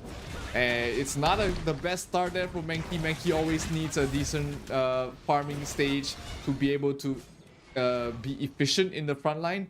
But now he's really suffering in terms of the farm as well as the buffs. So that is going to be a silver lining there for the side of Team Falcons. But hey, giving up 3 kills this early on is not a good sign. Definitely not a good sign for the side of Falcons. But hey, I mean, this is not even more than a 1k gold lead. So I think there's still chances for them to actually catch up. especially late game in the form of the Marco Polo, we can actually go for a free hit. But for the meantime, getting shredded on his HP bars is the Mayin onto the top side, backup incoming with the Dacia. But on the bot, it seems like a potential engage might happen in here too. They're just poking out, of course, the Arlie in there, but again, no. Just poking and prodding, trying to find a chink in the armor, trying to find an opening that they can exploit. In Falcons as well as All Games Global. This is a very close matchup between both these teams at the moment. So any mistake, any sort of misplay here from both sides might be fatal here, as we see Menki going on towards Musashi. Ray has to back off, and she does have the Lady Zen to protect him for the moment, but the Menki is not done yet. The Menki is just being so annoying. They're trying to go for the Musashi. Musashi has to use the ultimate to back off, and back off they will. AG is done there. They have a lot of movement speed in here on the side of AGHK, so it's no surprise that suddenly they are on the top side, then one time you see them in the bot, just like what they're doing right now. That's onto the bot side part of the map. This time, gonna give some protection for the Arlie, and maybe even in setup, or maybe an objective take for themselves. And a 1-for-1 trade in here, unless maybe Snow is gonna be able to go for some magic. But yes, they confirm it. 1-for-1 trade. Tyrant for the Overlord is the classic trade there. The Tyrant, obviously the better of the two at this stage of the game, so it allows AG to take next upcoming fight with an additional bonus damage here. Oh, here comes the Marco Polo going in deep, but he's taking so much damage. He gets brought down there by Devil, and they're not done yet. They're going for more here. The Enpo uses the Tremors, trying to lock down the Lady Zen, but Lady Zen is not in the range, and they're going to be able to recall back to base there with the help of the Daxiao. So one quick kill, no tower though, but it looks like AG is going to be very happy about that. Who wouldn't be happy with an extra kill on their hands, even furthering up the increase in their gold with 1k gold lead now this time. Again, it's not that much. I still do think that there is hope for the side of Falcons to try to make a play on this one, but with 3 members onto the bot side already, trying to go for the tower dive on this Lianpo, but they lose the minion waves in the process, and no opportunity for them to actually, oh, look at that, get his slowdown. But thanks to the teleport Sea of Fate from Lived, that's Yao saving the life of King Lin able in there. to thank his lucky stars, and of course thank his mid laner to be able to send him back to base. So able to survive with his life and be able to continue being a menace in towards the mid lane, trying to create an opening, trying to find some space there. The bottom tier 1 tower, we see AG putting a lot of heavy emphasis here, but has not been able to really break it at the moment. The Zhang Fei is just proving way too much, way too defensive for them to break through. So we might see AG try and go for another target. Top lane might be the one they're looking for. One thing that they don't know is Devil is here, popping the ultimate. Here comes the cavalry. Here comes the backup. Mei trying to back off them on Sunset. Finishes off Wawa, and that's going to be a kill on towards the Clash lane. That's going to be the Clash lane tower going down for the side of Falcons. Wow. This is the surprise attack that we are talking about. Eye of the Whirlpool. Suddenly you're surprised. Okay, why the heck? There are like 3 or 5 members in here coming from the side of AGHK. And there's no exchange so far coming from the side of Falcons. No towers going down onto the bot, although we can see Marco Polo being there. But it's now well guarded by a Snow in there. And a tower push onto the middle lane as well. Look at the Lienpo. Ooh, look at that save from the item of... was that again? Nabil onto the mid. Gonna be safe in there for a potential threat, but the fight continues in here. Kingland will fall down. Oh, but there was more exchange in here. Wawa will take off the life of Lived. Lived will not leave anymore, but they're still chasing. Look at the damage coming from the Marco Polo. The barrage has been used so well, but I think in terms of map control, they can do even further, because we can see that the top lane still needs some good push. But for them, they say, okay, we're gonna go for the mid first, because in here we have the chance. But maybe Mario Sotis, though, going for the kill, and so is Zais going for the lives of Sophia and Clue. Got deleted in the map in the process. I think that was a very they might get more here as well. As the lead, then dropping down very low. Chilin will be the one to get the last hit, and they will lose this mid tier 1 tower as well. That looked very bad for All Gamers Global, but somehow those two heroes, somehow just Menki and Arlie was able to get 2 kills and set up the third on towards the ladies, and that also opens up the mid-tier 2 tower. It's going to go down. AG take everything and the kitchen sink. It's going to be a bear house here for the side of Falcons, as they are only left with the bottom lane tower still left standing. We now can see even clearly the lead that HK has in the game, but it seems like Falcon wants to find more fight. I mean, pretty understandable. They have the composition built to fight and actually go for an engage, but they gotta be very careful of the damage coming from Zeiss. And look at this one, the burst damage is way too much. And on the other end of the map, we can see Mayin actually super close to death. But yeah, Wawa is still safe, however, so 5 members will leave still. The next team fight will be around the Tyrant, which has spawned Lianpo Origin towards the front lines. He does not have his ultimate up yet, but the Tremors are going to be very important for them to try and take this next fight. Ray has been caught out of position in the previous ones, and dying there did not give him such a good position, but this Tyrant going down already, half health. Lianpo in towards the front lines. He has the Tremors, he has the stuns. Can he provide it? Here comes the ultimate as well, bringing in the Menki. Falcon. Falcon will be the one to get the crucial kill there, but they will lose Ray in the process. They'll bring down 1. Here comes the Marco Polo, doing so much damage on the Menki. Round his face. They bring him down. Triple kill going towards the way of Zeiss, and they're not done yet. They want more. They want the 4th. That's gonna be the quadruple for Zeiss as they clean up absolutely everything. The first quarter Q we've been seeing in this stream. They're gonna get the 5th, the Penta, the Wawa in trouble. Wawa being chased. No, they're not going for more. They're not going for the Penta. That's enough, says Zeiss. I'm going for something bigger, and that is the win, and that is C3 in Group B. Wow. I mean, Wawa, I was like so worried about it. Okay, don't show yourself. There's the quadra kill already, and this Arlie is already going so wild. And this is what we call the protective wing composition. We can see in this fight, although again, Team Falcons securing that objective, but Zeiss is just basically free-hitting. You can see him transferring over one parasol to another position of the parasol. It's just so crazy. And again, the backup coming from his teammate in here was just so impressive as well. But we continue with the fight. In here, members of Team Falcon still being shredded on their HP bars as well. We have yet to see a really good barrage coming from the Marco Polo, but then again, super low with HP already is Ray. He will fall down to the process. Marco Polo, dangerous position, gonna get chased down, gonna get slow, trying to save his life. On the other end of the map, look at the chase in here. The Zhang Fei will fall down, so as is Sophian, and in here, Wawa is again once more left all alone. Team fight was just set up there by that Overlord. The Overlord knocked 2 of them up and allowed them to be able to close up the distance and potentially end the game. All Gamers Global, they might have it. They're going for the crystal. There's no defense. They do it. They are 3rd seed, almost secured 3rd seed here in their group. What an amazing performance from this Hong Kong squad. What a run here for them as well. Absolutely amazing game. Definitely, and they're done for the day. AG Global HK. So was his Falcon. Actually, quite unfortunate for Falcons. They did not get even one win. It was an unfortunate turn of events there for Falcons, who was doing so well in the Esports World Cup Club Championship points, but unfortunately they will not be getting any here for the Honor of Kings division. They will finish Group B 0-5, not a single win under their belt. Well, on the other hand, All Gamers Global 3-2 in the scores, pretty much secured in the 3rd seed unless Loops is able to upset against the KPL Dream Team.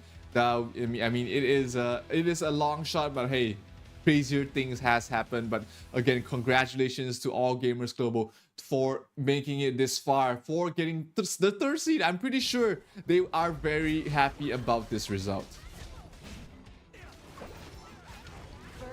Yes, I mean, they just have to be very, they just have to pray that they don't get picked up by the 1st seed. So I think that's the only thing that they have to pray for. But yeah, we take a look at the highlights from the match. We saw a lot of exchange of kills, but I think this is what I love the most. The ult, the whirlpool coming from lived in there just really surprised the hell out of the members of Team Falcons in there. And again, also I think what I love the most is the fight that they did on the Tyrant one, wherein wherein Zeiss was just basically free hitting all out. Look at this one. I mean, okay, folks here and there, even though he doesn't get the final hit onto the kill. Yeah, this fight, Zeiss completely left teammates. unattended towards the back lines. He says, hey, hello, thank you. One kill on towards Nabil. He goes for the second. He goes for the third. He gets the quadra on towards Zhang Fei, and it was just the lights out at this point in time. No way you can do anything against this Zeiss. And look at that. The overall knocking out Ray as well as Sophiane, setting up the kill on towards both of them, and Zeiss on the tear. He's feeling confident. He's feeling himself. He goes for the kill on towards Nabil. He goes towards the kill on towards Clue, and he goes for the kill on towards Falcons as he looks to end the game here. Very, very well, a good performance here from the side of All Gamers Global. Really good game. That's true.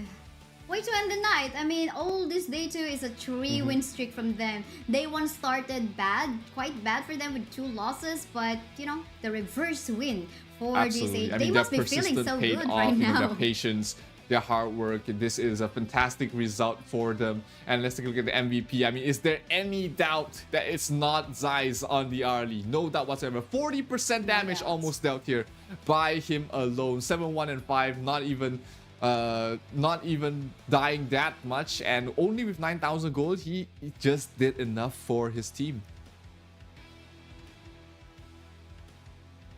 That's true, but yeah, gotta love that. Only 1 death.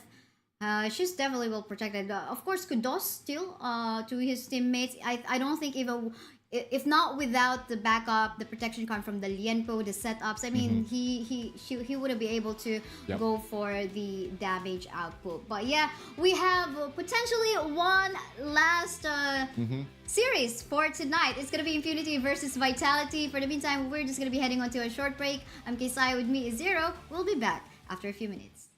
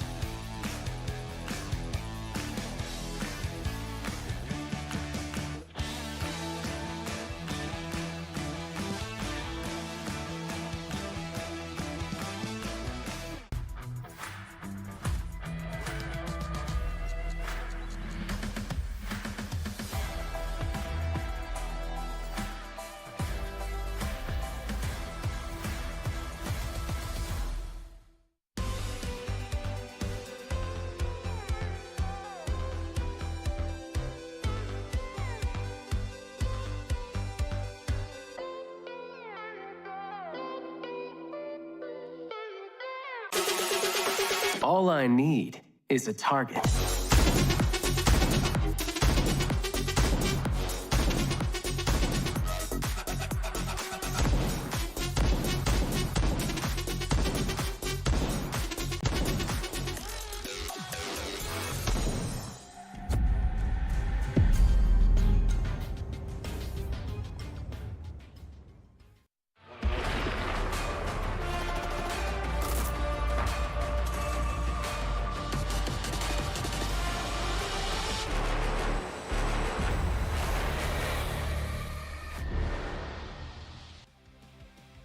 It has been a long journey here in the Honor of Kings Esports World Cup Invitational, and it has come down to this. For Group A, we're back at Group A, ladies and gentlemen. For Group A, one match will decide the fate of two teams. It's going to be Impunity going up against Team Vitality in a best-of-1 match, and the winner of this match will secure their spot in the playoffs. My name is Zero, and of course joining me is Kaisaya, and we will be your casters for this epic showdown.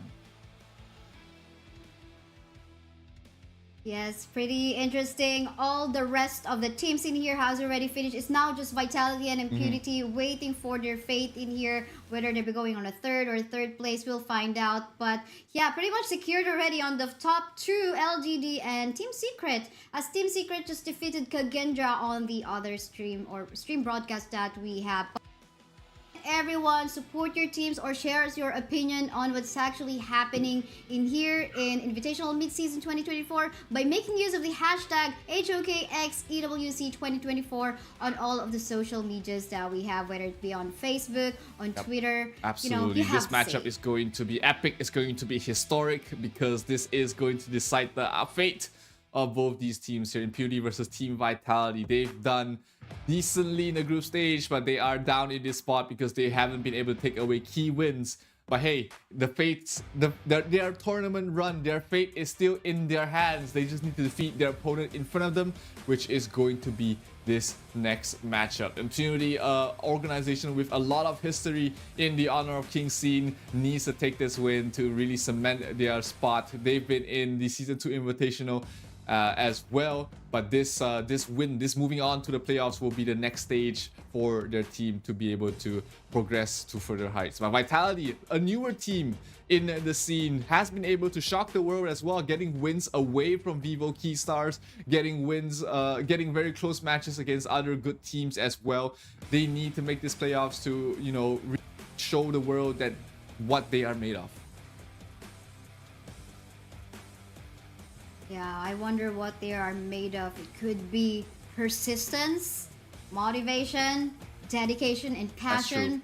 That's all what you need in a team, right? I'm pretty sure all the teams do have that.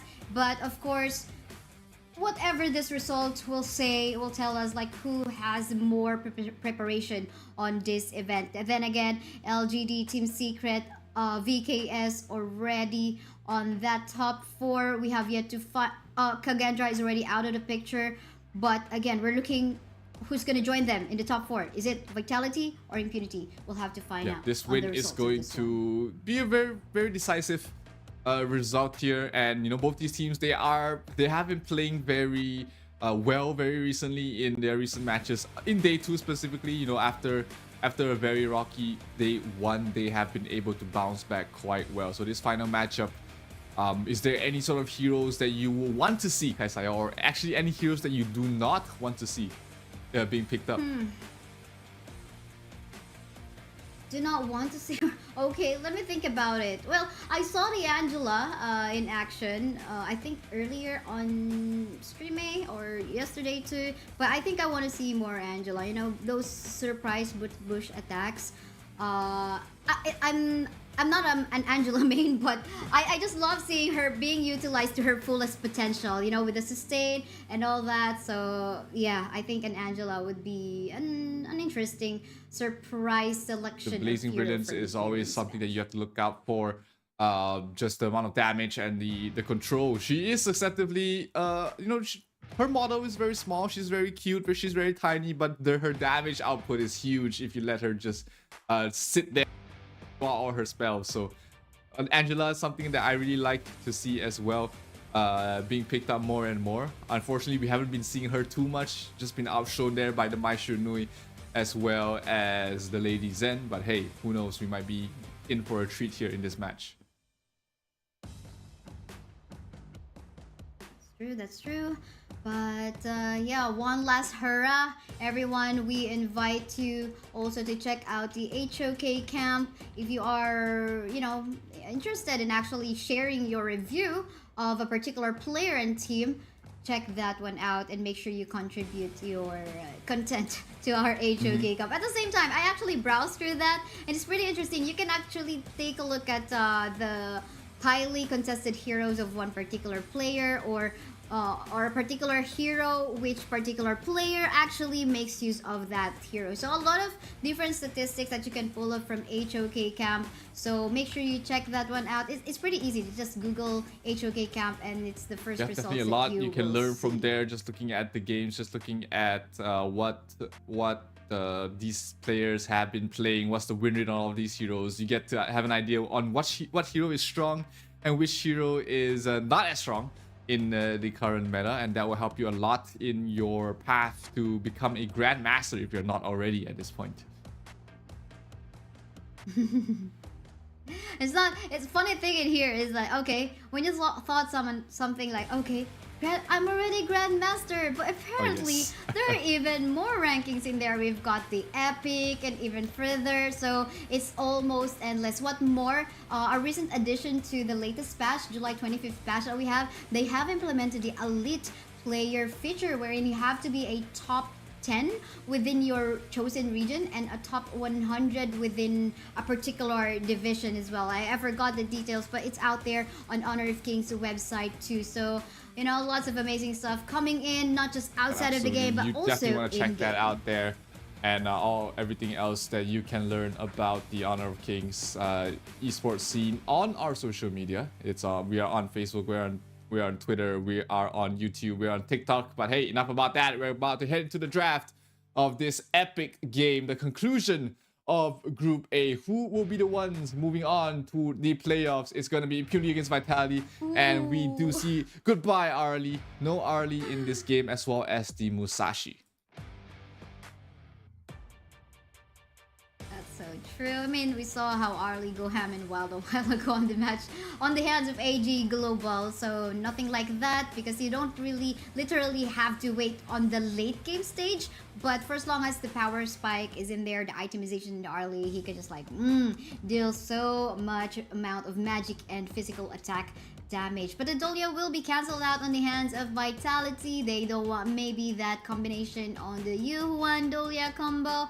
Instead, they will be going left through the pool means that they can go for it. I mean, there's just too many heroes that you really need to ban out right now in the first phase. I mean, the Arlie, the Ogren, the Heino, the Dolia.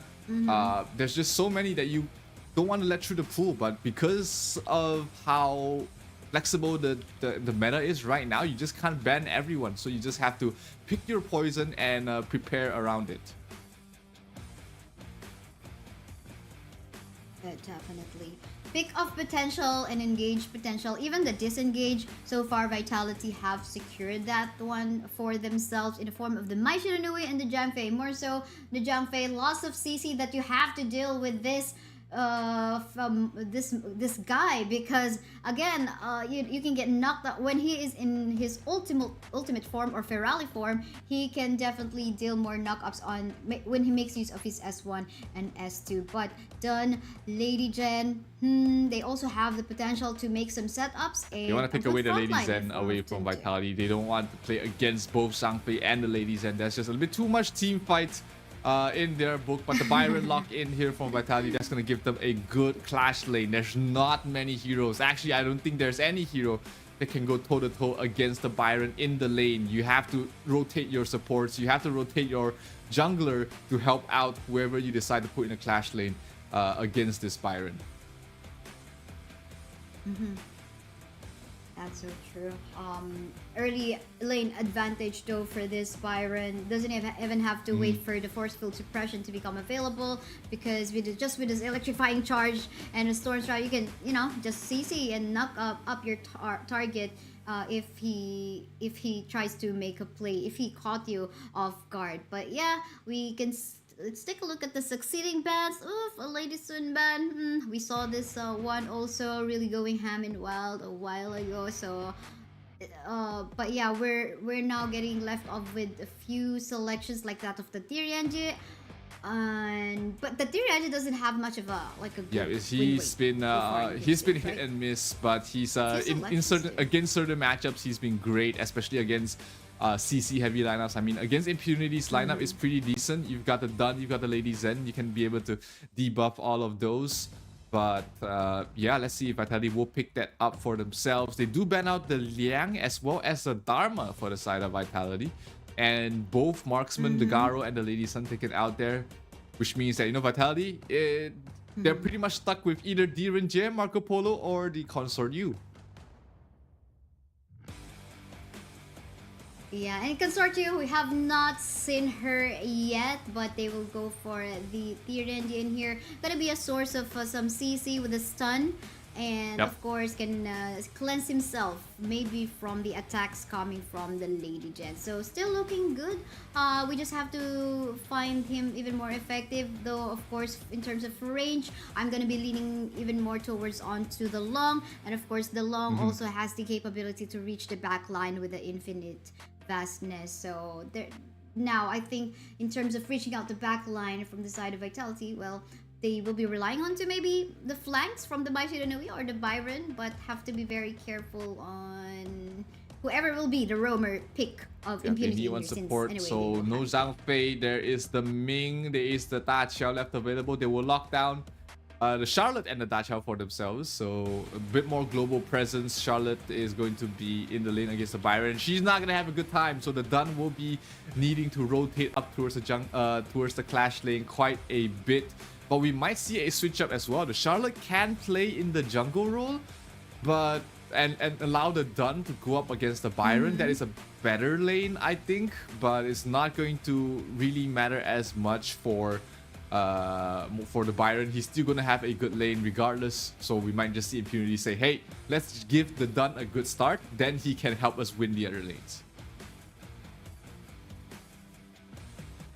Can be a possibility, obviously, but I think if they stick onto what has been the current trend, wherein the Charlotte is in the Clash, Charlotte definitely can just try to be safe until he actually gets his power spike. But for the meantime, Prince of Landling, would you know the fate of a Prince of Landling? Yes, the Prince of Landling is the Prince of the early game, but the Pauper of the late game. He really can't do much at all in terms of the late game situation. So let's see if Vitality is able to end the game quickly enough before their jungler hero just runs out of power. Let's see. This is a crucial match for both these teams, as it will decide which one of these two teams will it be.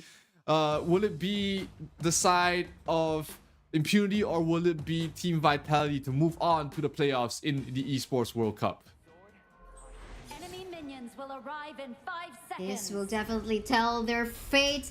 Will you continue tomorrow to enjoy the hotel, or will you fly out back to your home country? That is the question. But yeah, Warrior Caster, I'm Kaisaya. With me is Zero. We'll find out what it's going to be. Again, so much early game potential with the Byron and Prince of Landling coming from Vitality, but we have to wait a little bit, sometime mid-game onto the late game for the side of should Impunity. Be feeling okay with taking this game to a later stage. The Direnje does fall off.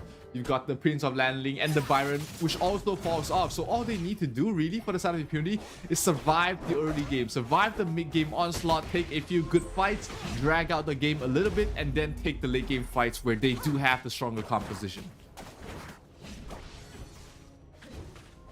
And as we can see, as expected, Byron early game potential, they're trying to bully the Charlotte onto the top side. So no wonder why this is actually being done. But I love so far. Oh, but hold on, because we're seeing an even lower HP onto the side of Byron. So much HP regeneration anyway with the second skill of this Charlotte on the top. So I guess now it's now a playstyle of okay, who's got a better mechanics in here? Who's got a better fingers? Byron definitely has Fast the hands lifesteal here. advantage in terms of overall lifesteal, and easier to play as well mechanically. There's less mistakes that you can really do with the Byron. You just have to really land your skills. But like you said, it's a very skill-based matchup up in top lane. But mid lane, oh, my Shinoi going in deep. Lady Zen in some trouble. He uses the crystal to put herself in invulnerable form. Not gonna take too much damage after that, and forces the Prince of Landling to back off.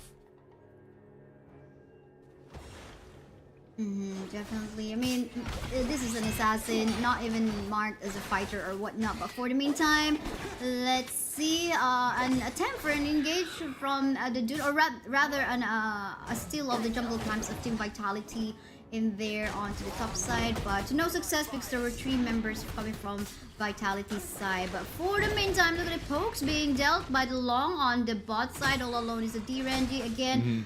Range difference will definitely favor. Yeah, the good thing about the Long is that he can just constantly poke and harass from a long range. His combination, even though the moment you walk out of range, as long as you were in range when you use your skills, they will land on your opponent, and the damage does start to pick up, especially when he's constantly healing up as well. So early game looks like it was a lot of poking and prodding, trying to find an opening, but no team has been able to strike first and strike hard. So we are going in towards the 4-minute mark very soon, with the first Tyrant spawning. Prince of Landling trying to find a mark, trying to find a victim. Can he find someone else? It is only the Dun, not the target he's looking for. That's so true, but anytime soon we might be expecting some, lead to happen. If so, team fights will be fully committed by either of the teams. So for the meantime, pokes here and there. Look at the damage being done by the Lady Jen onto the mid, forcing the members of Team Vitality to back away. But the Prince of Landing yet has to find a kill, a target, a good gank, because somehow the rotation from the Daxiao and the Dun is already being quite annoying. They're really making sure that Charlotte will be well guarded in such a way she will be protected. The assignment from was being clear taken for down the side by of the Impunity. Drag out the game as long as you can and win the late game, and they are doing exactly that. Turtling up, not really making any aggressive plays, but it will be Vitality striking first, getting a first blood on towards Megumin, on towards that Dacia. Bottom lane going down very quickly as well. It is going to be the tier 1 tower in some trouble there, as Vitality looking to strike fast, strike hard. Both sides though taking a trade in the jungle objective. Overlord and Tyrant going 1 apiece to both teams. That's true, and that's what we're looking for. City Boy going for the first blood. Well, it was just the roamer on the side of Impunity, but still, in terms of getting the itemization that City Boy would need as a Prince of Landling, then he'll still be happy about it. But yeah, this tower on the bot though is about to fall down. Anytime soon, this can fall off, and I think Team Impunity have yet to find a way to also shred some HP bars onto the tower. But for the meantime, I'm seeing some rotation now going onto the top side, so not pretty clear if they're gonna be fully committing in that, because there's a rotation going towards the mid lane is the most probably the most important tower that they need to defend, to need to make sure they don't lose early on, because it gives so much access in towards your own jungle there. Black has to back off there with the help of the Daciao, but still no kills being given away on both sides here. The Crimson Golem, they're trying to defend it the best they can, and they will move the Lady Zen there, and it will be Megumi the one to pick up the last hit.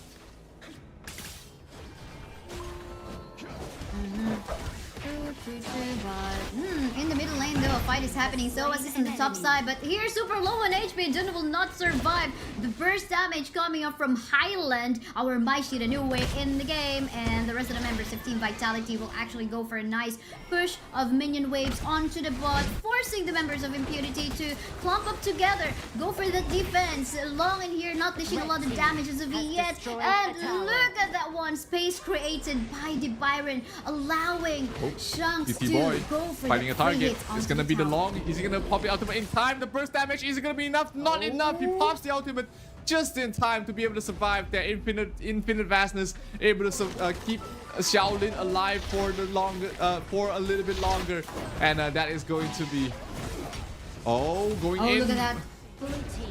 slain an enemy. Look at that play. Oh my. Nice try from Highland though. I mean, I thought he's actually going to be able to pick off someone in the mid, but I think that went back to him instead because Black was there.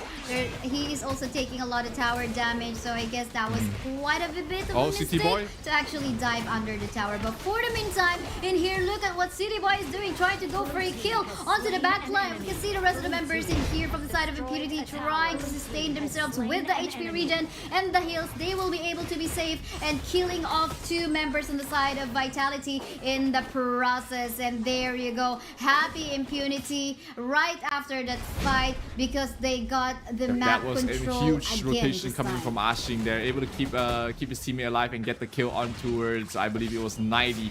So very timely rotation there by the Charlotte, as well as of course Megumi, keeping his team alive for so long. The knockups were crucial, the recalls were absolutely amazing, and they that fight has allowed Impunity to come back in towards this game, and they're almost evening out the net worth right now.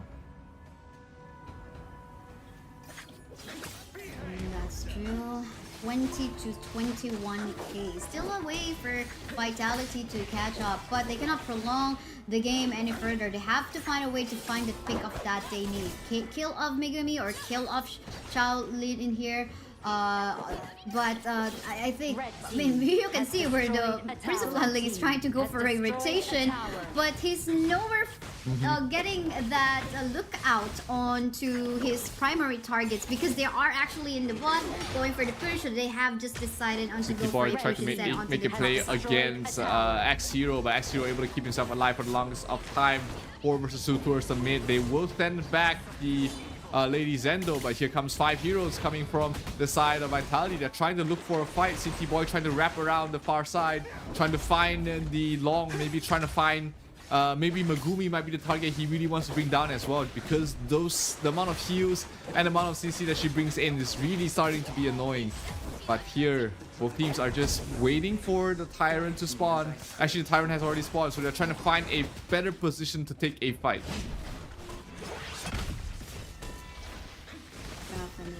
But now I think the minion waves are going so well onto the top side. Prince of Landling have yet to find that opening to get a kill onto someone from the side of Impunity, making it hard for them to actually, you know, try to finish off the game as fast as possible. Because again, they were now going on to a 10-minute mark the soonest, but I love the fact that they have actually taken this Overlord for themselves. At least will help them out. That will alleviate some of the lane pressure that the Charlotte was bringing in.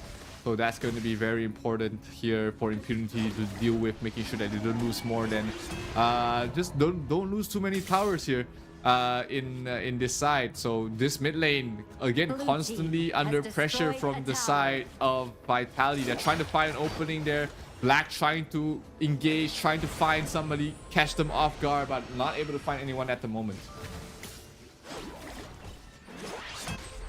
Not yet. Going on to a stalemate this time, so a lot of things can happen, and we can see what our side laners are actually doing as well. Just going off for the pressure onto the opposite part of the map, but oh, look at the damage! Quite an off-cam kill in here. Our City Boy will no longer be a City Boy because he will go on to heavens. He will fall down onto the hands of Long. And there goes actually a good position even for Impunity to maybe, if they want to, secure this objectives, whether it be Overlord or the Tyrant. They have a good position, but maybe also it's a good way for them to actually go for a push or a siege in the mid. A whole stop because one member in here of Impunity is super low on HP. Megumi will fall down, and the rest of the members of Team Vitality in here, however, will try to back away. Jiangfei going for the frontline protection for his teammates, and there you go. Everyone will just back away for the that meantime. Cannot be caught off like that is Megumi. He just provides way too much to the team, and the moment he falls, you can see that Impunity was hesitant to take any fight after that. So the side of Vitality, they found an opening, they got a pick up on towards Megumi, but not being able to convert that into any sort of objective anywhere across the map. Now they're trying to go for the Tyrant. and they'll be able to make swift work out of this. But can the side of Impunity make a response in time? Maybe get something else done across the map, maybe push up the top, but not in time. They're going to lose the Tyrant for nothing, and they're going to be able to maybe contest the Overlord as well. They do have the Chain Lightning buff in here, giving My Shiralili more magical power output, and looks like they're gonna go for that. Unbridled Outburst has been used by the Zhangfei, but members of Impunity are still so persistent into defending, so they don't want to give this out to Team Vitality, and also there's a good pressure onto the bot as well onto the side. So still quite a stalemate situation. Really playing rather safe right now, knowing that this is their last chance, their last possible chance to make it to the playoffs of the Esports World Cup. That's why you see them not really taking any huge chances, making sure they cross their I's and dot their T's, or is it the other way around? But hey, it's still the lead right now for the side of Vitality. Only 1,000 net worth, not the biggest lead in the world, but still something to take note of as they're trying to finish off this mid-tier 1 tower. But still very patient from Impunity. They know that they have superior late game. They're not trying to be over aggressive themselves. Top lane, bottom lane though, they're getting pushed out quite far. It's going to be the Byron to try and defend this on himself.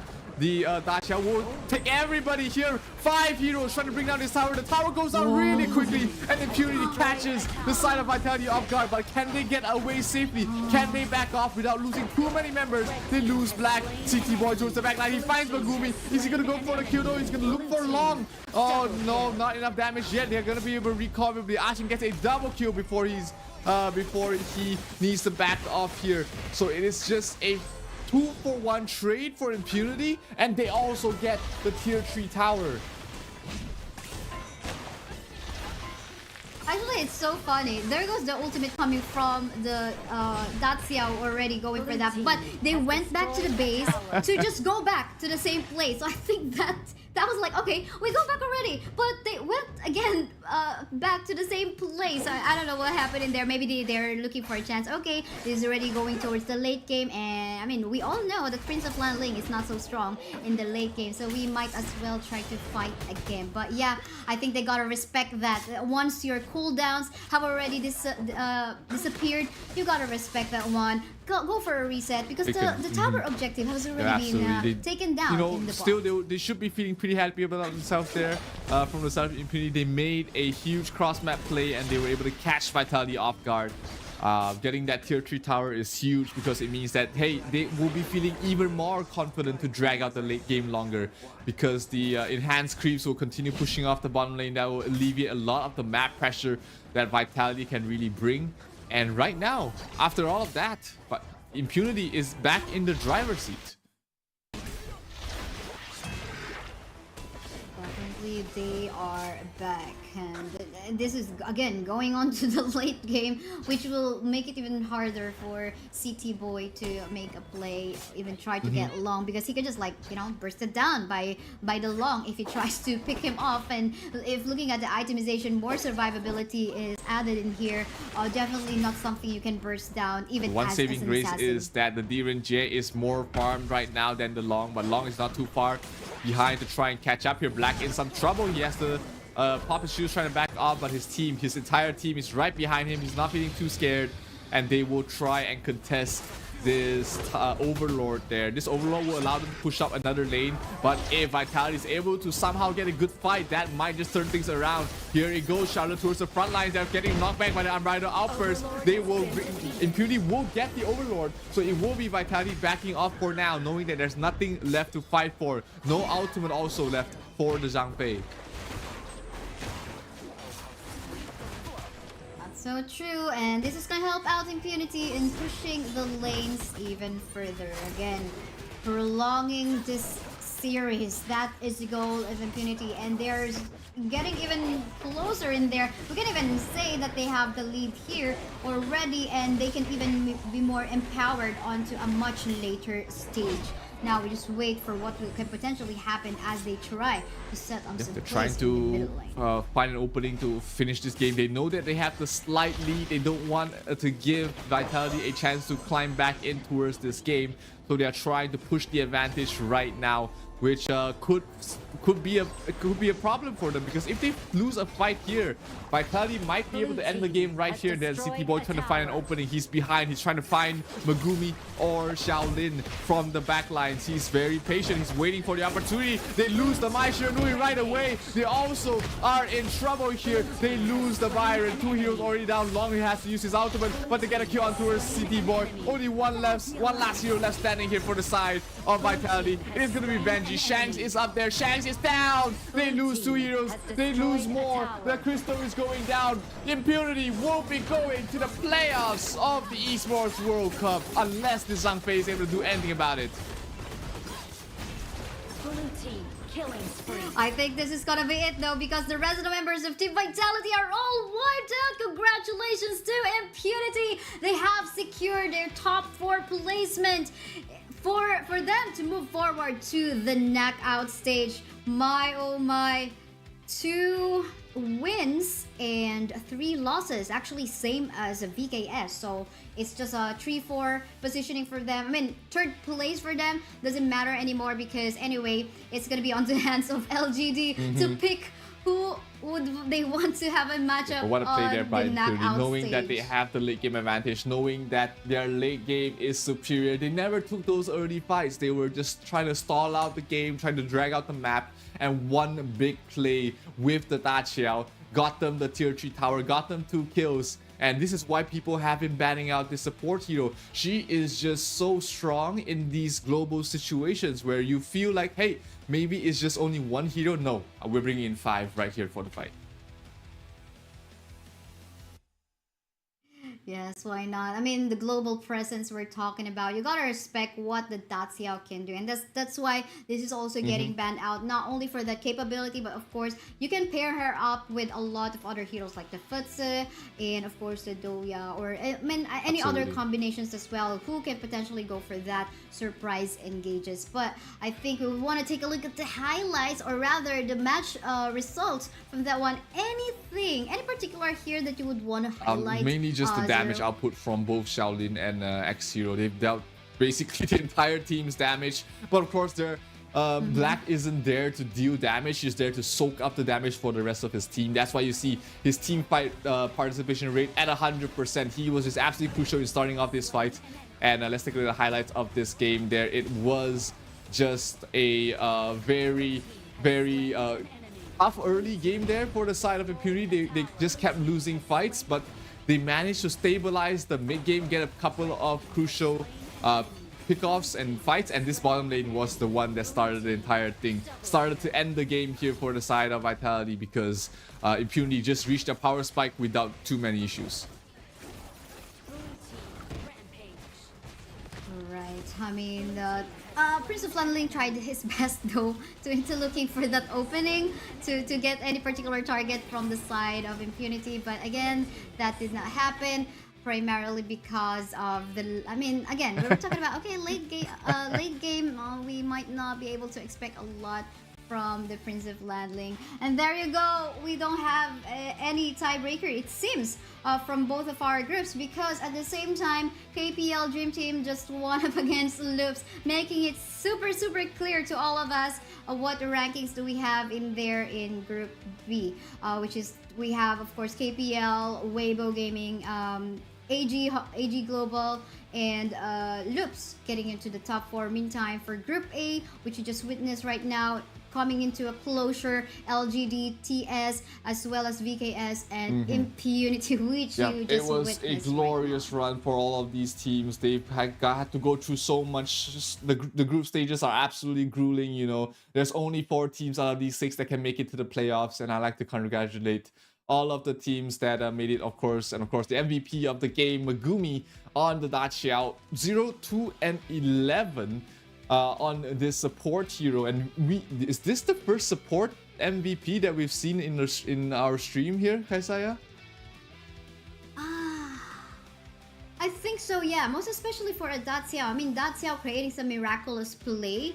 It's not easy. I mean, she's purely skill shot, right? So if you would want to go for an on-point Sea of Fate where you can teleport your teammate, and of course the timing is very important too. 4 seconds. How can you like master that? So I think it's nice to see a roamer that is being featured as an MVP this time. Getting some love nice here, one. and it was of course that play that got the side of Impunity that opening to win the game, so definitely well deserved in my book. And it's been a heck of a journey here, Kaisaya. We've watched so many games on all these teams trying to solidify their top 8 spot here in the Esports World Cup, and I think we finally have the complete list of teams that will be going to the playoffs, and we'll be having a look at it right now. It's going to be in Group A, LGD on top of the table, Team Secret following very closely, Impunity and Vivo Keystars basically tied for 3rd and 4th. They are in the head-to-head matchup. It was, I believe, VKS that took the win, but hey, the seeding doesn't matter for the 3rd and 4th, and unfortunately we say goodbye to Vitality and Kagendra from Group A. Yeah, that's true. But of course, for Group B, just as we have mentioned, we have on the top seed KPL, who will be able to choose between AG Global or Loops, who they're going to be matching up against with on the knockout stage. And of course, seeding pretty on seed 2 is Weibo Gaming. So it's going to be an intense and exciting knockout stage in the form of single elimination. Quarterfinals going to be on this best of 3 format, while the semifinals on best and finals on a best of 5. So I guess your weekend is going to be full of intense action this Saturday and Sunday. And yeah, but for you, I mean, there's just so many Zero, different emotions right now, especially with the teams and with me as well. But let's take a look at the plays of the day that made all these teams and this show absolutely amazing. Let's take a look at what we have.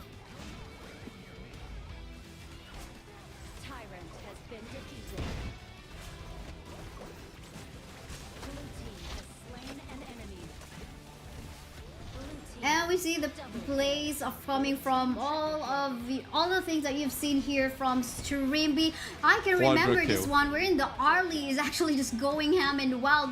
This was the moment, yes, quadra kill, and this was the moment where, okay, Wawa, please don't show yourself up. You don't want to be the penta for Zeiss in here, but fortunately in this scenario, she was able to just be safe, and at least in here the Arlie Zeiss was just decided to just go back to her power soul. So then again, a lot of good plays. I mean, that doesn't sum it up. I mean, those are just like few selection of highlights, but of course if you run through everything on the whole stream, for sure you will see a lot of good you can also let us know what your favorite play of this entire tournament is by posting it on social media. But remember to put the hashtag HoKXEWC2024, because then you'll be in the running to stand a chance to win some permanent skins. So make sure you post it, you get the clip on, I don't know, YouTube and Twitch, and then make the post on your Instagram. It could be a reel, it could be a story, it could be a post. You can make it on Facebook, you can put it on X as well, on Twitter as well. So make sure that you put it out there, but remember to put the hashtag HoKXEWC2024. And that was it. We are so glad.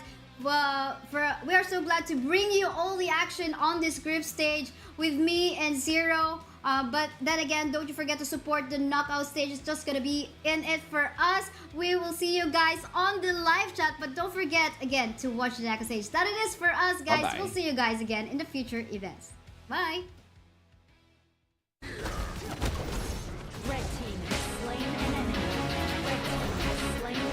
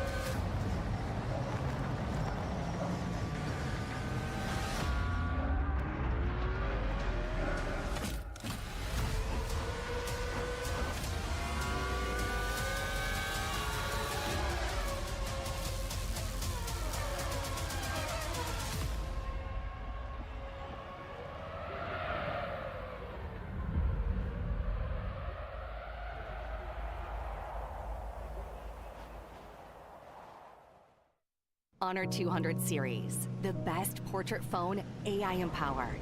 Studio level, AI portrait camera, 3 hardcore portrait modes. Color, vibrant and classic to capture portraits that truly stand out. AI empowered magic portal. Snapdragon 8S Gen 3 AI chipset. 5,200 milliampere per hours silicon carbon battery, 100 watt, Honor Supercharge. This is Honor 200 series.